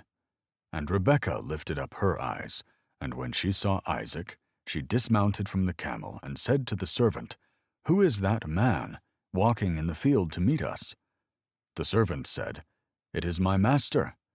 So she took her veil and covered herself. And the servant told Isaac all the things that he had done. Then Isaac brought her into the tent of Sarah, his mother, and took Rebekah, and she became his wife, and he loved her. So Isaac was comforted after his mother's death. The boy's face scrunched in disbelief. In a nerdy voice, he said, Here's where my mommy died. Will you comfort me by consummating our marriage on her bed? Then he shook his head and said, What a dreamboat. This is the weirdest story I've ever heard. I hope this is another one of your lessons on what not to do. I believe the repositioning of Sarah's funeral to Isaac's marriage is to show us that as one generation goes, another blossoms, said the man. And moving Rebekah directly into the tent where the wife of the leader of the tribe formerly dwelled is a symbol of her new place amongst who are soon to be Isaac's people. Uh-huh. And did you say Sarah was 127 when she died? I did, said the man. So that would make Isaac, 40? Cautiously, the man said, About, yes. No wonder his father was concerned. Isaac was following right in his footsteps, living in his parents' basement till he was 70. And did you say Rebekah was around the same age? Hesitant to see where this was going, the man said, Mm-hmm. So we've got a couple of 40-year-old cousin virgins, is what you're telling me. With a sigh, the man said, Well, we know Rebekah is a This story reminds me of a couple distant relatives that lived before the age of the internet, said the boy, smiling as he stared off into the trees. They couldn't for the life of them figure out why they couldn't conceive. He restrained his laughter as he said, For years, they had trouble impregnating her colon. The boy looked back to find a grave look of concern on the old man's face. Don't worry, he laughed. They figured it out eventually. I just hope Abraham gave Isaac a lecture on the birds and the bees, or whatever they had back then. You have to take into account the context of the times, said the man. He was about to explain further, but the boy raised his palm in the air. Just do me a favor. What is it? Said the man. Promise me, if I'm ever about to marry my cousin, you'll stop me. Sure, said the man. I don't care how hot she is, said the boy. You promise? I promise, said the man. Good, said the boy. Then he slowly stood and began to unzip his fly. Genesis 25 through 27. Jacob and Esau. Who are you? Isaac. Not all the days of even the Bible's greatest saints are remarkable, said the man. Abraham lived to be 175, without much more word of him before he was buried in the same cave as Sarah. The man watched the boy take a large swig of his water and place it down again. Ah!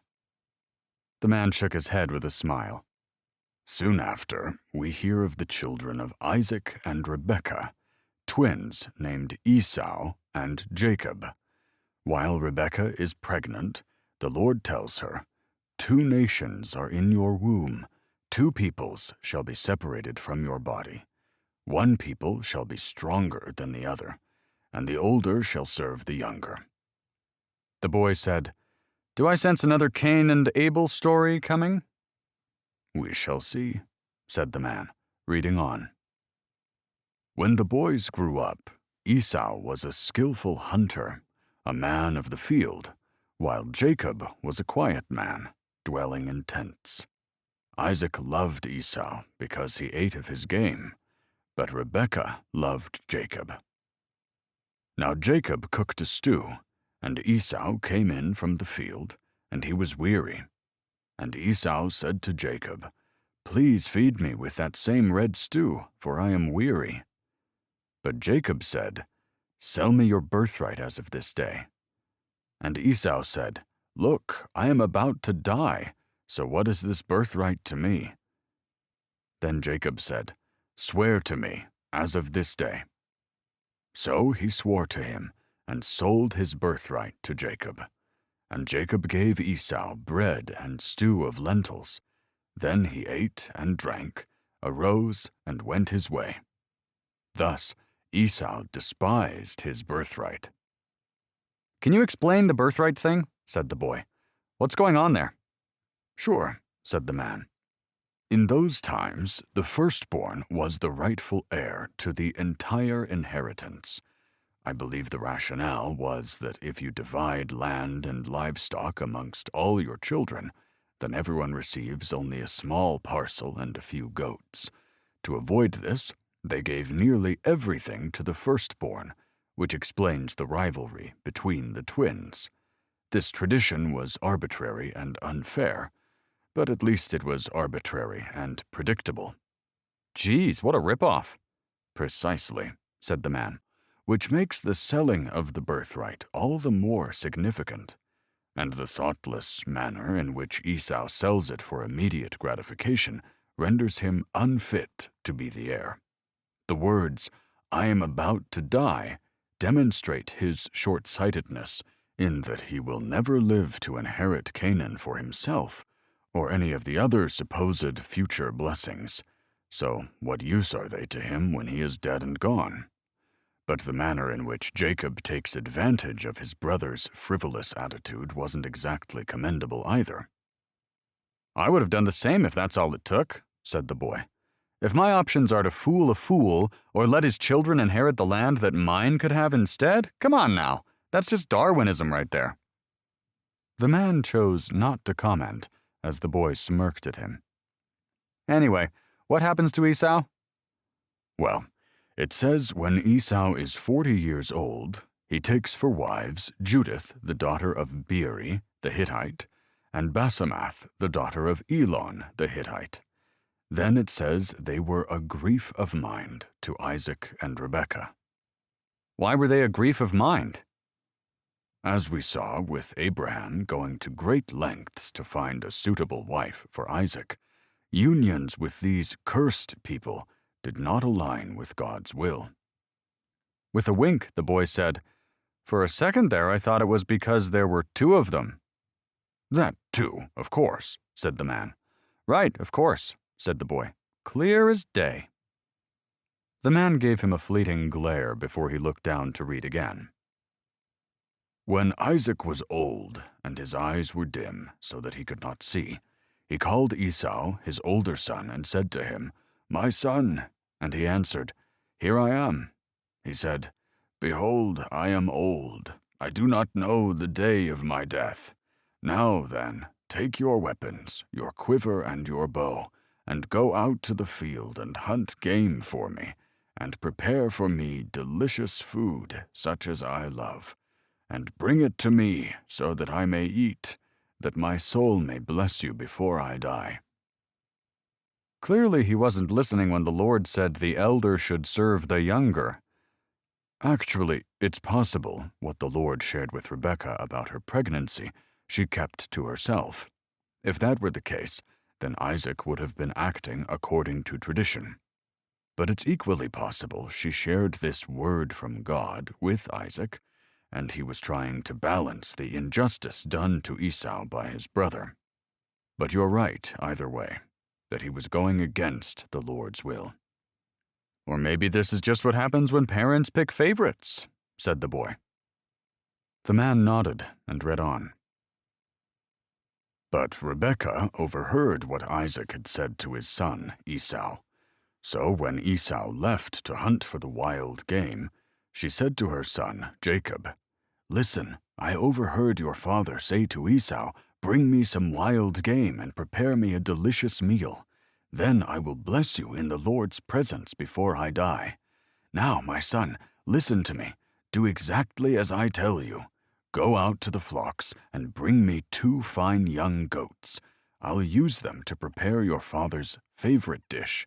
Then take the food to your father so he can eat it and bless you before he dies.'" "Uh-oh," said the boy. "Uh-oh" is right, and Jacob recognizes that and tells his mother here, said the man. "But my brother Esau is a hairy man, while I have smooth skin. What if my father touches me? I would appear to be tricking him and would bring down a curse on myself rather than a blessing." His mother said to him, "My son, let the curse fall on me. Just do what I say. Go and get them for me." So he went and got them and brought them to his mother, and she prepared some tasty food, just the way his father liked it. "That's right, let Mommy bear your burdens," said the boy. "You know, it really took no time at all for these chosen families to start manipulating each other." "Manipulation as it was," said the man. "You have to wonder if we can excuse Rebekah's behavior, as her intention aligns with the divine prophecy." "What a catch-22 that is," said the boy. "They really put a lot of importance on this blessing." The belief in birthrights and blessings was everything back then, and Rebekah knew this blessing was intended for Jacob, but she wrongs Isaac by deceiving him. She wrongs Jacob by tempting him to deceive, and she wrongs Esau by stealing from her own son. Here we see one of the first crooked measures used to further a divine purpose, as if the ends justify the means. This also gives Esau a reason to hate his brother, his family, and perhaps even his religion. But all were to blame for the circumstance this family found themselves in, not just her. "So deep," said the boy, "so deep. But depending on how you look at it, Rebekah could be seen as a hero. She goes against her husband, shouldering a potential curse, and pushes Jacob to do what it takes in order to fulfill God's prophecy." "What she did was certainly brave," said the man, reading on. "Then Rebekah took the best garments of her elder son Esau, which were with her in the house, and put them on her younger son Jacob. And she put the skins of the young goats on his hands and on the smooth part of his neck. She also gave the delicious meal and the bread which she had made to her son Jacob." "Baby goat hair?" "This may not be the sheep-like wool you're thinking of," said the man. "I believe it was more like camel's silky hair that resembled that of a human's." Then he read on. "So he went in to his father and said, 'My father.' And he said, 'Here I am. Who are you, my son?' Jacob said to his father, 'I am Esau, your firstborn. I have done just as you told me. Now sit up and eat of my game, that your soul may bless me.' But Isaac said to his son, 'How is it that you have found it so quickly, my son?' He answered, "Because the Lord your God granted me success." Jeez, bold move roping the Lord into this treachery. "Bold indeed," said the man. Then Isaac says to Jacob, "Please come near that I may feel you, my son, whether you are really my son Esau or not." You know, it really doesn't say much for their relationship that his father doubts him like that. Well, after he saw what a trick he played on his brother, can you blame him? I guess not, said the boy. So what happens? So Jacob approaches his father, and Isaac feels him and says, "The voice is Jacob's voice, but the hands are the hands of Esau." So he believes it's Esau, and he blesses Jacob. But then he questions him again, said the man, reading further. "Are you really my son, Esau?" He said, "I am." He said, "Bring it near to me, and I will eat of my son's game, so that my soul may bless you." So he brought it near to him, and he ate, and he brought him wine, and he drank. Then his father Isaac said to him, "Come near now and kiss me, my son." And he came near and kissed him, and he smelled the smell of his clothing, and blessed him and said, "Surely the smell of my son is like the smell of a field which the Lord has blessed. Therefore may God give you of the dew of heaven, of the fatness of the earth, and plenty of grain and wine. Let peoples serve you, and nations bow down to you. Be master over your brethren, and let your mother's sons bow down to you. Cursed be everyone who curses you, and blessed be those who bless you." Must be difficult for Jacob to bite his tongue during all this, said the boy. In what way? Well, he's hearing this blessing that's supposed to belong to his only other sibling, not to mention his twin. Isaac says, "Let your mother's sons bow down to you." The boy pretended to look around an empty room before he settled back on the man. "Well, I guess that means me." "Huh," said the man. "I never noticed that." My twin is supposed to be my master now because he was born a second before me? Thanks for nothing, Dad. It's a good point you raise. Anyway, keep going, said the boy. So the man read on. After Isaac finished blessing him, and Jacob had scarcely left his father's presence, his brother Esau came in from hunting. He too prepared some tasty food and brought it to his father. Then he said to him, "My father, please sit up and eat some of my game, so that you may give me your blessing." His father Isaac asked him, "Who are you?" "I am your son," he answered, "your firstborn Esau." Isaac trembled violently and said, "Who was it then that hunted game and brought it to me? I ate it just before you came, and I blessed him, and indeed he will be blessed."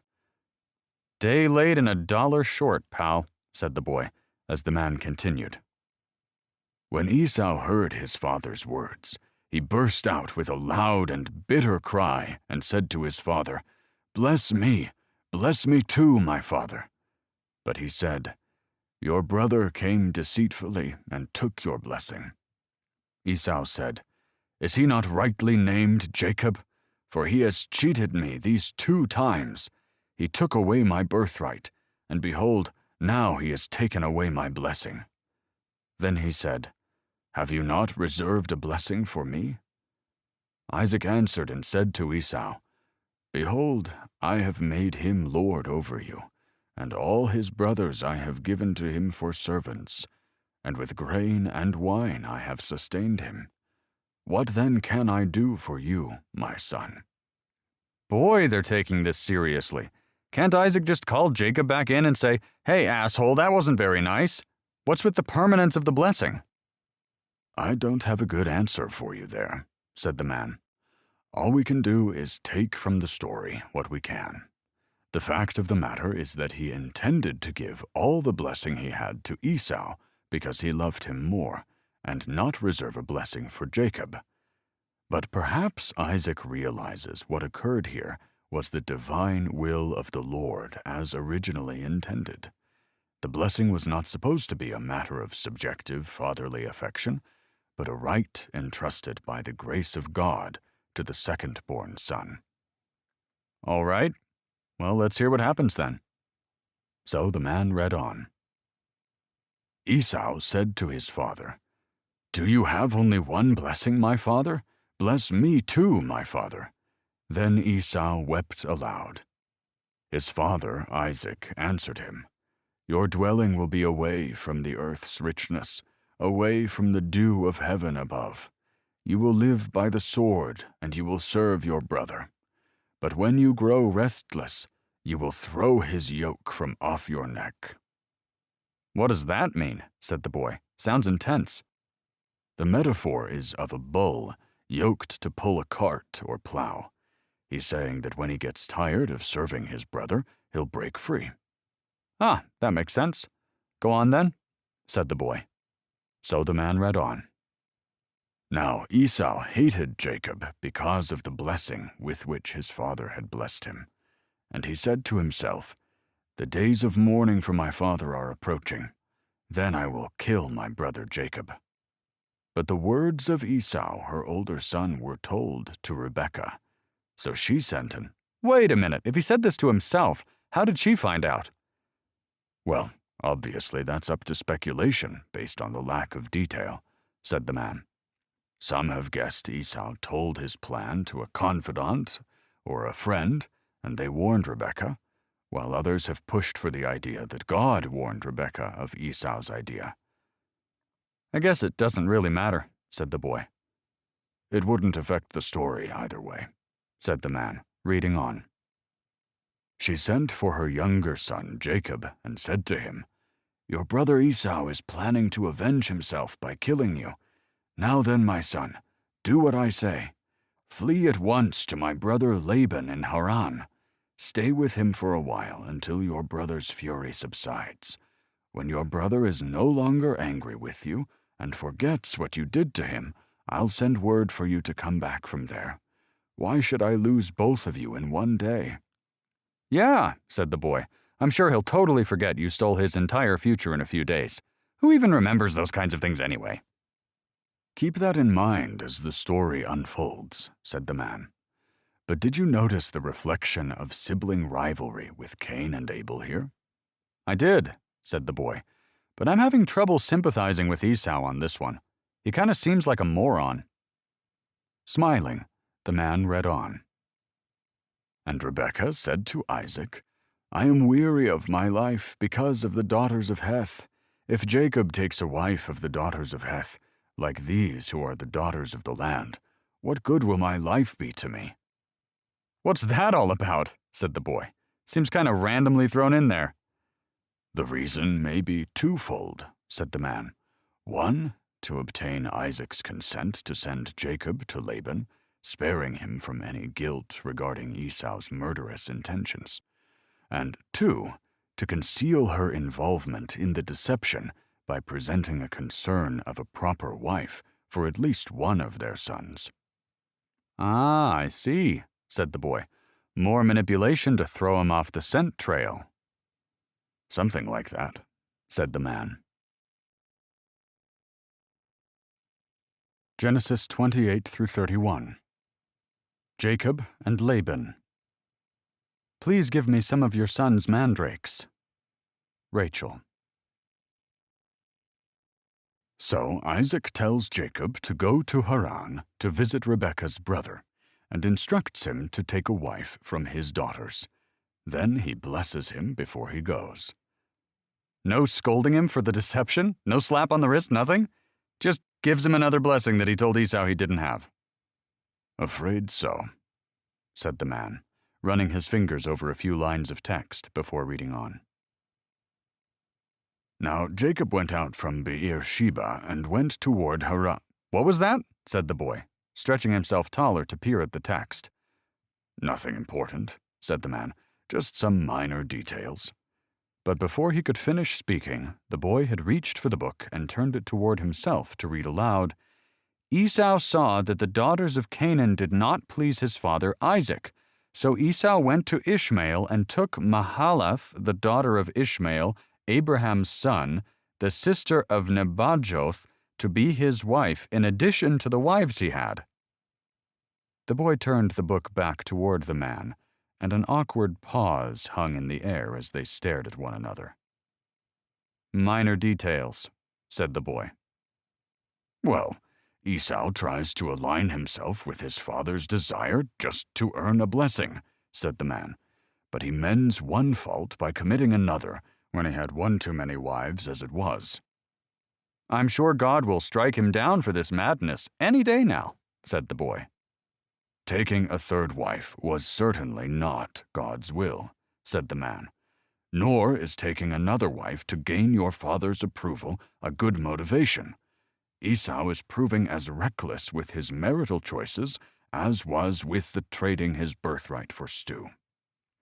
"Look, I'm not saying Esau's the brightest bulb on the chandelier," said the boy, "but God isn't exactly coming down to drown anyone for taking multiple wives either. Unless there's an unknowing king getting duped, he seems to keep his nose out of everyone's marital business." If you're not convinced polygamy is troublesome yet, there are plenty more examples coming down the line. Anyway, Jacob leaves, and during his journey he arrives at a place to rest as the sun goes down. There he lays his head on a stone and dreams of a ladder that reaches to heaven from earth, with God's angels ascending and descending it. There above it stood the Lord, and he said, "I am the Lord, the God of your father Abraham, and the God of Isaac. I will give you and your descendants the land on which you are lying. Your descendants will be like the dust of the earth, and you will spread out to the west and to the east, to the north and to the south. All peoples on earth will be blessed through you and your offspring. I am with you, and will watch over you wherever you go, and I will bring you back to this land. I will not leave you until I have done what I have promised you." "This is the first time Jacob hears from God, right?" "That's right," said the man, confirming that it's his descendants that will spread about the land. "I wonder what Esau dreamed about that night," said the boy. "Probably more of that porridge." The old man smiled before he read on. Jacob awoke from his sleep and said, "Surely the Lord is in this place, and I did not know it." And he was afraid and said, "How awesome is this place! This is none other than the house of God, and this is the gate of heaven." Then Jacob rose early in the morning, and took the stone that he had put at his head, set it up as a pillar, and poured oil on top of it. "Oil?" "Oil was used as a symbol of an offering in those times," said the man. Jacob didn't expect a manifestation of the Lord in a place so far from his father's home, so he is filled with awe when he finds himself at the gate of heaven. The pillar is the monument of the event, the pouring of oil, an act of consecration to God. The boy gave a nod and offered a palm toward the Bible, so the man continued. Then Jacob made a vow, saying, "If God will be with me, and will watch over me on this journey I am taking, and will give me food to eat and clothes to wear, so that I may return safely to my father's household, then the Lord will be my God, and this stone that I have set up as a pillar will be God's house, and of all that you give me, I will give you a tenth." "Ah, so this book was written by tax collectors," said the boy. "It's all making sense now." We'll see tithing mentioned again down the road, but here it's a form of gratitude for a safe journey and prosperity. And as we see here, Jacob makes it safely to the land of the east. There he finds himself at a well where sheep herders were gathering to water their flocks, said the man, looking down to read. And Jacob said to them, "My brothers, where are you from?" And they said, "We are from Haran." Then he said to them, "Do you know Laban, the son of Nahor?" And they said, "We know him." So he said to them, "Is he well?" And they said, "He is well, and look, his daughter Rachel is coming with the sheep." "Couldn't have written it better myself," said the boy, as the man continued reading. He said, Behold, it is still high day. It is not time for the livestock to be gathered together. Water the sheep and go, pasture them. But they said, We cannot until all the flocks are gathered together, and the stone is rolled from the mouth of the well. Then we water the sheep. While he was still speaking with them, Rachel came with her father's sheep, for she was a shepherdess. Now, as soon as Jacob saw Rachel, the daughter of Laban, his mother's brother, and the sheep of Laban, his mother's brother, Jacob came near and rolled the stone from the well's mouth and watered the flock of Laban, his mother's brother.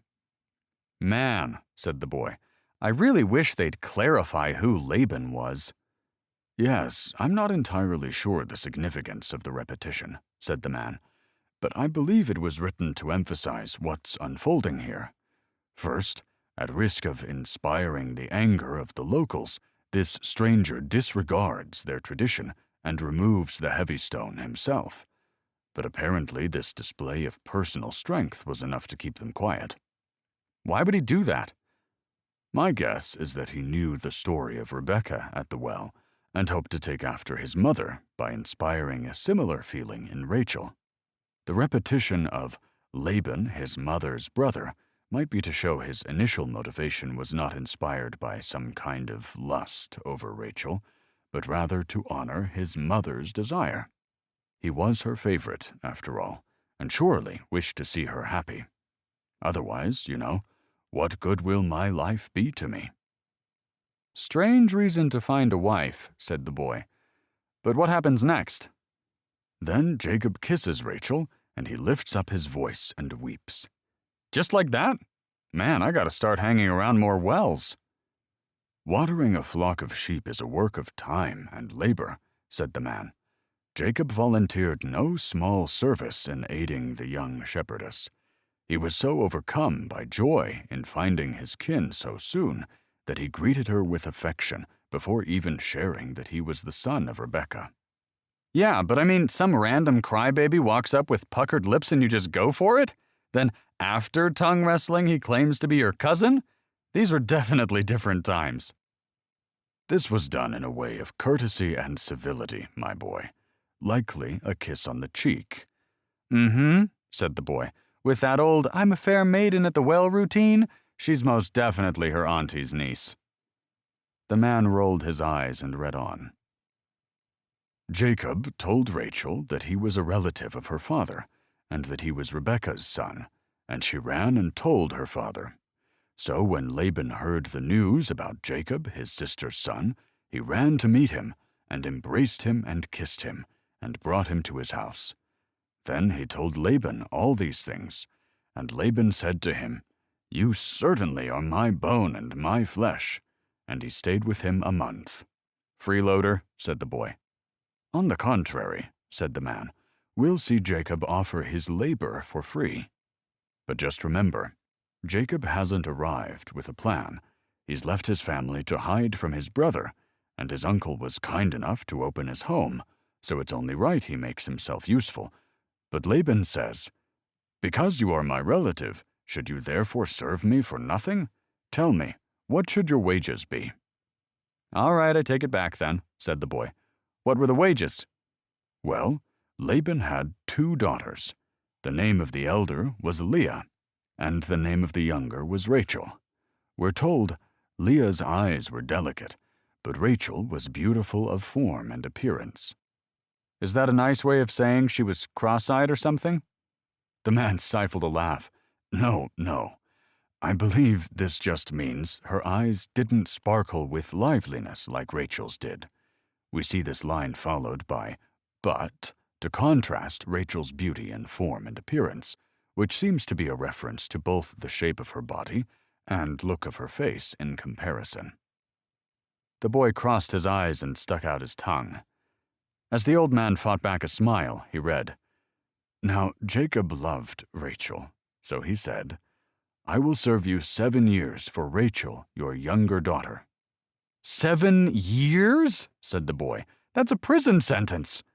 Keep in mind that wives had to be purchased back then, and Jacob brought no riches like Abraham's servant when seeking a wife for Isaac. All he had was his services to offer. You could say this was a labor of Oh, stop it, said the boy. Just keep reading. The man smiled and read on. And Laban said, It is better that I give her to you than that I should give her to another man. Stay with me. So Jacob served 7 years for Rachel, and they seemed to him but a few days because of the love he had for her. Then Jacob said to Laban, Give me my wife, that I may go in to her, for my time is completed. 7 years, said the boy. Just think, nowadays you only have to wait 3 dates, and you can even split the check. He winked, but the old man shook his head and read on. So Laban gathered together all the people of the place and made a feast. But in the evening he took his daughter Leah and brought her to Jacob, and he went in to her. And Laban gave his female servant Zilpah to his daughter Leah to be her servant. And in the morning, behold, it was Leah. Behold, it was Leah? How dark was it? Well, the scripture doesn't exactly explain how Jacob could have done this without realizing. It's possible there was too much wine involved, or elaborate veils, or Jacob's wedding night jitters that caused him to miss this detail, but we'll never know for sure. Jitters? Said the boy. Detail? You loved someone for 7 years and you don't even... He trailed off, rubbing his temples. Never mind. Just keep going. So the man read. And Jacob said to Laban, What is this you have done to me? Did I not serve with you for Rachel? Why then have you deceived me? Laban said, It is not so done in our country to give the younger before the firstborn. I mean, I guess he got what was coming to him after what he did to Esau, said the boy. But Laban and Rebekah were certainly cut from the same cloth, huh? Maybe Leah was a better match for Jacob anyway if she was willing to go along with this trickery. Maybe so, said the man, reading Laban's next line. Complete the week of this one, and we will give you the other also in return for serving me another 7 years. Jacob did so, and completed her week. Then Laban gave him his daughter Rachel to be his wife, and Laban gave his female servant Bilhah to his daughter Rachel to be her servant. So Jacob went in to Rachel also, and he loved Rachel more than Leah, and served Laban for another 7 years. 14 years he's going to work for this girl? Man, they don't make him like they used to. We have to wonder if Jacob's plan was to work for 7 years and then return home with his beloved wife Rachel. If so, that dream came to an end when he became legally bound to Leah by the kind of deception he once practiced himself. And Laban's excuse about tradition is more of an insult than anything, said the man. But it was an even more powerful lesson to Jacob when he's reminded of cheating his older brother. What a karmic slap in the face that was, said the boy. He could have refused to marry Rachel and left, or refused to marry Leah and ruined his chance with Rachel. Or he could have demanded Rachel and told Laban he wasn't going to be cheated and face the consequences. But instead, Laban seems to know Jacob would continue serving him in order to marry Rachel as well. Tough choices, said the boy.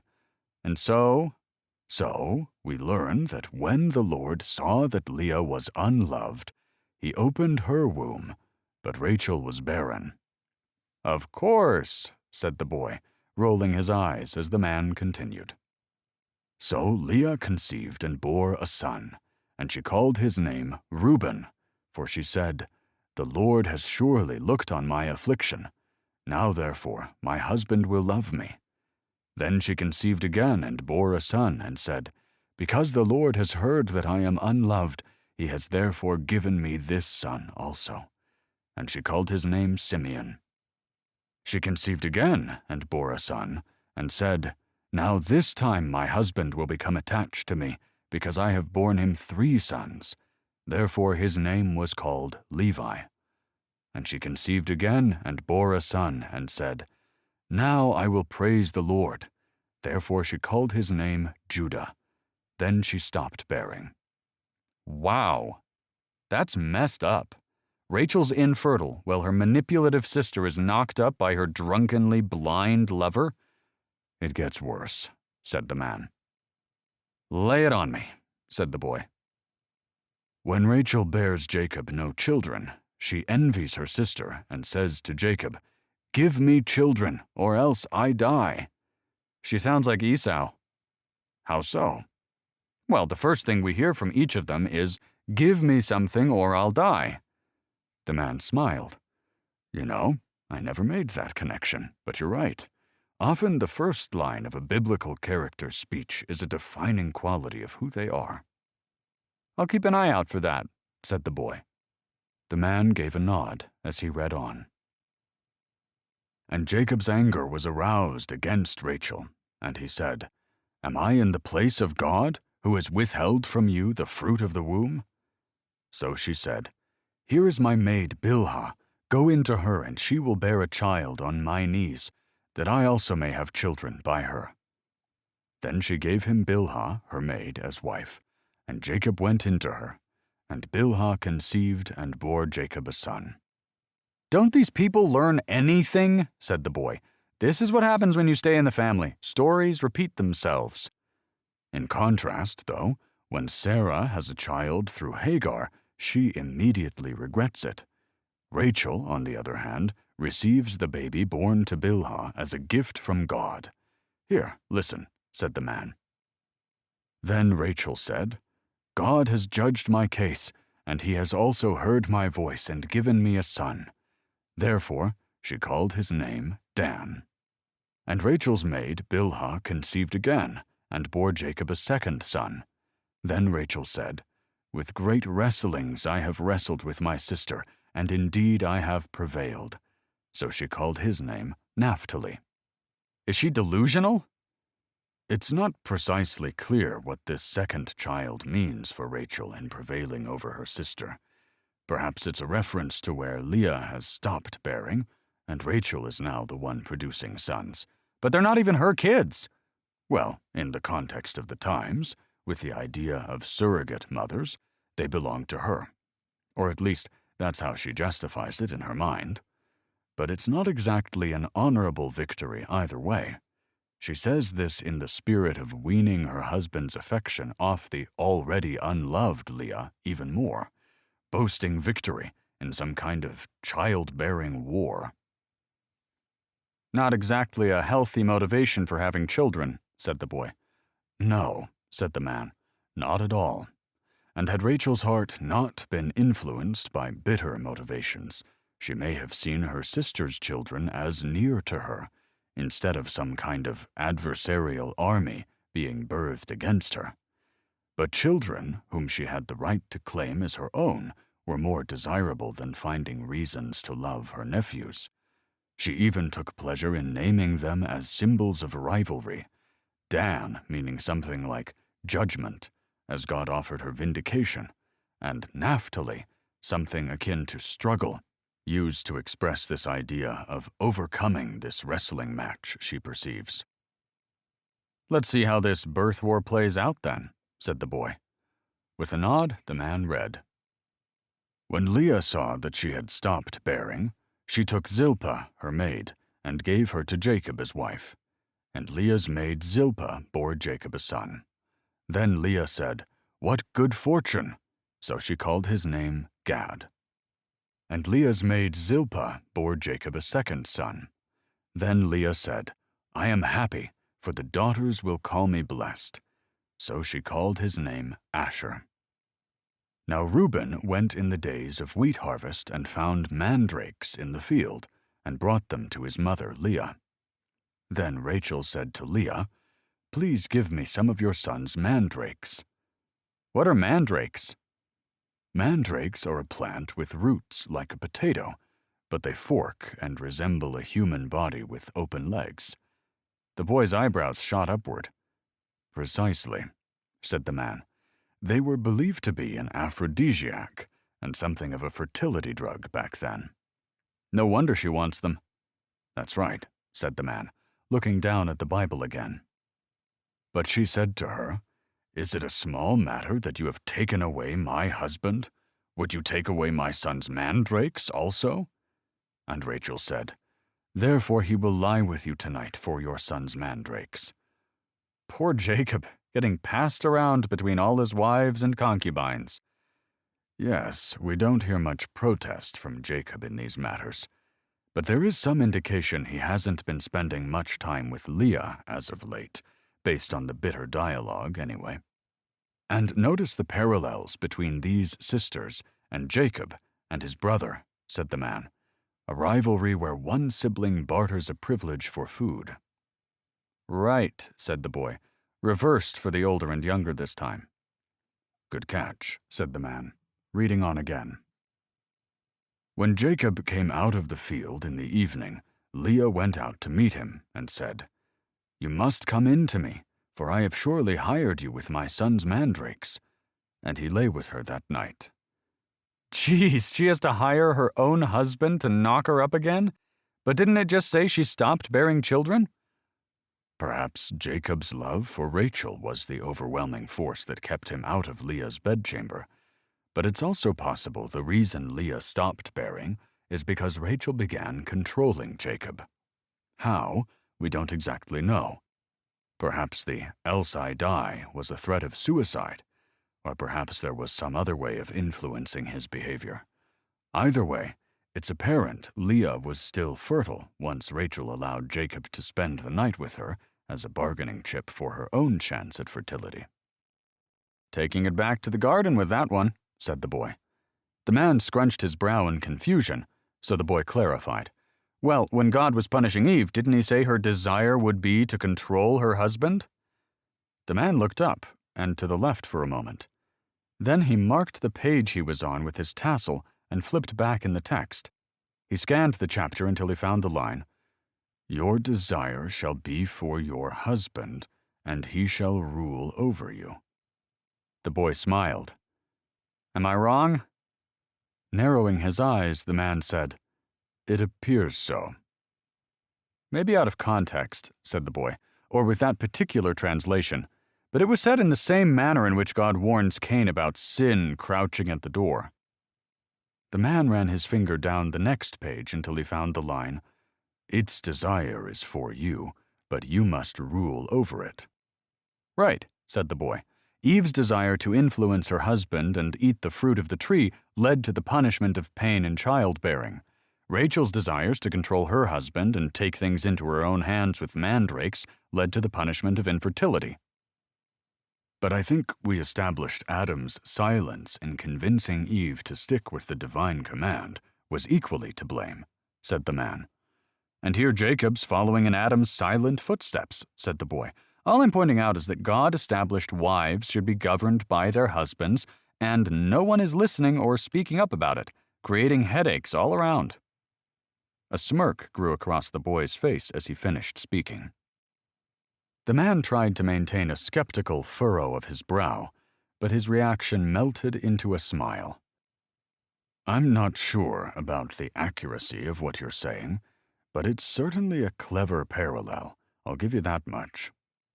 Though this raises the question of why Rachel would have been infertile before all this happened." "Maybe it's like with Cain," said the boy, "where God recognized jealousy inside of him so he put him through a test to bring it to the surface." The man turned his head sideways to stare at the boy through the corner of his eye. "You know, you're smarter than you look." The boy laughed. "What's that supposed to mean?" The man smiled as he flipped back to his tasseled page. "Oh, nothing." "What question this really raises," said the boy, "is if God frowns upon polygamy, why didn't he nip this whole thing in the bud before it started?" The man raised an eyebrow. "And how should he have done that, O wise one?" "How about, I don't know, any way he pleases? He came to Abimelech in a dream, he set plagues upon Pharaoh, he could have drowned someone in another spell of rain. Why the sudden silence in the matter of 2 wives, not to mention sisters?" "Are you not seeing the trouble that comes from having siblings as wives?" said the man. "There are lessons to be learned from these stories. Perhaps that was God's plan all along, to show us the troubles these situations come with." See, I don't know if that argument holds water. A little bickering is natural in any relationship. If anything, these are lessons on how to manage more than one. At this point, I think God recognizes polygamy as a natural evolution in his creation. He's holding his mighty tongue just to see how it all plays out. If he was dead set against it, he would have come down and spoken to Laban, saying, "Don't you trick the chosen one with your deception." Or, if the goal was really to teach a lesson, after karma came back around and bit Jacob when he tried to take a second wife, God could have wagged his finger and said, only one wife allowed. Maybe now you'll think twice about deceiving family. Now that's a story with a lesson. I don't think God would be so cruel as to deny his chosen one true love. I think laboring for another 7 years is punishment enough, said the man. Besides, if God had to interject every time he didn't like something, his children would never learn for themselves. Exactly, said the boy. He only chooses to interfere on the most offensive accounts, like when the sons of God were mingling with the daughters of men, or when man stayed in one place building a tower instead of subduing the earth, or when a prophet started lying to pimp out his wife for economic gain. He never interferes in man's personal relationships by imposing some divine law. He lets us figure it out and learn what's best for ourselves. I don't know if I care for the way you're twisting these stories to fit your narrative, said the man. This goes against traditional understanding. Fine, said the boy. Agree to disagree. Let's move on. Without saying anything more, the man read on. God listened to Leah, and she conceived and bore Jacob a 5th son. Leah said, God has given me my wages, because I have given my maid to my husband. Then Leah said, God has rewarded me for giving my servant to my husband. So she named him Issachar. How weird, said the boy. God rewards her for sharing her husband. The old man ignored him with an eye roll and kept reading. Leah conceived again and bore Jacob a 6th son. Then Leah said, God has presented me with a precious gift. This time my husband will treat me with honor, because I have borne him 6 sons. So she named him Zebulun. Sometime later she gave birth to a daughter and named her Dinah. Just an insignificant afterthought, said the boy. Hardly worth mentioning. The scripture is often short on details, said the man, even pertaining to genealogies. There may have been many more children in this family, boys or girls, but the ones mentioned go on to become characters in later stories, making their mention necessary, Dinah included. Fair enough, said the boy, so the man read the next line. Then God remembered Rachel, and God listened to her and opened her womb. God sure seems to forget his chosen people a lot, said the boy. We still don't know what she did that deserves punishment anyway. I won't pretend to know God's motivations, said the man, but a major theme of this chapter is around who gives the gift of children, and that is God and God alone. No personal scheme or mandrake will work to skirt around his almighty plans. Perhaps this was all a lesson to humble Rachel and correct her bad-tempered nature and trust in fertility potatoes, as you put it, over his will. The boy nodded, so the man read on. So she conceived and gave birth to a son and said, God has taken away my disgrace. And she named him Joseph, saying, May the Lord give me another son. Now it came about, when Rachel had given birth to Joseph, that Jacob said to Laban, Send me away, so that I may go to my own place and to my own country. Give me my wives and my children for whom I have served you, and let me go, for you yourself know my service which I have rendered you. I see Jacob's finally growing a spine, said the boy. He's been mostly a pushover so far. Yes, said the man. His demand implies that Laban is still the head of the family, possessing control over his daughters and their children. Jacob's guess is that Laban will not willingly lose his labor or proximity to his daughters and grandchildren, but he also knows Laban can be deceiving when it comes to the terms of their agreement. But we see there is perhaps a shift in the dynamic when Laban says, Please stay, if I have found favor in your eyes, for I have learned by experience that the Lord has blessed me for your sake. Then he tells Jacob to name his wages, and he will give them. That's crafty, said the boy. First, Laban butters him up, knowing Jacob will lead with a modest proposal. Then he can counter with an even lower offer if he wants to. "Greedy men will mold their words to serve themselves," said the man. And although Laban admits he's prospered from Jacob's company, he presents his refusal to let Jacob go as an opportunity. He wants him to agree to a new deal since he's fulfilled the terms of the old one. "Which is slippery territory for Jacob," said the boy, "considering Laban is prone to trickery." The old man agreed with a nod before reading on. Jacob said to him, "You know how I have worked for you and how your livestock has fared under my care. The little you had before I came has increased greatly, and the Lord has blessed you wherever I have been. But now, when may I do something for my own household?" He said, "What shall I give you?" Jacob said, "You shall not give me anything. If you will do this for me, I will again pasture your flock and keep it. Let me pass through all your flock today, removing from it every speckled and spotted sheep and every black lamb, and the spotted and speckled among the goats, and they shall be my wages. So my honesty will answer for me later, when you come to look into my wages with you. Every one that is not speckled and spotted among the goats and black among the lambs, if found with me, shall be counted stolen." "All right, what's that all about?" Laban asks, "What do you want from me?" And Jacob surprises him by saying, "Nothing right now, but if I continue to tend your flock, I want some of your livestock as payment," which was a common exchange for shepherds back then. Normally it was something like 20% of the flock, but Jacob asks only for the black and speckled sheep and white and spotted goats, which seems like a nominal fee considering these were rare among the primarily white sheep and black goats of the East in those times. Said the boy. "Seems like he's up to something." "Perhaps, but of course the deal seems agreeable to Laban," said the man, "so he accepts. But to further ensure this one-sided deal, Laban separates all the mixed-colored animals from the pure-coated ones, so there is no chance they'll crossbreed and multiply." "I have a feeling karma is coming around," said the boy.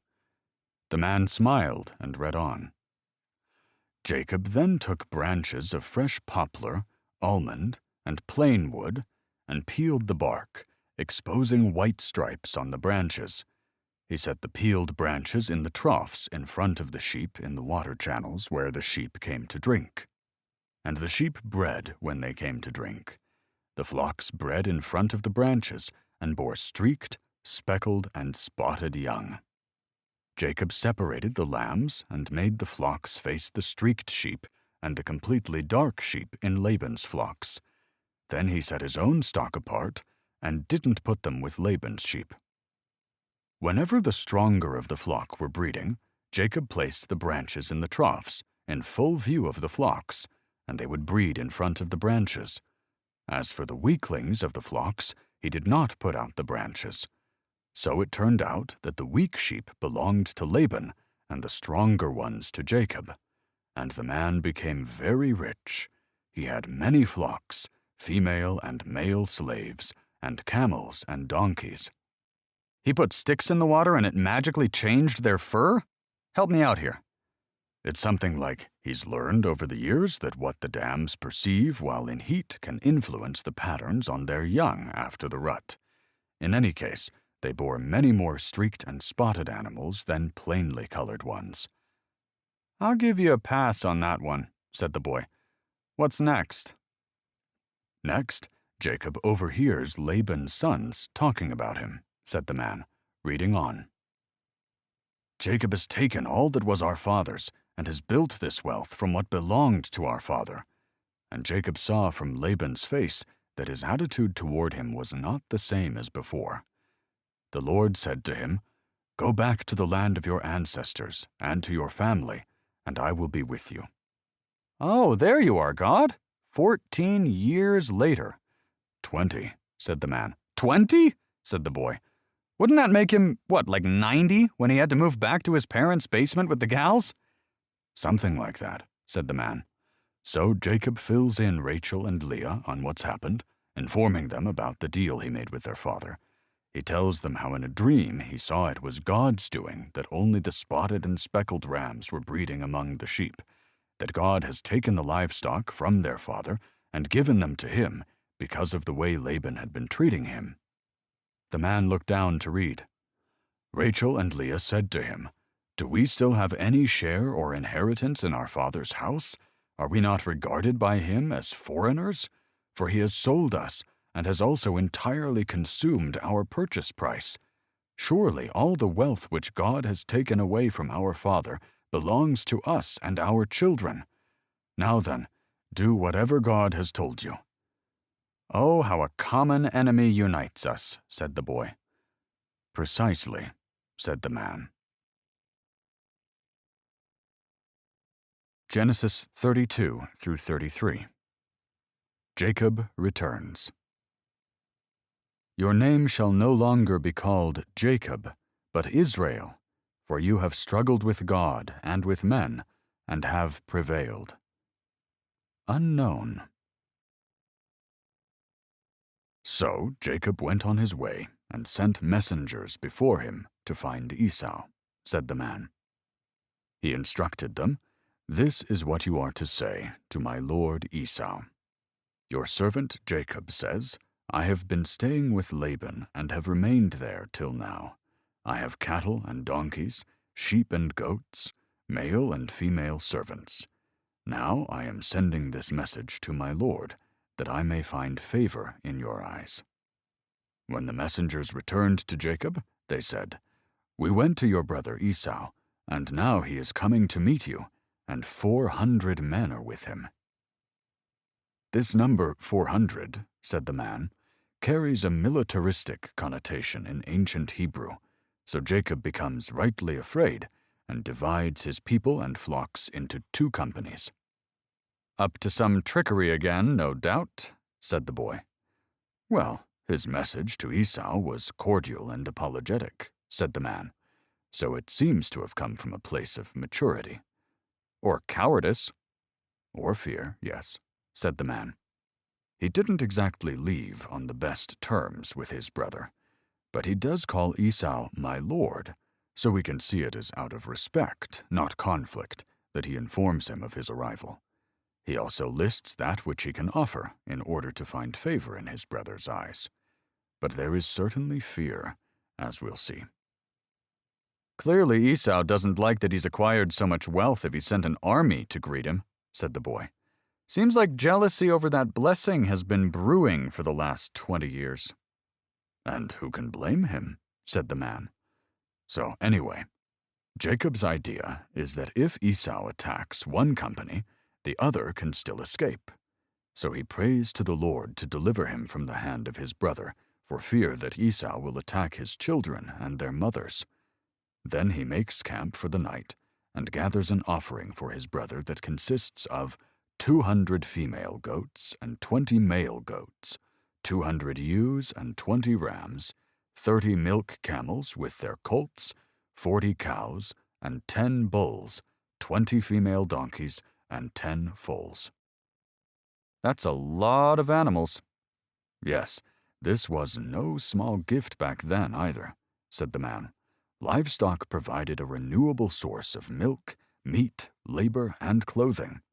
The size of this gift wasn't just a token of kindness. Jacob was giving his brother a large portion of his wealth."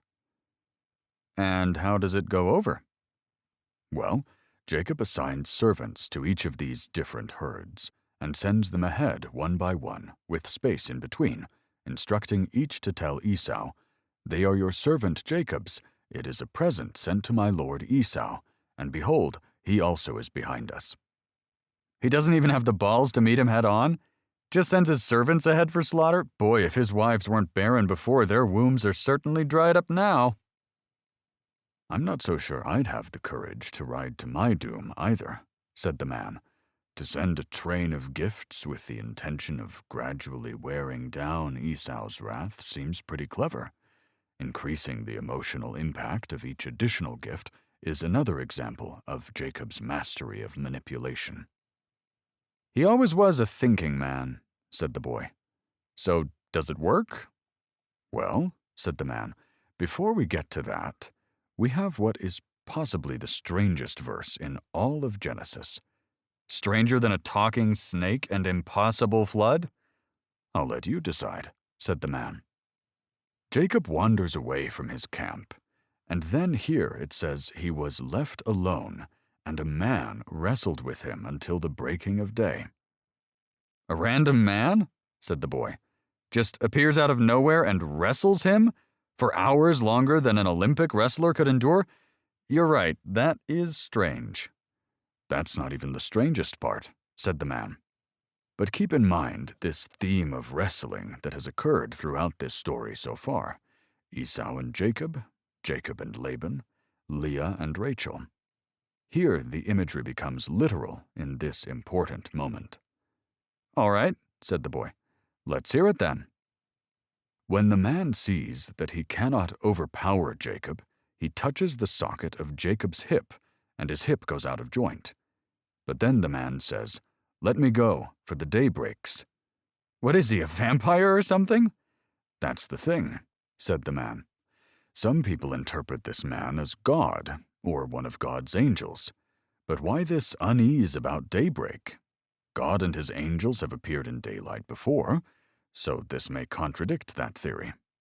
Unless God had a dentist appointment he was late for, said the boy. Very good, the man laughed. Perhaps that's the reason. Well, obviously it's some kind of spiritual thing, said the boy. If he can dislocate a hip with a measly touch. Yes, it's very unclear, said the man. So anyway, Jacob recognizes this man has this kind of supernatural power, so he says, "I will not let you go unless you bless me." So the man asks, "What is your name?" Which again couldn't be our omniscient God, who has the habit of calling his chosen people by name. But either way, "Hold on a sec," said the boy. "You told me God asked where Adam was in the garden to give Adam a chance to repent, even though God already knew where he was." The man paused and looked off into nowhere. Good point. You said Jacob means supplanter, right? Yes, often understood to mean one who circumvents or usurps. Right.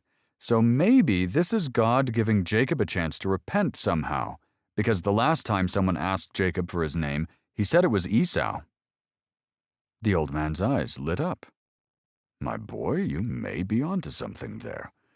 Because in the next line, Jacob tells the man his name, and the man says, "Your name shall no longer be called Jacob, but Israel, for you have struggled with God and with men, and have prevailed." Right there, said the boy. He just said, "You've struggled with God." Well, he refers to God, but he doesn't say, "You have struggled with me, God." And he also says, "You have struggled with men," so I never thought it was clear enough to assume this was God. Perhaps a dream of the spirit of Esau, or an externalization of all that Jacob had to contend with leading up to this reunion. "But we haven't seen any other kind of spiritual beings at this point," said the boy, "besides God or his angels." "But that doesn't mean there's no room for a first either," said the man. "But whoever this figure is, this victory results in a name change, perhaps symbolizing that a metaphorical debt has been paid, that God's good grace has been restored, instead of having to seize more blessings through devious schemes." "Well," said the boy, "maybe it was a drunk night owl with a light sensitivity, wandering through a field looking for a fight and getting lucky with a pressure point." "I'd have trouble believing that one," said the man, "but we can certainly throw it into the hat of theories anyway." "Maybe we shouldn't," said the boy. "I think if the whole nation of Israel was named because some bum said so, it might take away the magic." "Out of the hat it goes, then," said the man. "In any case, Jacob says, 'Tell me your name, I pray.' And the man says, 'Why is it that you ask about my name?' So whomever or whatever it was resists recognition. He does, however, bless Jacob before he goes. Then Jacob calls the name of the place Peniel, for I have seen God face to face, and my life is preserved. And just as he crosses over Peniel back to camp, The sun rises as he limps on his hip. I mean, that seems pretty clear, said the boy, at least in his eyes. In light of what you've just shown me, I might have to agree with you. Come on, man, this is your book. I have to convince you that it's God? What kind of believer are you? Well, the old man chuckled, I guess I was feeling tied to my old ways of thinking. But I think that can change. Better than a drunk bum, said the boy. Better than a drunk bum, said the man. And so? And so, Jacob lifted his eyes. I thought you said he was Israel now. Well, yes, said the man, but the name change doesn't appear fulfilled in the same way Abram was henceforth known as Abraham. The scripture still refers to Jacob by his birth name at times. I'm not sure why, to be honest. Perhaps Israel is more of a synonym in this case, or the change was more of a symbol of internal changes. Just one more of those things we'll never have an answer to, I guess, said the boy. That's right, said the man, reading on again. Then Jacob looked up and saw Esau coming with his 400 men. So he divided the children among Leah, Rachel, and his 2 servant wives. He put the servant wives and their children at the front, Leah and her children next, and Rachel and Joseph last. So we've learned nothing about playing favorites, said the boy. Indeed, Jacob's motivations aren't outright stated, but I think you've got a pretty firm grasp on the reason for the ordering. It may seem harsh that his most beloved family will have the best chance at escape if Esau attacks, but probably not an uncommon attitude in that era either. I'm imagining all of Joseph's brothers craning their necks to look at the back of the line at the favorite son, said the boy. Indeed, this is perhaps where the resentment starts brewing that we'll see later on, but fortunately, we don't have to witness any kind of violence here. Jacob approaches his brother before them and bows down 7 times. Esau then runs to meet him, and they embrace and begin to weep upon each other's shoulders. Oh, how the blessing tables have turned, said the boy. Look who's bowing down to who now? But I guess all those gifts softened up Esau after all, huh? Yes. Then he lifts his eyes and inquires about all the women and children, said the man, reading on. Who are these with you? Jacob said, The children whom God has graciously given your servant. Then the servants drew near, they and their children, and bowed down. Leah likewise and her children drew near and bowed down, and last Joseph and Rachel drew near, and they bowed down. Esau said, What do you mean by all this company that I met? Jacob answered, To find favor in the sight of my Lord. But Esau said, I have enough, my brother. Keep what you have for yourself. Jacob said, No, please. If I have found favor in your sight, then accept my present from my hand. For I have seen your face, which is like seeing the face of God, and you have accepted me. Please accept my blessing that is brought to you, because God has dealt graciously with me, and because I have enough. Thus he urged him, and he took it. Better that way, said the boy. There's probably a small part of Esau that still resents what happened. Something of a formal apology might discourage that part of him bubbling up later on. Precisely, said the man. A gift of this size was substantial enough to erase the loss of a birthright, at least in material terms. But I have seen your face, which is like seeing the face of God, is also a very flattering statement for Esau. Jacob equates the judgment of his brother with that of the highest of virtues, something that implies his recognition of a larger principle at stake, one which is vital to reconcile as they set an example in front of their family, as well as hundreds of men that dwell in their lands. Powerful, said the boy. Indeed, said the man. Then Esau offers to escort Jacob's caravan along their journey, but Jacob politely declines, informing his brother that they could not keep up the pace of his men with his nursing sheep and tired children, and so they go their separate ways. Ah, and all is right in the world, said the boy. But just to sum up this chapter, for clarity's sake and all, God punishes Esau for taking 3 wives by making him the leader of a nation with so much wealth that he was in a position to turn down a birthright's worth of livestock from his brother, God's polygamous chosen one whom Israel is named after, who was blessed with that much wealth to spare himself, all because God hates polygamy. Am I getting this right? With frustration boiling to the surface, the man said, "In case you're not listening, these stories of polygamy have been examples of show don't tell when it comes to the headaches of marriage beyond just a man and a woman." Yeah, but point to a monogamous marriage that's gone well so far, said the boy. Eve dragged her husband out of paradise by tempting him to sin. Rebecca tricked her blind husband into giving her favorite son the blessing. Who else are we supposed to look to? Laban, who sold his daughters into polygamy? Lot, who had sex with both his daughters after his wife turned into a salt pillar? There are no good examples to follow. Well, Noah's family was clearly on the right path, said the man, while the sons of God were busy fornicating with the daughters of men. But I'd like to know where this idea that you need multiple wives to be happy is coming from. No one's saying that, said the boy. I'm just trying to point out that there's no divine rule against different kinds of relationships, except for your own ideal painted onto these stories. We've heard nothing from God in this regard. We're still in the early days, my boy. There are plenty of laws and examples coming. And I'll be patiently waiting, said the boy. But until then, God and I would appreciate it if you stopped putting words in his mouth. There was a strong pause, where they both held a straight face. But after fighting back smiles, they each burst into laughter. Genesis 34 through 36. Simeon, Levi, and Reuben. But on this condition we will consent to you. Sons of Jacob. The next chapter begins with Dinah, Jacob's daughter with Leah, said the man. She went out to see the daughters of the land, and when Shechem, the son of Hamor the Hivite, prince of the country, saw her, he took her and lay with her, and violated her. His soul was strongly attracted to Dinah, the daughter of Jacob, and he loved the young woman, and spoke kindly to the young woman. Huh?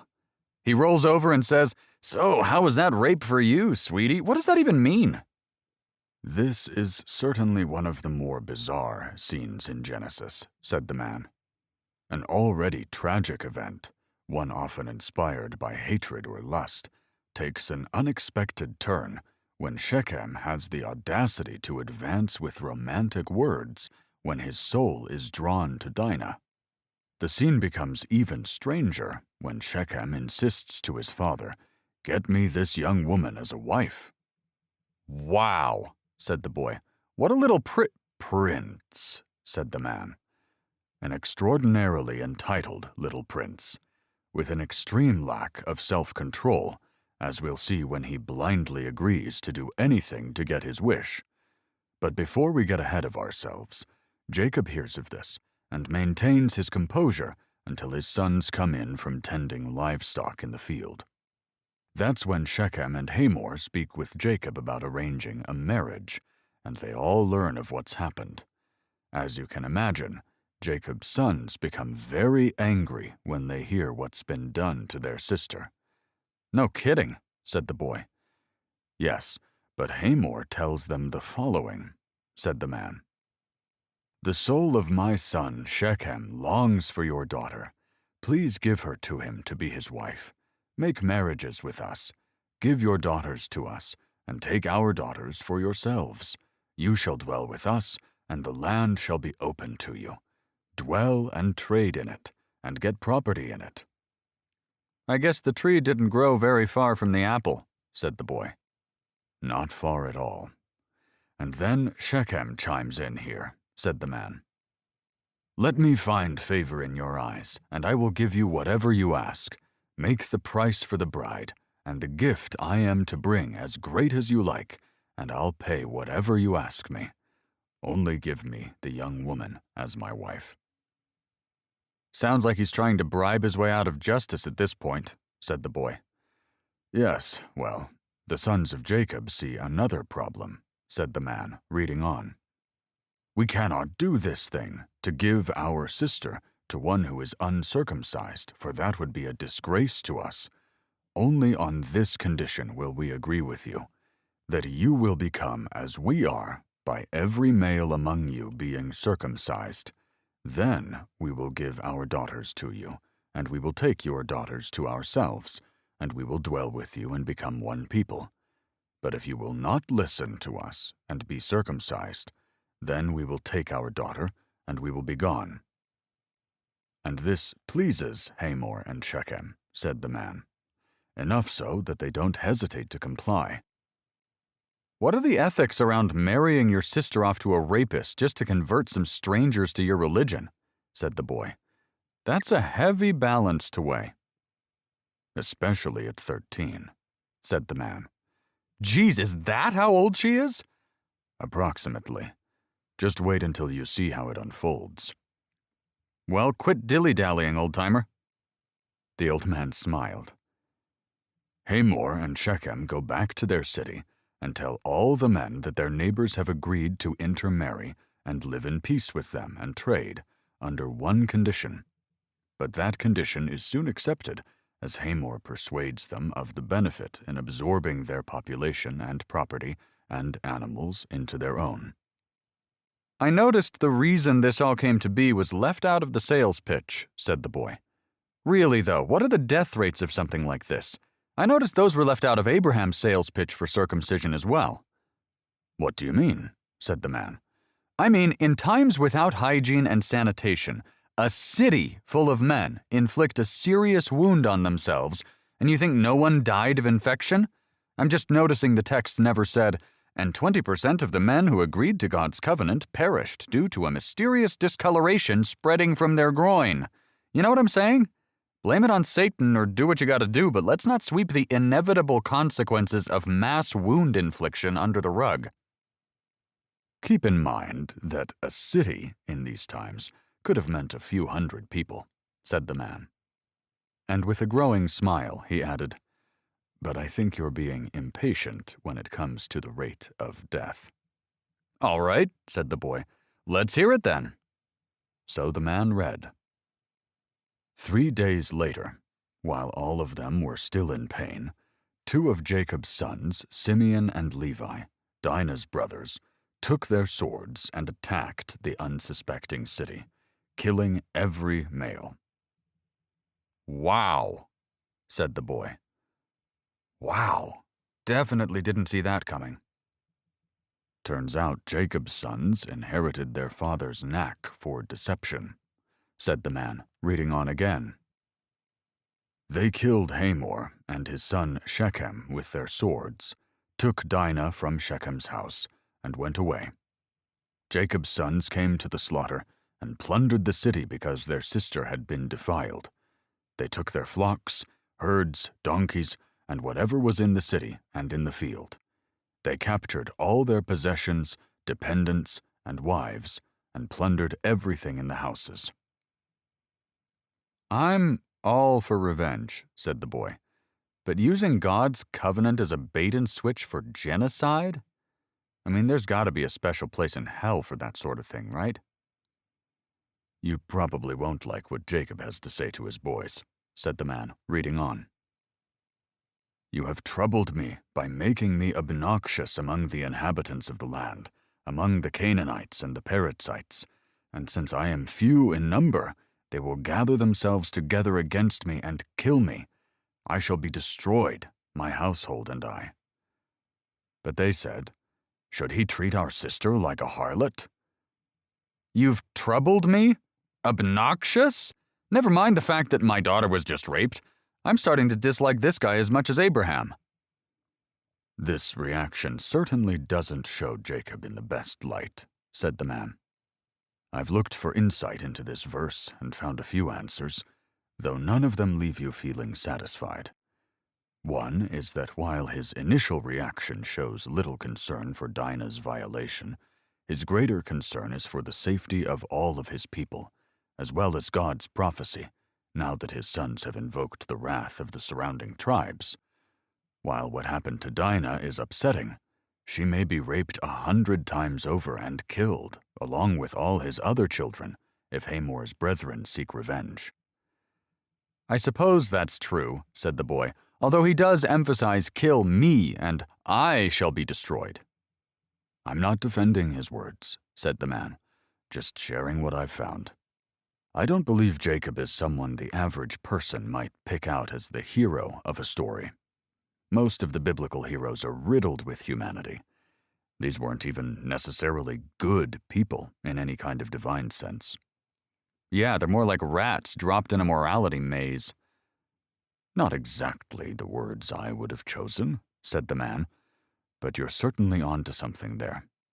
God's chosen people are presented with ethical decisions that determine the course of our future. Either way, said the boy, I think Leah's kids are beginning to realize where they stand in the order of most loved. They basically asked him, "What the hell were you going to do about it?" Yes, it certainly appears Jacob is mostly passive, as usual, said the man. As we haven't heard anything from him since he learned of the news. Perhaps he left it to his sons to deal with intentionally, but hadn't imagined they'd take it so far. Though, as we'll see, he doesn't do much to punish them for it either. He probably recognizes manipulation is in their blood at this point, said the boy. The whole family's screwed up that way. Yes, well, this story also begs the question of where Leah was while her 13-year-old daughter was wandering around the neighboring tribes. And I've even heard some of the responsibility placed on Dinah's shoulders, venturing into a neighborhood she knows to be wicked. Oof, I don't know how I feel about that, said the boy. All she did was go out and try to make some friends. I'm not saying I agree with it either, said the man, and what happened to Dinah is inarguably awful. But what we have here is a cautionary tale about the realities of wandering into foreign streets on your own. The whole thing is a mess, said the boy. Anyway, how do they deal with it? Well, then God says to Jacob, "Arise, go up to Bethel and dwell there, and make an altar there to God, who appeared to you when you fled from the face of Esau your brother," which is a good reminder of how the hero's journey is coming full circle, said the man, as this is where he first landed when he ran away from home. And so he takes his people and journeys to Bethel and builds an altar, where God appears to speak to Jacob again. The man looked down and read, "Your name is Jacob. No longer shall your name be called Jacob, but Israel shall be your name." So he called his name Israel. And God said to him, "I am God Almighty. Be fruitful and multiply. A nation and a company of nations shall come from you, and kings shall come from your own body. The land that I gave to Abraham and Isaac I will give to you, and I will give the land to your offspring after you." So that's it, huh? Simeon and Levi take out a city full of innocent people, and all God has to say is be fruitful and multiply? Presumably with all the heathen widows they took captive? What happened to all that talk about men who shed blood will pay with bloodshed? God's chosen ones have turned into deceitful mass murderers, and he just looks the other way? "This is true," said the man. "Genesis doesn't detail any punishment, nor approval of Levi and Simeon's actions here. There is no sense that God commanded this retaliation, and even if he had required the destruction of this city, we can guess it may have come in a similar manner to Sodom and Gomorrah. We'll see these two brothers suffer consequences later on, but for now, God refrains from inflicting any upon them. So what we're left with is another moral dilemma to chew on while balancing the desire for justice with the temptation to go overboard in revenge." I think overboard is an understatement, said the boy. "Their motivations were pure, but their actions surely broke the Lord's covenant. We'll get back to these brothers later, though," said the man. "For now, God leaves Jacob, and Jacob makes a pillar of stone. He pours oil upon it and names it Bethel." I take it there's meaning to that name? Said the boy. House of God, said the man. Then, on their journey onward, Rachel goes into labor, and she has a hard labor, one that ends in her demise. And as her soul was departing, she names her son Ben-Oni, but Jacob names him Benjamin. Your beloved wife's dying breath is to name her last child one thing, and rather than say any parting words, you're like, nah, I don't care for that one. Please explain. First, let us note how Rachel once passionately declared, "Give me children, or else I die," and once she had children, she died. Oh, wow, said the boy. I would have forgotten that. But to your point, said the man, the name Rachel chose means the son of my sorrow, as the life of her son cost her her own. Jacob, I assume, not wishing to be reminded of his wife's painful death every time he calls on his son's name, changed it to mean the son of my right hand, or someone very dear to me, perhaps to avoid any ill omen that may come along with the former choice. And as to his parting words to Rachel, we know the Bible spares many details, but I think we can assume from previous descriptions that this was a heartbreaking experience. The boy lifted his water bottle and poured one out on the ground. The man smiled and shook his head as he kept reading. And Jacob set a pillar on her grave, which is the pillar of Rachel's grave to this day.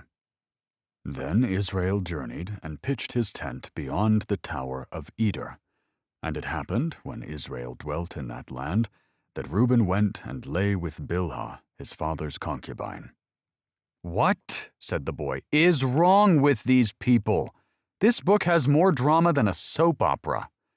Indeed it does, said the man, which is very much the point regarding how many lessons we can derive from these stories. But here the scripture leaves a frustrating lack of insight into the situation. The explanation I find most convincing revolves around the relationships between the parties involved. Reuben is the eldest son of Leah, the unloved wife of Jacob, and Bilhah is the maidservant of Rachel, the beloved wife of Jacob. The motivation could have been an innocent love affair, sure, but I think, considering the timing and circumstance, it was more likely an act of revenge. Now, how accepting Bilhah was to Reuben's advances is left to the imagination. Was this lust or love? Did she have a gripe against Rachel, or was Reuben merely forceful in this situation? My guess is forceful, as I'd like to imagine Bilhah was mourning her mistress, but I suppose we'll never know for sure. And how does Jacob react to all of this? He doesn't, said the man. The boy threw his hands in the air and said, "Typical." All we know is that he heard about it before the story carries on. Unbelievable, man. No more is said, and no more needs to be.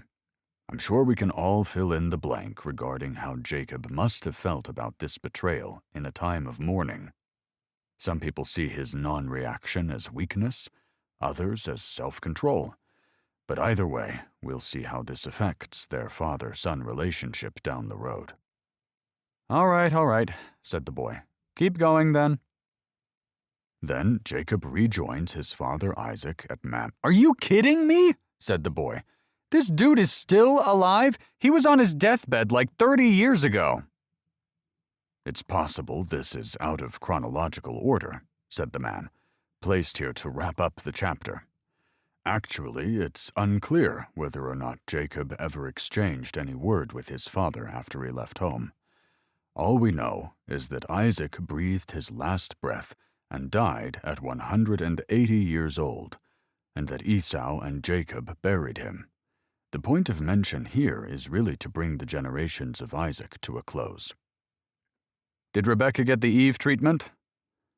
No mention of Rebekah, said the man, so we're led to assume she passed in the time Jacob was gone. Typical, said the boy.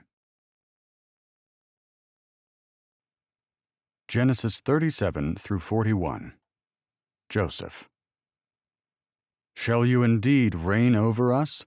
Or shall you indeed have dominion over us? Joseph's brothers. You remember Joseph, right? Yeah, favorite son of Rachel at the back of the line. That's the one, said the man. He becomes the primary focus in this last portion of Genesis. All right, said the boy. Let's hear it. We tune in when Joseph is 17, feeding the flock with his brothers. We learn that Joseph brought a bad report of them to his father. Great, a tattletale, said the boy. I hate him already. You're not alone, said the man. It's made clear that Joseph is the favorite child, and his father makes him a special tunic of many colors, so his brothers hate him when they see their father favors Joseph. I would too, said the boy. Clearly no one is learning a lesson about playing favorites. No, they're not, and the consequences will come again soon. But first, Joseph has a dream in which he tells his brothers the following, said the man. There we were, binding sheaves of grain in the field. Suddenly my sheaf stood up, and your sheaves gathered around it and bowed down to my sheaf. A tattletale and a narcissist? Said the boy. Even better. There's no context as to why he initially shared this dream with his brothers. Perhaps there was a genuine curiosity to see what they thought, or a need for help interpreting things, but it's not clear his intention was to ignite his brothers' jealousy, although that was the result. His brothers tell him, "Shall you indeed reign over us? Or shall you indeed have dominion over us?" And they hate him even more, for what in their eyes is bragging about this prediction of fate. Then he has another dream, and he tells his brothers again, and this time the sun, the moon, and the 11 stars bowed down to me. What a little shit, said the boy.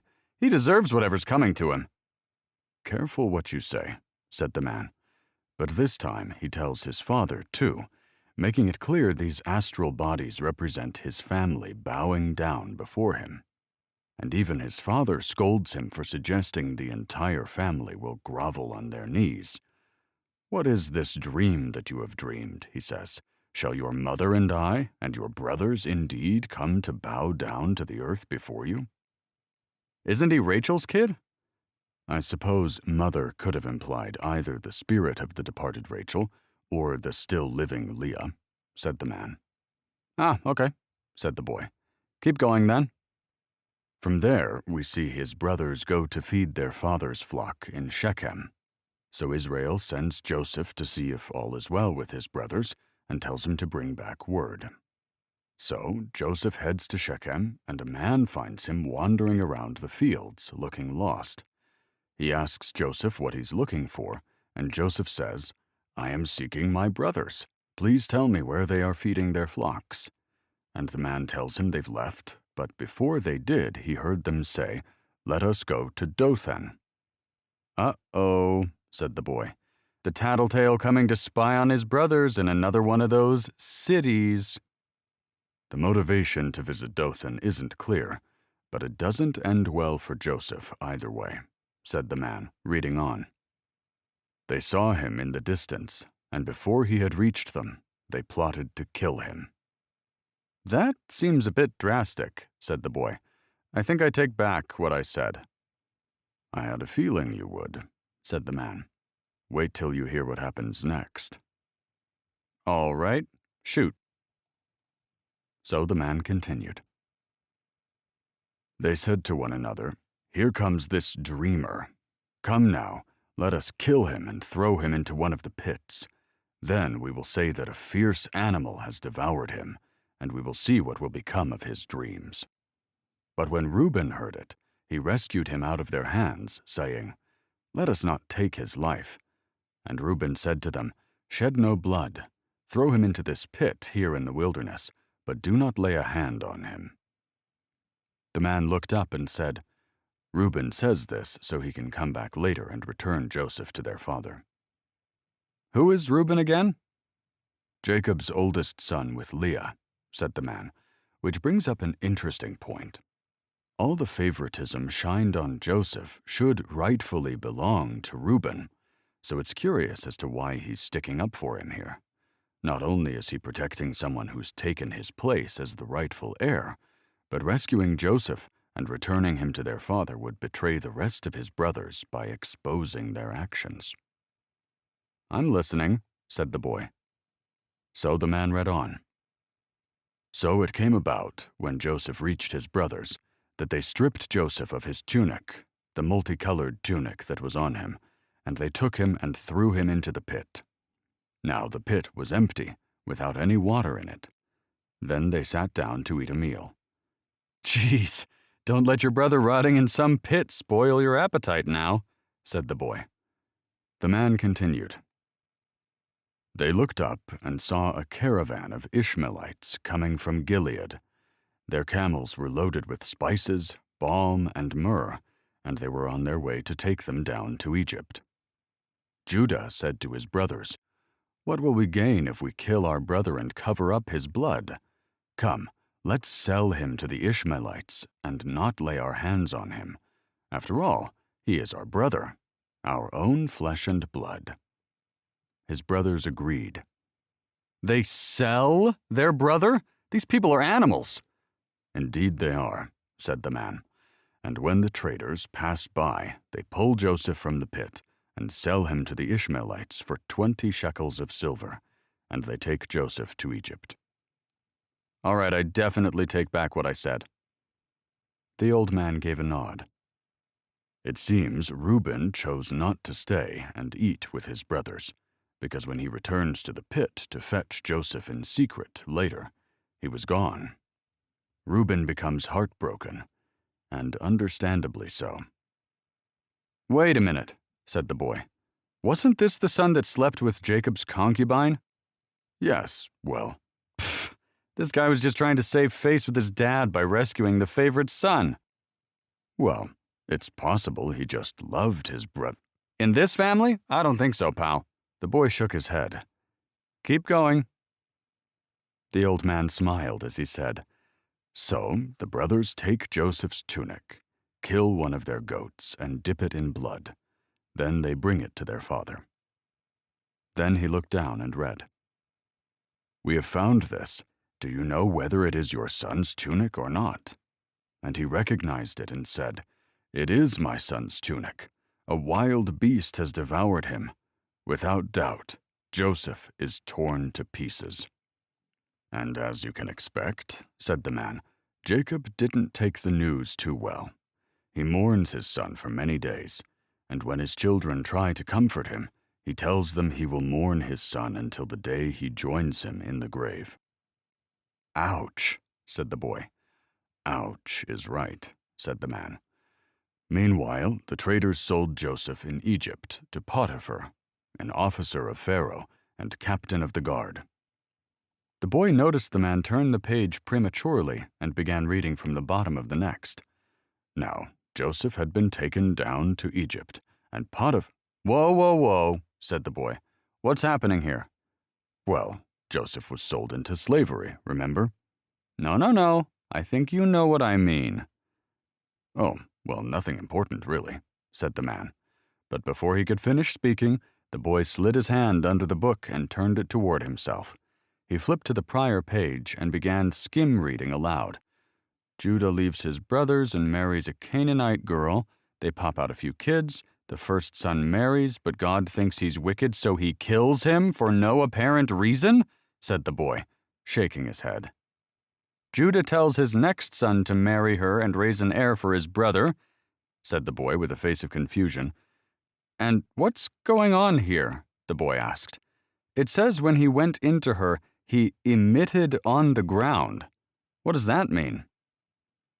The man blushed a bit and stumbled over his words. "Well, he spills his, he wastes his, The man paused and said, "Do you know what the term coitus interruptus means?" "Oh, he pulled out," said the boy, skim-reading on. "And this displeased the Lord, so the Lord killed him too?" The boy looked up in surprise. "What? God killed someone because he didn't like being forced to knock up his wicked brother's wife? The old man drew in a deep breath as the boy stared blankly in his direction. He let out a long sigh before he began to explain. Marrying a widow to the next brother in line was a custom passed down through tradition. The children born to this practice were seen as perpetuating the family line of the departed brother. When Onan wastes his, seed, he did so intentionally to deny his brother a family, so that he would inherit Judah's property and livestock instead. He robbed his brother of his legacy, inheritance, and support for his wife. The Lord saw this act of greed as dishonorable. "Dishonorable?" said the boy. "He brought his big thumb down and squashed him like an ant." "How Onan's life is cut short isn't detailed," said the man. "But yes, the Lord of the Old Testament is often seen as harsher than the Lord of the New Testament." "Levi and Simeon slit the throats of an entire town," said the boy. "Pulling out of a wicked man's wife you were forced to marry is worse than that?" "Well, I've heard speculation that Onan used Tamar for sex, but rather than honoring her as his new wife and giving her the blessing of being a future mother, he pulled out, as you say, treating her like some kind of prostitute. Can you find any morality in that?" The boy had nothing to say. One of the reasons what's known as a levirate marriage will later become part of Mosaic law is because a childless widow didn't have much of a place in ancient society. This practice was to protect a woman who'd already given up her virginity to a deceased husband. There was another awkward pause. "Again, I didn't write it," said the man. "I'm just sharing what I know about the context of the times." "Here," said the boy, turning the Bible back to face the man. "You finish it. It can't get much worse."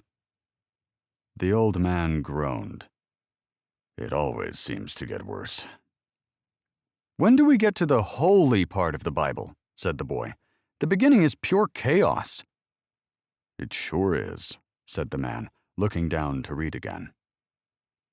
"Then Judah said to Tamar, his daughter-in-law, 'Remain a widow in your father's house, till Shelah my son grows up,' for he feared that he would die like his brothers. So Tamar went and remained in her father's house." Judah's probably starting to think all his descendants will be cursed. The man paused for a moment as he thought about it. "We'll get there," he said. "Anyway, as time goes on, Judah's wife dies. After he recovers from the grief, he goes up to Timnah to shear his sheep. When Tamar hears of this, she changes out of her widow's clothes and covers her face with a veil. By this time, she's realized Judah's youngest son had grown up and hadn't been given to her as a husband, out of his father's fear he'd die like his brothers. So she goes to sit at the open road on the way to Timnah." The man looked down to read once more. "When Judah saw her, he thought she was a harlot because she had covered her face. Then he turned to her by the way and said, 'Please let me come in to you,' for he did not know that she was his daughter-in-law. So she said, 'What will you give me that you may come in to me?' And he said, 'I will send a young goat from the flock.' So she said, 'Will you give me a pledge till you send it?' Then he said, 'What pledge shall I give you?' So she said, 'Your signet and cord, and your staff that is in your hand.' Then he gave them to her, and went in to her. 'I smell trouble,' said the boy. 'Yes, well, Tamar becomes pregnant from that exchange,' said the man, 'which I'll get to momentarily. But first, Tamar returns home and changes back into her widow's clothes, so when Judah sends his friend to exchange the promised goat and take back his pledge, he can no longer find her. He asks the locals where he can find the harlot of Timnah, and they tell him there is no such harlot around. He stops the search and chalks his staff and signet up to a loss to spare his reputation, the mark of sleeping with a harlot, not to mention so soon after the death of his wife. The boy shook his head. Well, that's what he gets for trusting some strumpet with his most valuable object. The man tried to hold back a smile. Yes, but 3 months later, Judah's informed that Tamar has become pregnant by means of prostitution.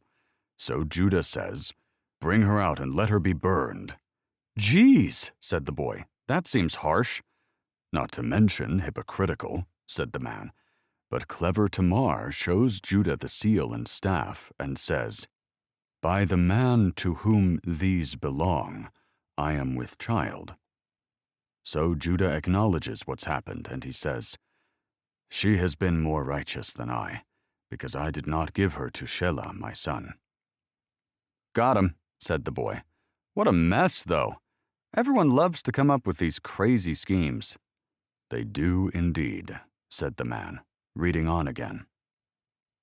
When the time came for her to give birth, there were twin boys in her womb. As she was giving birth, one of them put out his hand, so the midwife took a scarlet thread and tied it on his wrist and said, "This one came out first."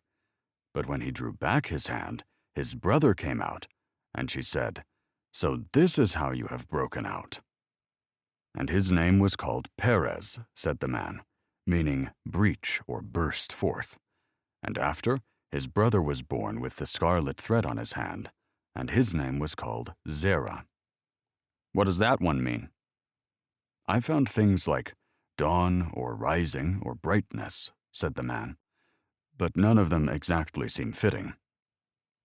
"They sound like they're words describing the sun," said the boy. "Maybe it's a play on how the sun will show itself temporarily and then disappear again." The man's eyebrows perked up. "You know, that's not half bad." "Call me a scholar," said the boy. The man smiled and said, "Now, from here, we go to Egypt. If you recall, Joseph was purchased by Pharaoh's captain of the guard, Potiphar." The man looked down and read, "The Lord was with Joseph so that he prospered, and he lived in the house of his Egyptian master. When his master saw that the Lord was with him, and that the Lord gave him success in everything he did, Joseph found favor in his eyes and became his attendant. Potiphar put him in charge of his household, and he entrusted to his care everything he owned. From the time he put him in charge of his household and of all that he owned, the Lord blessed the household of the Egyptian because of Joseph. The blessing of the Lord was on everything Potiphar had, both in the house and in the field. So Potiphar left everything he had in Joseph's care. With Joseph in charge, he did not concern himself with anything except the food he ate." "What does that last line mean?" "It means Potiphar didn't have to concern himself with anything but food because he trusted Joseph so much to run his affairs." "Ah, okay," said the boy. So the man read on.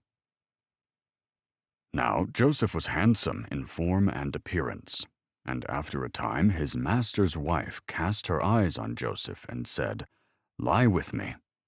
"Oh, brother," said the boy, "the drama never stops." "No," said the man, "seems it doesn't. But it's difficult to overstate the position this puts Joseph in.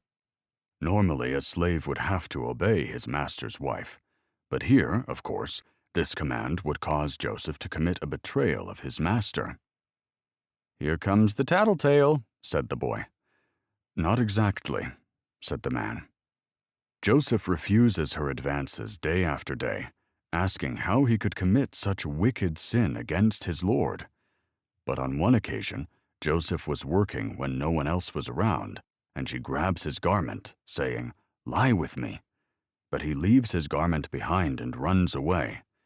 Clearly upset by the ongoing rejection, Potiphar's wife calls the men of the house and tells them he tried to force himself upon her, saying when she yelled for help, he left his garment and ran. When her husband returns, she tells him the same story, and he was furious, so he threw Joseph in jail." The man looked up and saw anger brewing in the boy's eyes. "What is it?" "Nothing." "Nothing?" said the man. "You seem pretty upset about something." "It's nothing," said the boy. "This story just strikes a personal chord, that's all." "Care to explain?" said the man. "I don't know. It's a pretty sensitive topic these days." The man looked over his shoulder to the left, then over his other shoulder to the right.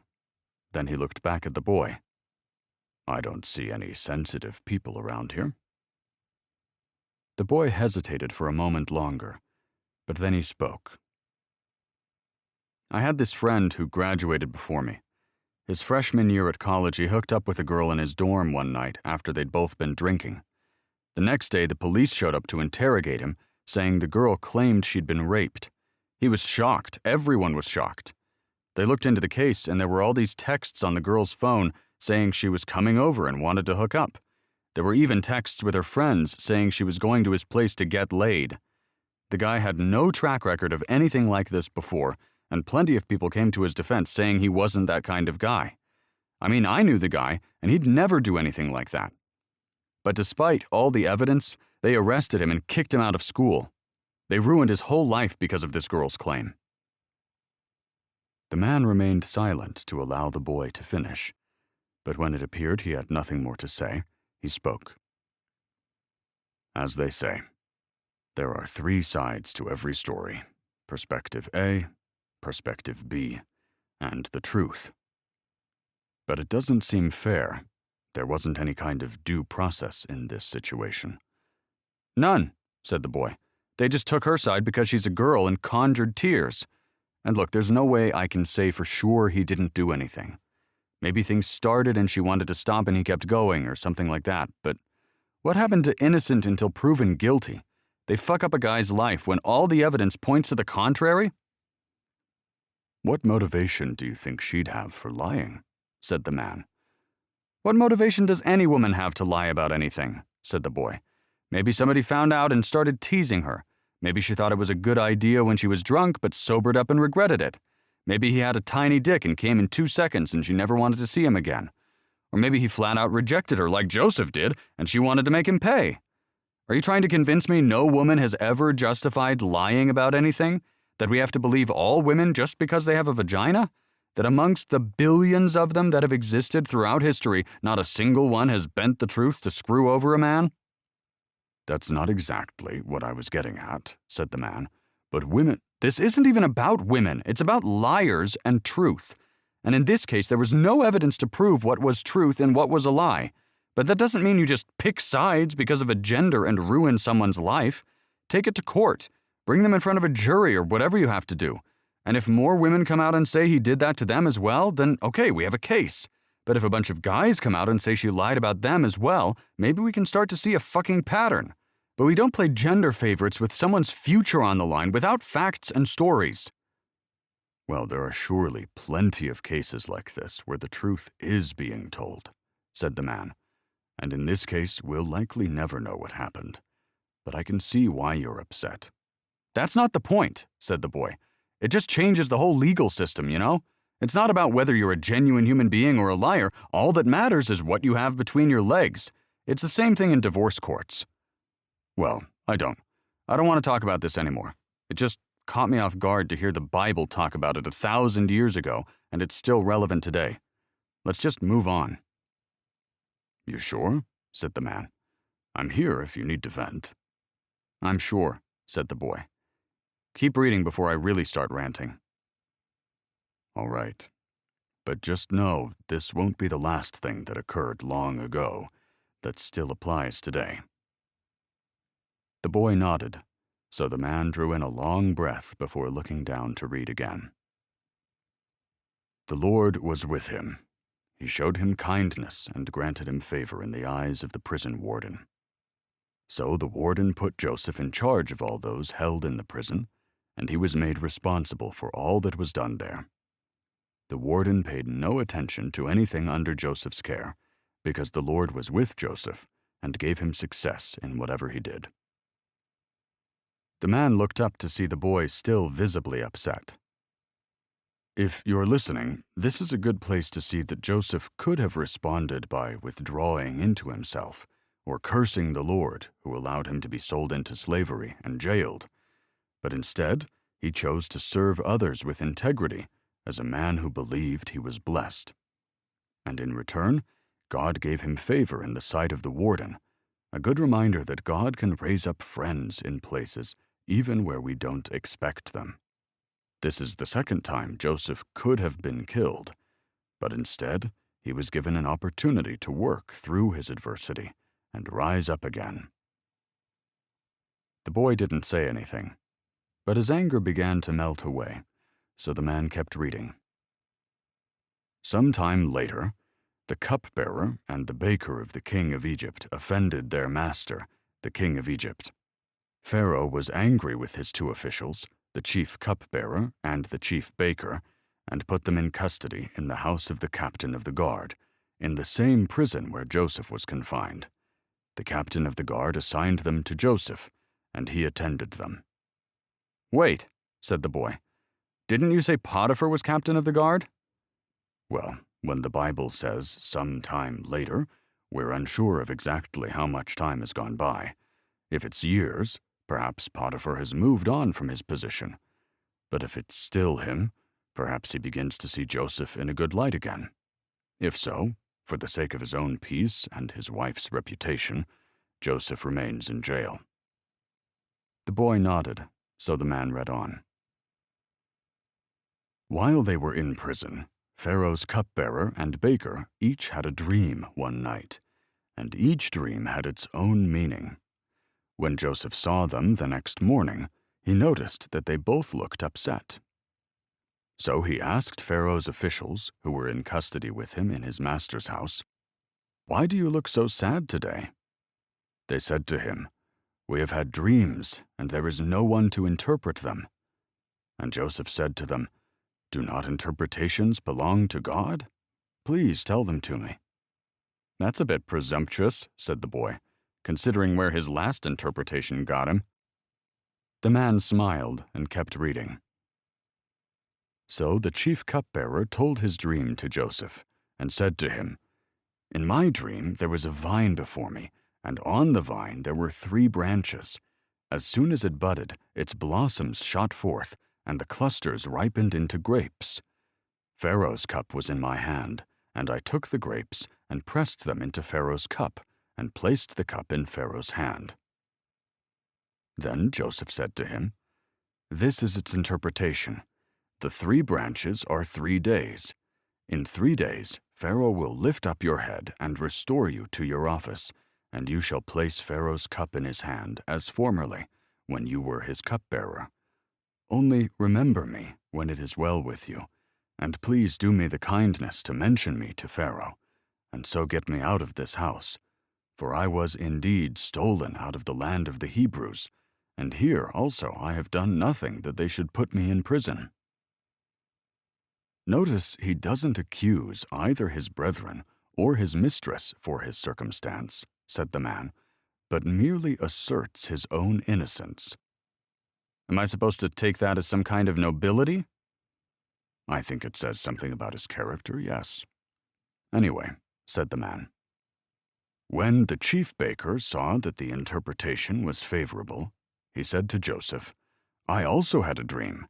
There were 3 cake baskets on my head, and in the uppermost basket there were all sorts of baked food for Pharaoh, but the birds were eating it out of the basket on my head.' And Joseph answered and said, 'This is its interpretation. The 3 baskets are 3 days.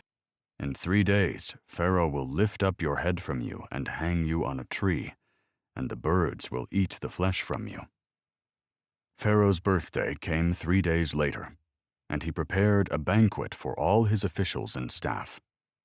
He summoned his chief cupbearer and chief baker to join the other officials.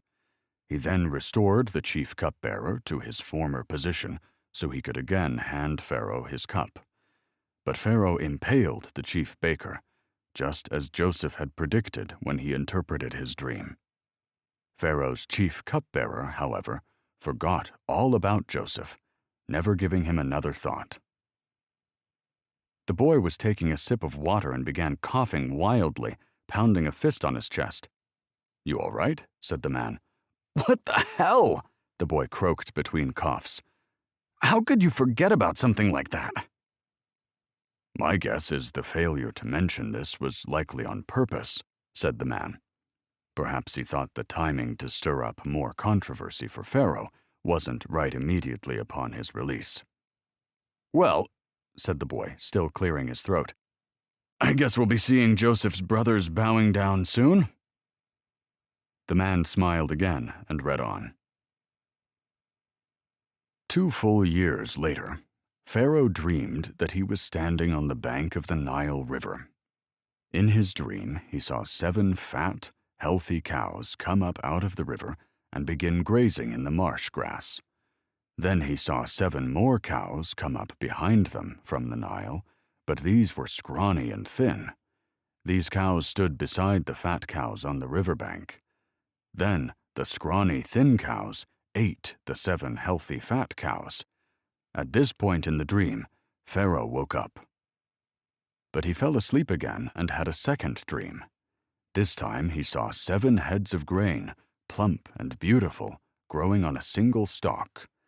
Then 7 more heads of grain appeared, but these were shriveled and withered by the east wind. And these thin heads swallowed up the 7 plump, well-formed heads. Then Pharaoh woke up again and realized it was a dream. The next morning, Pharaoh was very disturbed by the dreams. So he called for all the magicians and wise men of Egypt. When Pharaoh told them his dreams, not one of them could tell him what they meant. The boy coughed one last time. Sorry. No worries, said the man. Anyway, here's where the butler speaks up regarding Joseph. He tells Pharaoh about his time spent in prison and the interpretations of his dream. So Pharaoh sends for Joseph, and when he stands before him, Pharaoh tells him about the dream. 2 years later, said the boy. Thanks, butler. Well, he could have rot in there forever, said the man, or been hanged. But we also need to have patience until the timing is right for God's plan to unfold. Had the butler told Pharaoh of Joseph upon his release, perhaps he would have been let go and sent home to the land of Hebrews. But wait another 2 years, and misfortune turns to fortune that he wouldn't have otherwise been granted, as we'll see now. All right, let's see it then, said the boy. Right then. Here's Joseph's interpretation, said the man. The dreams of Pharaoh are one and the same. God has revealed to Pharaoh what he is about to do. The 7 good cows are 7 years, and the 7 good heads of grain are 7 years. It is one and the same dream. The 7 lean, ugly cows that came up afterward are 7 years, and so are the 7 worthless heads of grain scorched by the east wind. They are 7 years of famine. It is just as I said to Pharaoh. God has shown Pharaoh what he is about to do. 7 years of great abundance are coming throughout the land of Egypt, but 7 years of famine will follow them. Then all the abundance in Egypt will be forgotten, and the famine will ravage the land. The abundance in the land will not be remembered because the famine that follows it will be so severe. The reason the dream was given to Pharaoh in 2 forms is that the matter has been firmly decided by God, and God will do it soon. And now let Pharaoh look for a discerning and wise man, and put him in charge of the land of Egypt. Let Pharaoh appoint commissioners over the land to take 1/5 of the harvest of Egypt during the 7 years of abundance. They should collect all the food of these good years that are coming, and store up the grain under the authority of Pharaoh, to be kept in the cities for food. This food should be held in reserve for the country, to be used during the 7 years of famine that will come upon Egypt, so that the country may not be ruined by the famine. Good timing on the whole select a wise man play, said the boy, right after all the other wise men failed. Precisely. And the advice is good in the eyes of Pharaoh, as we see in what he tells Joseph here, said the man, looking down at his Bible. Since God has shown you all this, there is none so discerning and wise as you are. You shall be over my house, and all my people shall order themselves as you command. Only as regards the throne will I be greater than you." "Moving on up in the world, I see," said the boy. "Yes, well, we may not always see God's plan for us when things aren't going well, but in this case we see a swift turn in fortune as his plan unfolds." "Promoted to rule over a kingdom as a slave," said the boy. "Must be nice to see the future." This seems to follow the pattern of Joseph's life, where others entrust him with nearly all their responsibilities, and we'll see this position taken very seriously as Pharaoh dresses Joseph in fine clothing and jewelry and parades him around in a chariot, telling his people to bow before him, giving Joseph power and control. Then Pharaoh names him Zaphnath-Paneah, which means something like a revealer of secrets, and then he gives him Asenath as a wife, the daughter of Potipharah, priest of On. "And how old was he at this point?" 30 at the time the prophecy begins to unfold, said the man. And in the 7 years before the famine, he stored immeasurable amounts of grain in every city. And in these years his wife gave birth to 2 sons, Manasseh, for God has made me forget all my toil and all my father's house, and Ephraim, for God has caused me to be fruitful in the land of my affliction. Then the 7 years of abundance end, and the 7 years of famine begin. And the famine exists throughout all the surrounding lands, but in Egypt there was bread because of Joseph, and Joseph was able to open the storehouses and sell his bread to the Egyptians, as well as the rest of the surrounding world who came to Egypt for grain. "I suppose this is the origin of that moral about saving a penny for a rainy day," said the boy. "Well, a drought, in this case," said the man. "But perhaps so." Genesis 42 through 45. Brothers in Egypt. "And as for you, go up in peace to your father." Joseph. When Jacob hears there is grain in Egypt, he says to his sons, "Why do you look at one another?" "Yeah," said the boy. "Do something." "Precisely," said the man. In Jacob's growing age, he becomes unusually impatient, and he tells his sons to go down to that place and buy for us there, that we may live and not die. "Seems like a pretty good idea," said the boy. So Joseph's brothers go down to buy grain in Egypt, but Jacob doesn't send Joseph's younger brother Benjamin in fear something may happen to him. "He probably thinks his second favorite son would disappear, like Rachel's first," said the boy. "That's right," said the man. So Jacob's sons go to Egypt, and when they find the man who sold grain to the people, they bowed their heads before him. Joseph recognizes them immediately, of course, but he pretends to be a stranger because they don't recognize him. He speaks to them harshly and says, "Where do you come from?" To which they reply, saying they traveled from the land of Canaan to buy food. Then Joseph remembers his dreams, but instead of revealing himself, he says, "You are spies. You have come to see the nakedness of the land," meaning its defenseless positions in these times. "Burn them," said the boy. "Burn them."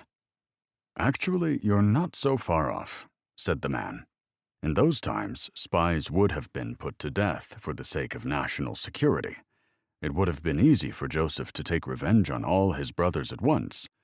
But revenge isn't what he's after. "Well, what is he after?" "You'll see," said the man. So Joseph's brothers plead with this governor of Egypt, saying they are not spies but honest men, and all one man's sons who have come to buy food. But Joseph carries on with his ruse, saying, "No, but you have come to see the nakedness of the land." "Seems like a reasonable accusation," said the boy, "considering the surrounding nations know Egypt is the only one with food." "Reasonable indeed. But here's how his brothers respond," said the man. Your servants were 12 brothers, the sons of one man who lives in the land of Canaan. The youngest is now with our father, and one is no more." Joseph said to them, "It is just as I told you. You are spies, and this is how you will be tested. As surely as Pharaoh lives, you will not leave this place unless your youngest brother comes here. Send one of your number to get your brother. The rest of you will be kept in prison, so that your words may be tested to see if you are telling the truth. If you are not, then as surely as Pharaoh lives, you are spies." Then he throws them all in prison for 3 days. "I mean, he's probably skeptical they didn't sell Benjamin into slavery like they did him," said the boy. "Jacob doesn't trust them. Joseph doesn't trust them. This doesn't say much about the state of this family." "Ah, very good," said the man. "We'll get to that shortly. But before we do, on the 3rd day, Joseph tells his brothers that they can leave and to take their grain back home. But he says one of them must stay behind until their youngest brother is brought before him to prove they aren't lying. Only then shall they all live. And so the brothers talk amongst themselves regarding what happened with Joseph years before, saying, 'We are truly guilty concerning our brother, for we saw the anguish of his soul when he pleaded with us, and we would not hear. Therefore this distress has come upon us.'" "Seems like a few days in jail gave them some time to think about what karma's brought around," said the boy. "Even the passing of 20 years cannot bury what a guilty conscience holds on to," said the man. "Though they concealed their deed from men, God sees all." The boy agreed with a nod.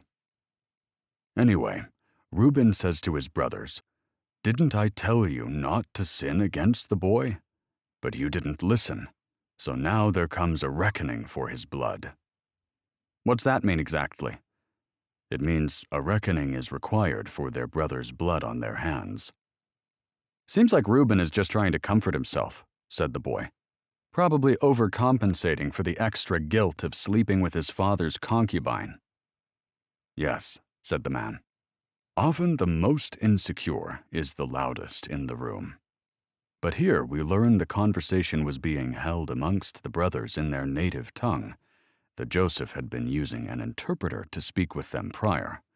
But obviously Joseph can understand when he hears these admissions of guilt. So he turns himself away from them and weeps, because he was hearing for the first time that at least one of his brothers tried to save him. "Yeah, that, or because he hears the other 9 brothers wanted to kill him." "That's your glass half empty, my boy." "Well, good for him then. I'm not sure I would have been so forgiving." Keep in mind, 20 years have passed where Joseph has gone through many ups and downs. By this time he must have been missing his family deeply, regardless of what had been done. He was likely starting to wonder if he'd ever see them again, said the man.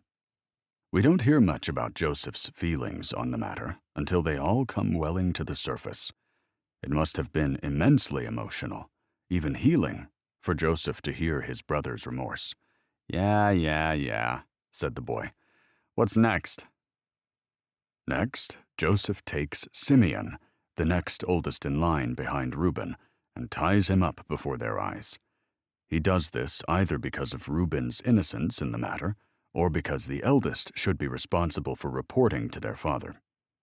"Either way," said the boy, "he doesn't want them thinking Simeon will be too comfortable while they're gone." "That's right," said the man. Then Joseph takes his servant aside and gives the command to fill their sacks with grain, to restore every man's money to his sack, and to give them provisions for the journey. So the servant does so, and then the brothers pack up to leave for their journey home. But along the way, they break for camp, and one of them opens their sack to feed his donkey and sees the money returned. He says to his brothers, "My money has been restored, and there it is in my sack." And their hearts fail them as they become afraid, saying to one another, "What is this that God has done to us?" "Burn them," said the boy. "Burn them." "Stealing from the governor of Egypt would certainly warrant a severe punishment," said the man. But whether or not this was a trap set by Joseph in order to secure more accusations, or merely an act of kindness because he could never accept his father's money to feed his family, is not explicitly shared. Either way, it has the effect of driving fear into his brothers' hearts, furthering their belief that God is punishing them for their previous deed. Here we can see a guilty conscience can interpret good fortune in a bad way. I vote for setting up further accusations, said the boy. I had a feeling you would, said the man. So when they return to Jacob in Canaan, they tell him what happened, informing their father that they must return with Benjamin in order to rescue Simeon. And when the rest of their brothers open their sacks and find each of their bundles of money, they become even more afraid. Then the man read, "Their father Jacob said to them, 'You have deprived me of my children. Joseph is no more, and Simeon is no more, and now you want to take Benjamin. Everything is against me.' Then Reuben said to his father, 'Kill my 2 sons if I do not bring him back to you. Put him in my hands, and I will bring him back to you.'" "Wow," said the boy. "Tell the guy obsessed with losing sons that if you don't return his other favorite child, he can go ahead and snap the necks of his grandchildren. That'll calm him down. That'll make up for the fact that you slept with his concubine." Yes, well, no one ever said Reuben was the brightest of Jacob's children. And apparently Jacob didn't care for this desperate attempt to get back in his good graces either. He tells him, "My son shall not go down with you, for his brother is dead, and he is left alone. If any calamity should befall him along the way in which you go, then you would bring down my gray hair with sorrow to the grave." "I like how he refers to Benjamin as my son," said the boy. "Like the rest of you chumps are chopped liver." Yes, the insensitivity of Jacob's favoritism is astonishing. He is left alone doesn't say much about the rest of his children either. But this may be an indication of suspicion that these older brothers had something to do with the disappearance of Joseph. He doesn't exactly trust them with Rachel's only other child now, does he? "No," said the boy. "He doesn't. So what happens?" The man read, "Now the famine was severe in the land, and when they had eaten the grain that they had brought from Egypt, their father said to them, 'Go again, buy us a little food.'" I love how they just sit around for months stuffing their faces before they remember, "Oh yeah, our other brother is still tied up in a dungeon somewhere." This family is a real piece of work. Keep in mind, a journey conveyed in a few words here is many days there. This wasn't like driving down to your county jail to put up Simeon's bail. Also, they had to feed numerous families with what little they carried on their backs on the first trip. We can assume the amount of time that passed was on the shorter end, not the longer. "Mm-hmm," said the boy. "Let's hear it then." So the man continued. "But Judah said to him, 'The man solemnly warned us, saying, "You shall not see my face unless your brother is with you. If you will send our brother with us, we will go down and buy you food. But if you will not send him, we will not go down. For the man said to us, "You shall not see my face unless your brother is with you." Israel said, "Why did you treat me so badly as to tell the man that you had another brother?" They replied, "The man questioned us carefully about ourselves and our kindred, saying, 'Is your father still alive? Do you have another brother?' What we told him was in answer to these questions. Could we in any way know that he would say, 'Bring your brother down'?" "That's not how it happened," said the boy. "They coughed up that information on their own." "That detail may be true," said the man, "but they had no reason to lie to the Egyptian governor when being charged with those accusations. Perhaps they were trying to paint a little humanity around themselves as a plea for compassion to spare their lives. They were desperately trying to show their innocence as honest men." "Yeah, well, they weren't exactly honest here," said the boy. "I think we'll have to let it slide," said the man, reading on again. "Judah said to his father, Send the boy with me, and we will be on our way. Otherwise, we will all die of starvation, and not only we, but you and our little ones. I personally guarantee his safety. You may hold me responsible if I don't bring him back to you. Then let me bear the blame forever. If we hadn't wasted all this time, we could have gone and returned twice by now." Ah, so it's Jacob's fault they were dragging their feet this time. Yes, it appears Judah is the one to express some urgency in the situation now. Jacob's fear and favoritism seems to put the family at risk of starvation, only giving in when faced with running out of food. But Judah's words seem to convince his father, based on Jacob's response here, said the man. "If it must be so, then do this. Take some of the best fruits of the land in your vessels and carry down a present for the man, a little balm and a little honey, spices and myrrh, pistachio nuts and almonds. Take double money in your hand, and take back in your hand the money that was returned in the mouth of your sacks. Perhaps it was an oversight. Take your brother also, and arise, go back to the man. And may God Almighty give you mercy before the man, that he may release your other brother and Benjamin. If I am bereaved, I am bereaved." "Looks like Benjamin might become the son of my sorrows after all," said the boy. "Yes, Jacob has a lot on the line here, so he makes sure to send his sons off with gifts in addition to returning the money. Perhaps in youth he would have kept it, but in old age he's learned that when fortune comes to us by the mistake of others, it deserves restitution. Though we receive it by oversight, keeping it falls under dishonesty." "At least someone has learned a lesson so far." "Finally," said the man. So Jacob's sons take the gifts, and Benjamin, down to Egypt to see Joseph once more. When Joseph sees them with Benjamin, he tells the steward of his house, "Take these men to my home, and slaughter an animal and make ready, for these men will dine with me at noon." But when the time comes to enter Joseph's house, the brothers were afraid, thinking they were being led to an ambush to be charged with the accusations of stealing the money and then enslaved. They explained to the steward what happened and told him they've returned with all the money as well as doubly more to buy food again. But the steward surprises them by saying not to fear, that he'd received their money the first time. Then he brings Simeon out to meet them and gives them water to wash their feet, and even feeds their donkeys. "Well, that must have been a relief," said the boy. "I imagine so." And with this they prepare their gifts for Joseph's arrival at noon. And when Joseph arrives, they bow before him and present their gifts.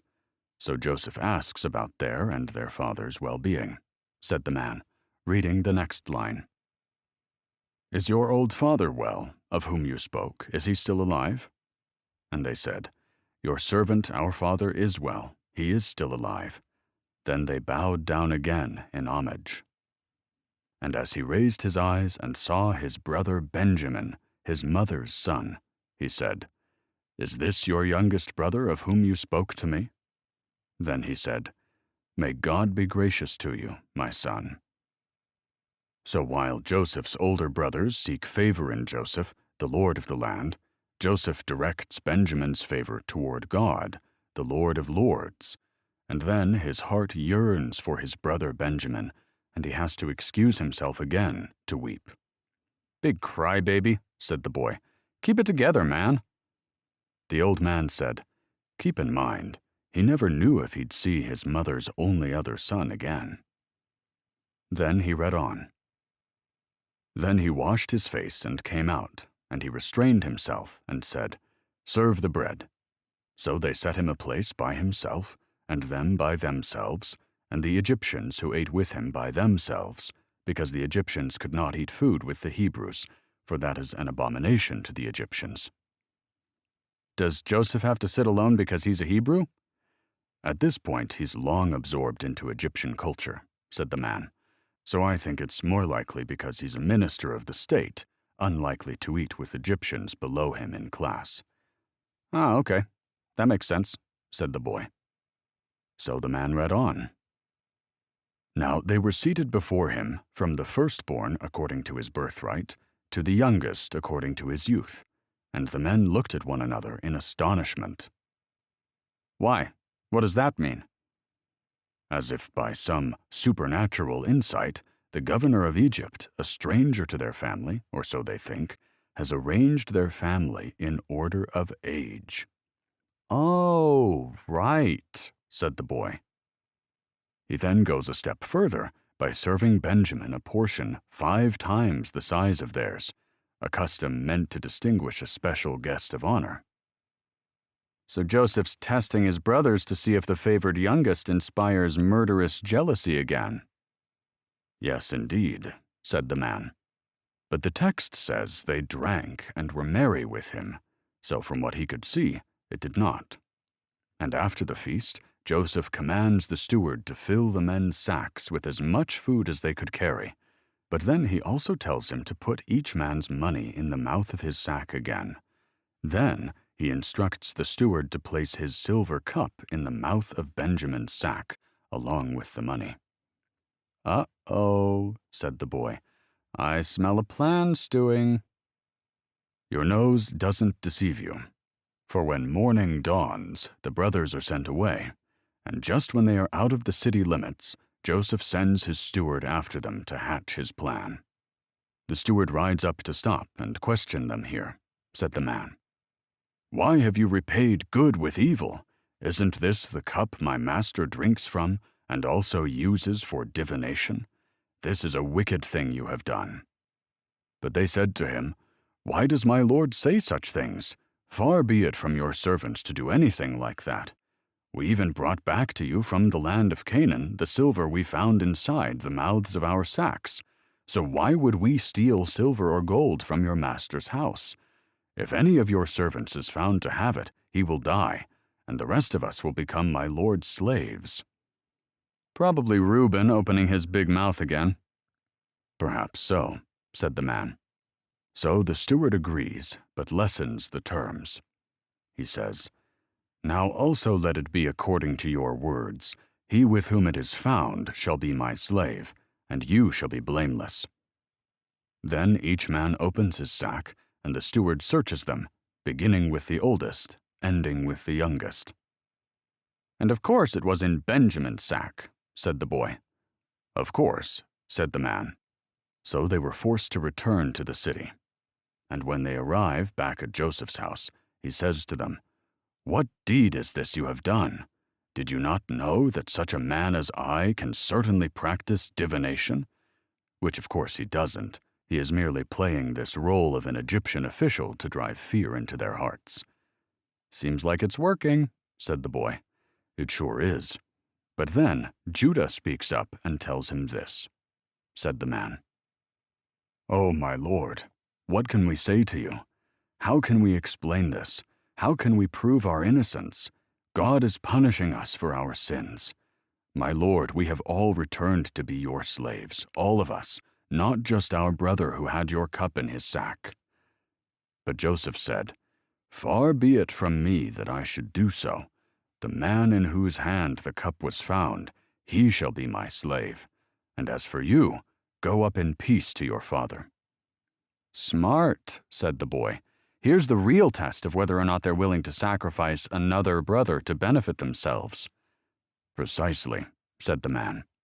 Joseph isn't going to reveal himself to the same foolish brothers who will go on repeating their same evil deeds wherever they go. He needs to know if they've learned from their mistakes and grown, to see if there's hope in reuniting this family. And if not, said the boy, Benjamin is probably better off with Joseph anyway. Likely so, said the man. And notice the use of the line, and as for you, go up in peace to your father, as he knows there will be no peace for them if Benjamin is not returned. Rubs their noses right in it, said the boy. Just think, though, said the man, they could go back to their father with a free conscience, and when Jacob asks where his favorite son is, they could have said, Your favorite son was a fool. He stole a silver cup from Pharaoh's court, and they put him to death. They could have rid themselves of both the favorite sons and restored proper order of the birthright in the family, where there were no favorites, where there were no beloved sons, where no two children were named as if they were the only ones. "What would you have had us do?" they could have said. "Your beloved son was a thief. He did this to himself. Look how wrong you were to favor him." "I guess that's all true," said the boy. "But Judah couldn't bear the thought of it," said the man. So he comes forth and says, "Oh, my lord, please let your servant speak a word in my lord's hearing, and do not let your anger burn against your servant, for you are even like Pharaoh." Then he relays the series of events from his family's point of view, highlighting his father's reaction if something were to happen to his youngest son, saying it would surely kill his father for them to return without his favorite son. He reveals his promise to bear the blame before their father for the rest of his life, and therefore he offers himself to remain as a slave in the place of his youngest brother. "But he does so for a stunning reason," said the man. "He's willing to sacrifice himself for the love of his father, knowing that Jacob loves Benjamin more than he loves Judah." Now think about that for a moment. There was a pause before the boy said, "I'm not going to admit there's a tear coming to my eye, but that is pretty touching." "There bloody well should be," said the man. "With all of the favoritism Jacob has been showering upon Joseph and Benjamin, Judah is willing to swallow years of sibling rivalry and sacrifice his own freedom, all for the love of his father and the unwillingness to watch him mourn a brother who is loved more than he is." "Yeah," said the boy. "That is a tearjerker." "Joseph apparently feels the same way," said the man, looking down at the Bible.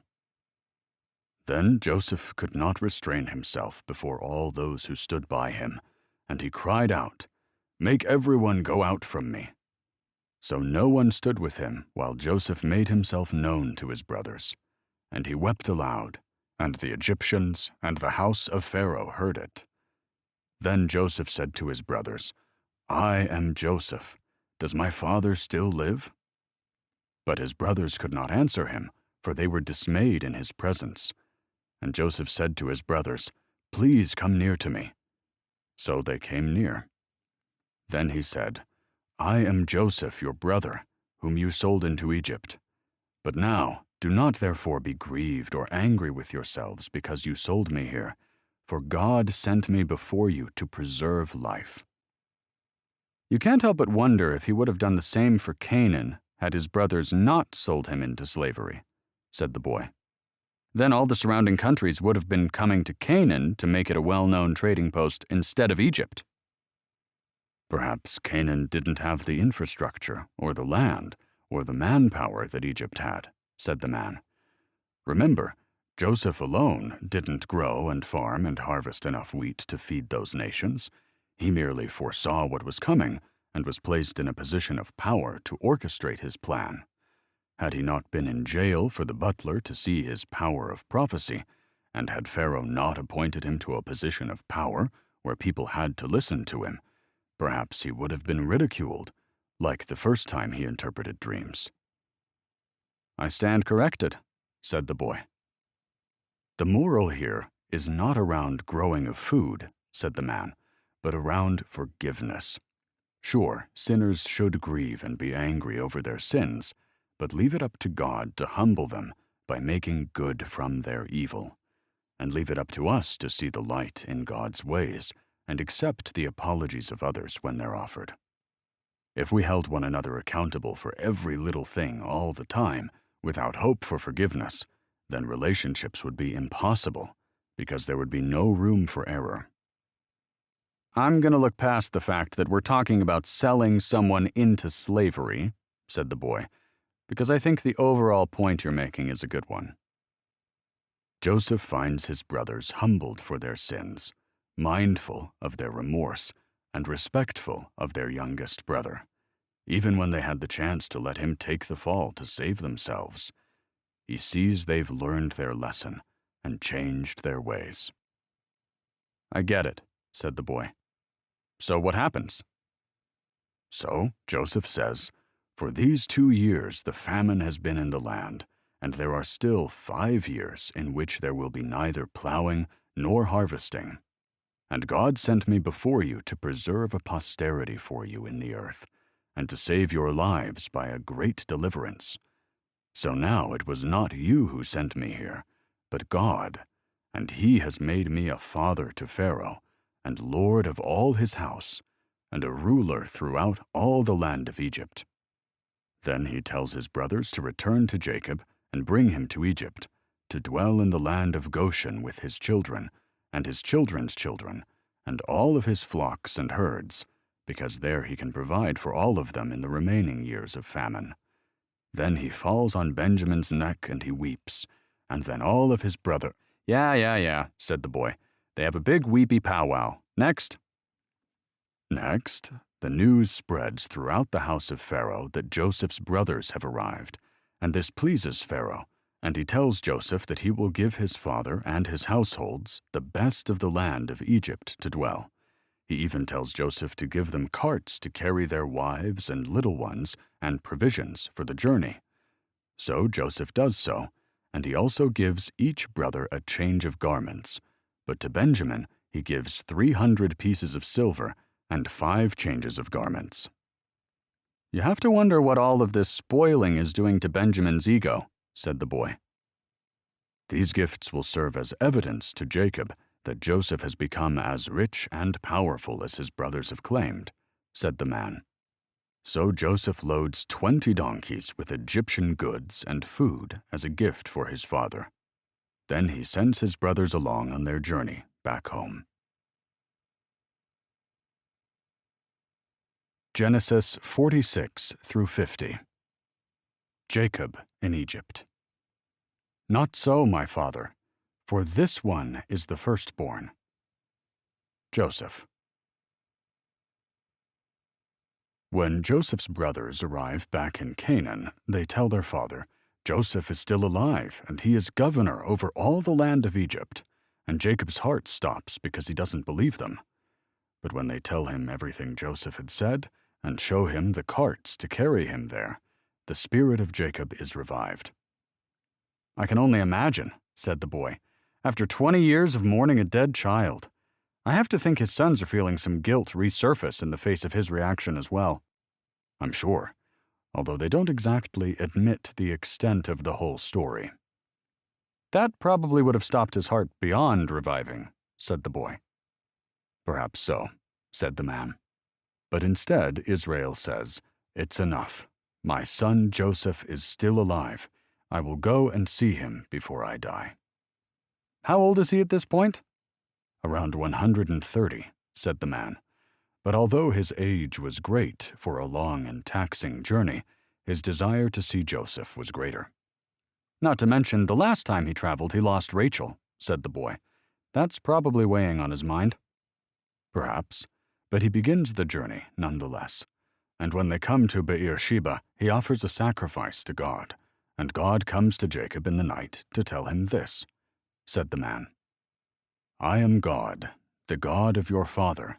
Do not fear to go down to Egypt, for I will make of you a great nation there. I will go down with you to Egypt, and I will also surely bring you up again, and Joseph will put his hand on your eyes." I take it that means Joseph will be the one to cover his eyes after he dies? That's right, said the old man, reading on again. Then Jacob arose from Beersheba, and the sons of Israel carried their father Jacob, their little ones, and their wives, in the carts which Pharaoh had sent to carry him. So they took their livestock and their goods, which they had acquired in the land of Canaan, and went to Egypt, Jacob and all his descendants with him. And after they settled in Goshen, said the man, Joseph rides his chariot to see them. And when he sees his father, he falls on his neck and weeps a good long while. Then Jacob says to Joseph, "Now let me die, since I have seen your face, because you are still alive." I love how Jacob's eyes are dry as a bone, said the boy. What do you mean? Well, when Joseph hugged Benjamin, it said they both wept on each other's necks. But when Joseph saw Jacob, there was a one-way stream of tears. All Jacob said was, "Kill me." I think you need to see someone about these interpretations of yours. The boy laughed. Probably.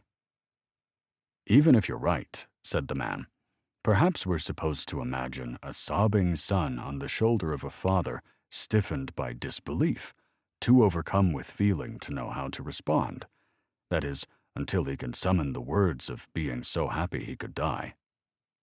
Fine, said the boy. We'll go with that one. The old man rolled his eyes. Then he said, From there, Joseph tells his brothers he'll inform Pharaoh that his family has arrived, and they have brought with them their flocks and herds. He instructs them that when Pharaoh asks about their occupation, they shall say their occupation has been with livestock since youth, so that they may dwell in the land of Goshen, for shepherds are an abomination to the Egyptians. I'm guessing there's significance there? While it's not entirely clear, one explanation is that the Egyptians, who utilized agriculture in a single place, considered the semi-nomadic herdsmen from the north inferior. Joseph's mention of a distaste for shepherds is pushing his brethren to emphasize their role in raising cattle, a more respectable species in Egyptian culture in that time. Perhaps Joseph is also working to make sure Pharaoh feels justified in giving his family such a large swath of land, assuring him they'll be able to support themselves throughout the famine if they reside in Goshen. Gotcha, said the boy. I believe Joseph also desires that his people live separately from the Egyptians, so they may be less influenced by the vices of Egyptian people, or even insulted by their malice. He could easily employ them under himself as farmers in the corn trade, or perhaps members of the court or the army, but special treatment could have exposed them to the envy of the Egyptian people, or perhaps tempted the Israelites to forget their ways and the land of Canaan. He would not summon his people to Egypt just to be trampled upon, so he wishes to have them continue their tradition on separate land. That makes sense, said the boy. So what happens next? Pharaoh asks their occupation, as Joseph said, and they do as Joseph told them. Then they say, We have come to dwell in the land because your servants have no pasture for their flocks, for the famine is severe in the land of Canaan. Now, therefore, please let your servants dwell in the land of Goshen. And Pharaoh speaks to Joseph and grants this desire, wisely maintaining the understanding that his family is there under Joseph's care, not Pharaoh's. But Pharaoh goes a step further and says, And if you know any competent men among them, then make them chief herdsmen over my livestock, which would make his brothers official members of the court, affording them benefits not usually offered to immigrants. Why do I get the feeling that might come into play down the road? You'll have to wait and see, said the man. But then Joseph brings in his father before Pharaoh, and Jacob blesses Pharaoh. Jacob blesses Pharaoh, said the boy. Shouldn't it be the other way around? Not only was this an act of civility, but also a feeling of religious duty. While Pharaoh might be greater in earthly wealth, Jacob was greater in the interest of the Lord. You'll see as the conversation unfolds, the dynamic is not the same as Jacob's sons before him, bowing and calling themselves his servants. Here, Pharaoh asks Jacob how old he is, seemingly out of respect for his age, and Jacob speaks freely, openly, even negatively, the last of which is a tone that becomes characteristic in his later years. Here, listen, said the man. The days of the years of my pilgrimage are 130 years. Few and evil have been the days of the years of my life, and they have not attained to the days of the years of the life of my fathers in the days of their pilgrimage. Evil? Said the boy. Considering how the story began, I think he's done all right for himself, with his wealth and 4 wives.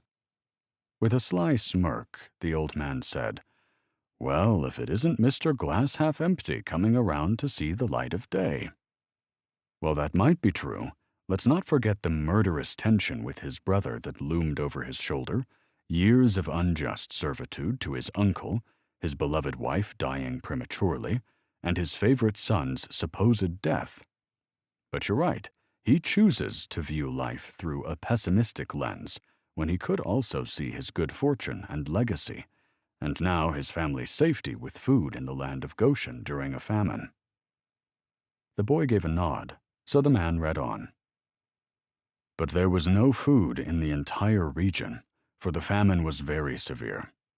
The land of Egypt and the land of Canaan were exhausted by the famine. Joseph collected all the silver to be found in the land of Egypt and the land of Canaan in exchange for the grain they were purchasing, and he brought the silver to Pharaoh's palace. When the silver from the land of Egypt and the land of Canaan was gone, all the Egyptians came to Joseph and said, "Give us food. Why should we die here in front of you? The silver is gone." But Joseph said, "Give me your livestock. Since the silver is gone, I will give you food in exchange for your livestock." "What are they putting in that bread?" said the boy. "What do you mean?"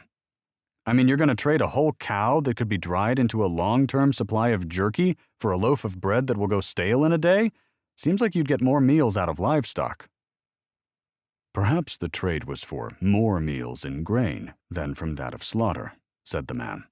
"Or perhaps the beasts had become more of a burden, in the sense there was nothing left to feed them in the famished land."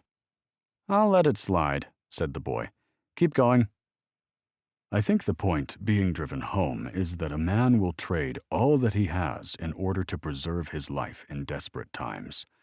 As we see, they traded all their livestock in exchange for bread that year. "Then listen to what they come back and say the following," said the man. "We cannot hide from our Lord the fact that since our money is gone and our livestock belongs to you, there is nothing left for our Lord except our bodies and our land. Why should we perish before your eyes, we and our land as well? Buy us and our land in exchange for food, and we with our land will be in bondage to Pharaoh. Give us seed so that we may live and not die, and that the land may not become desolate." "Hope that bread was worth it," said the boy. These remarks about the land becoming desolate show how dire the situation had become. Unless the people could go on sowing grain in the land, nature would reclaim the land as wilderness. Joseph didn't even have to suggest any bargains himself this time. The people came to him with the idea of offering their land and servitude. The boy sat quietly, looking unsatisfied. So the man read on. "So Joseph bought all the land of Egypt for Pharaoh. All the Egyptians sold him their fields because the famine was so severe, and soon all the land belonged to Pharaoh. As for the people, he made them all slaves, from one end of Egypt to the other. The only land he did not buy was the land belonging to the priests. They received an allotment of food directly from Pharaoh, so they didn't need to sell their land." "Politics at its finest," said the boy. "The little man suffers while the higher-ups prosper." "It's a timeless tradition," said the man, reading on again. "Then Joseph said to the people, 'Indeed, I have bought you and your land this day for Pharaoh.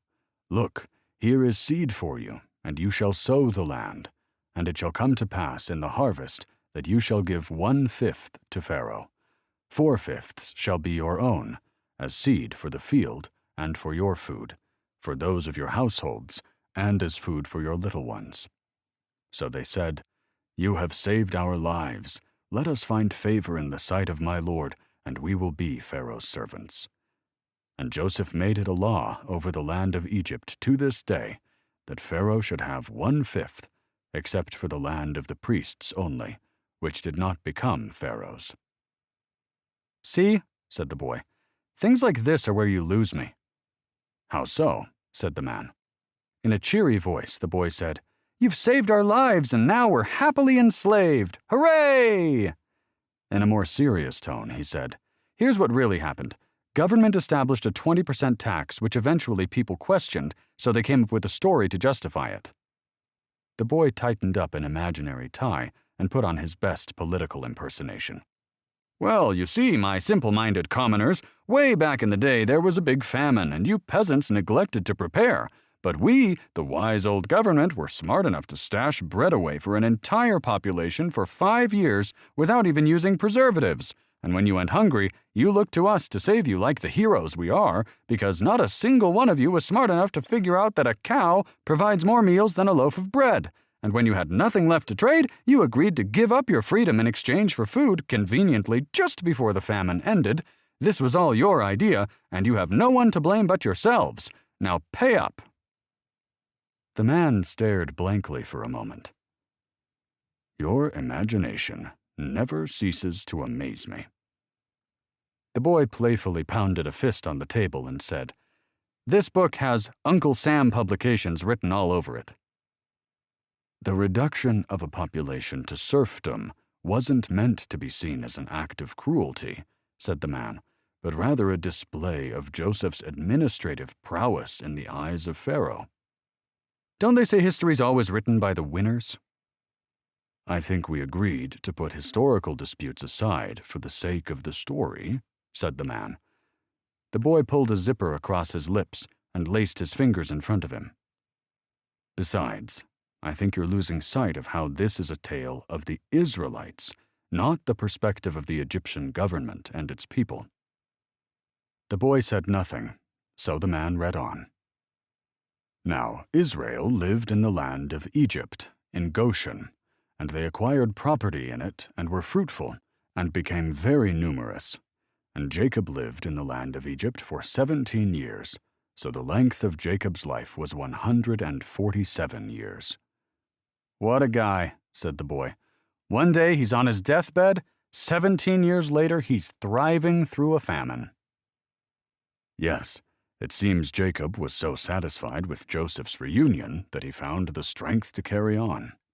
"But it's worth noting that our time isn't up to us," said the man. "It's in God's hands. We die when God plans for it, not once we've reached a peak of pleasure or a valley of grief. This is also a good time to point out the symmetry of 17 years in which Jacob cared for Joseph before he was sold into slavery, and now 17 years in which Joseph cared for Jacob in the declining years of his life." The boy whispered, "Magical." The man shook his head with rolling eyes and read on. "And when the time drew near that Israel must die, he called his son Joseph and said to him, 'If now I have found favor in your sight, put your hand under my thigh and promise to deal kindly and truly with me. Do not bury me in Egypt, but let me lie with my fathers.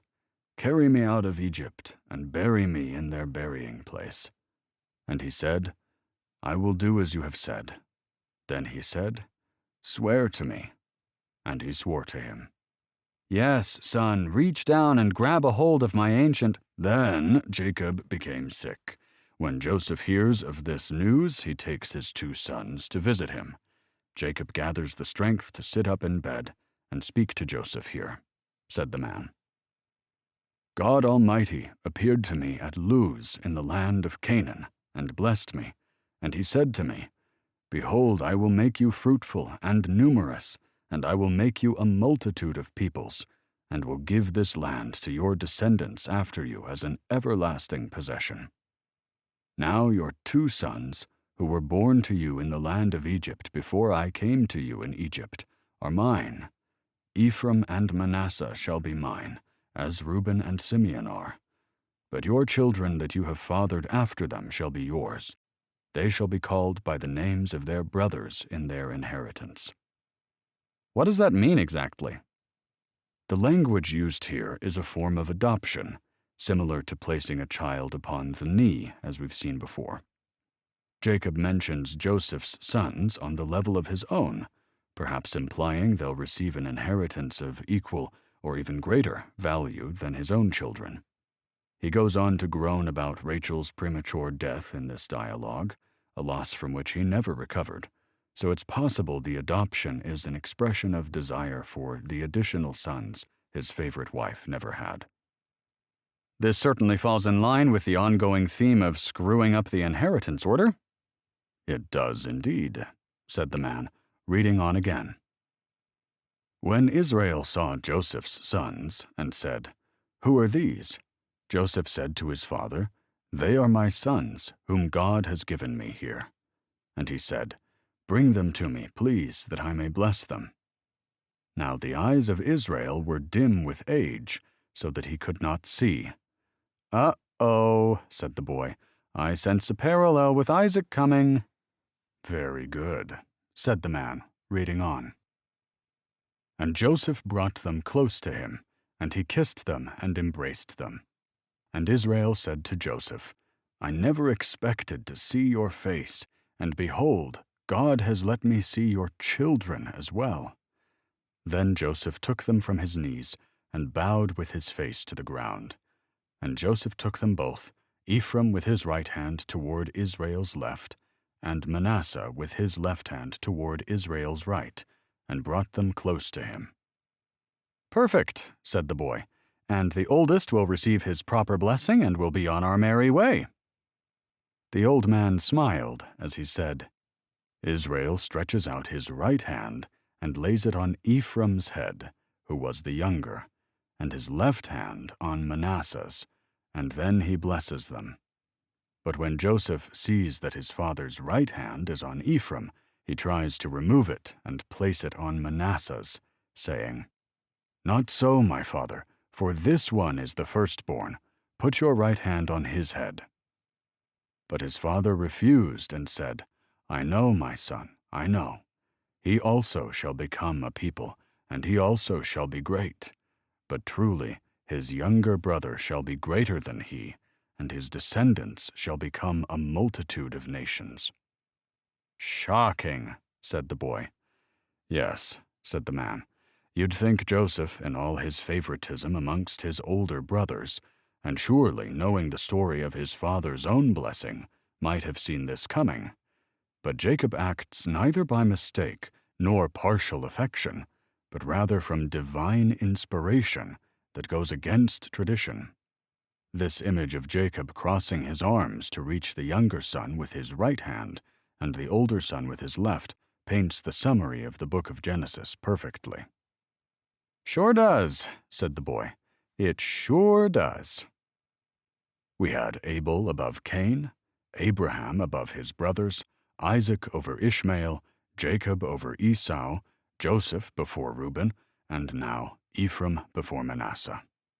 "God often gives the most to those that are least likely to have it," said the man, "chooses the weak to prosper, raises the poor to be rich. He doesn't follow the order of nature, nor does he prefer those who might be fit to be preferred, but chooses as he sees necessary." "So does Jacob have any blessing for his other sons, or was he like Isaac with only one?" "He sure does," said the man. "He goes through and blesses each one of his sons, tying a prophecy of their future to the blessing. For the sake of time, I'll tell you things look better for Joseph and Judah than for Simeon and Levi, but I'm sure you could have guessed that on your own." "Another shocker," said the boy. "Yes, well, it seemed he wanted to make examples of those who drift toward evil, as to not inspire similar actions in the future of the rest of his kin. And with Jacob's dying words, he asks to be buried in the cave with his fathers in the field of Ephron, where he buried Leah some unknown years before. "I was wondering if she was going to get the Eve treatment," said the boy. "No surprise there either."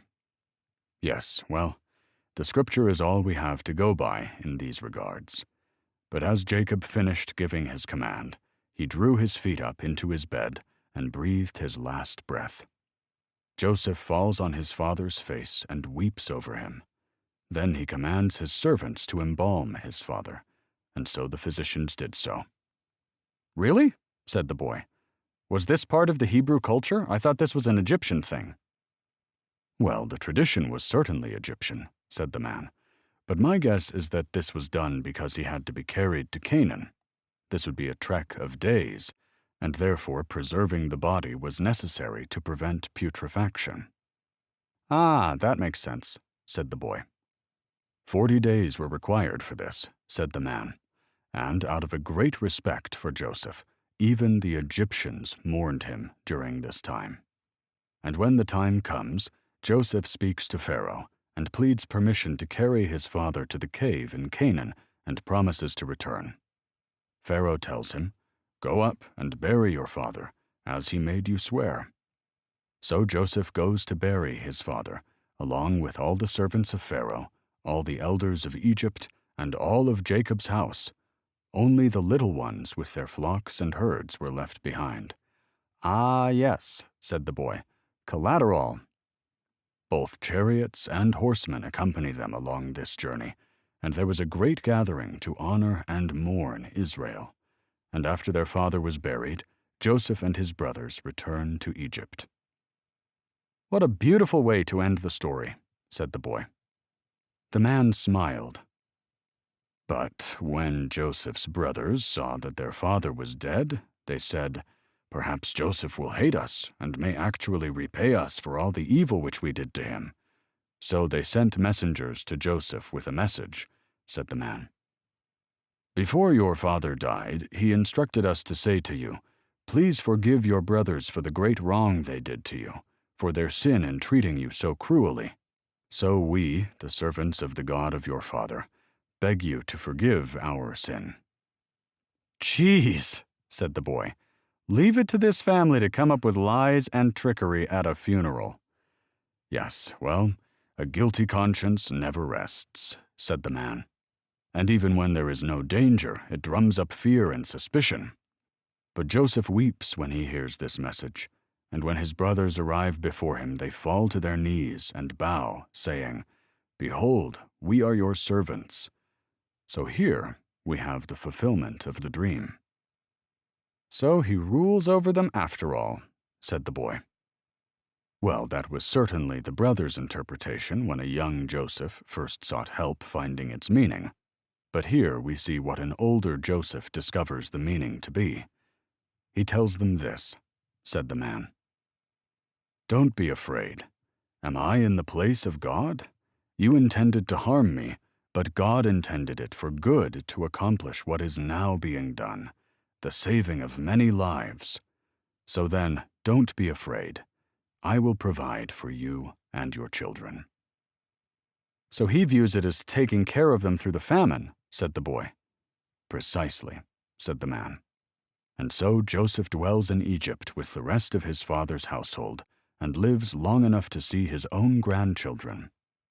But as he approaches the age of 110 years old, he tells his brothers, "I am dying, but God will surely visit you and bring you out of this land to the land of which he swore to Abraham, to Isaac, and to Jacob." He hopes this will motivate them not to settle in Egypt, but rather encourage them to return to the promised land when the time comes. And with his dying words, he commands an oath from the sons of Israel, saying, "God will surely visit you, and you shall carry up my bones from here." And then Joseph dies, being 110 years old, and they embalm him, and he's placed in a coffin in Egypt.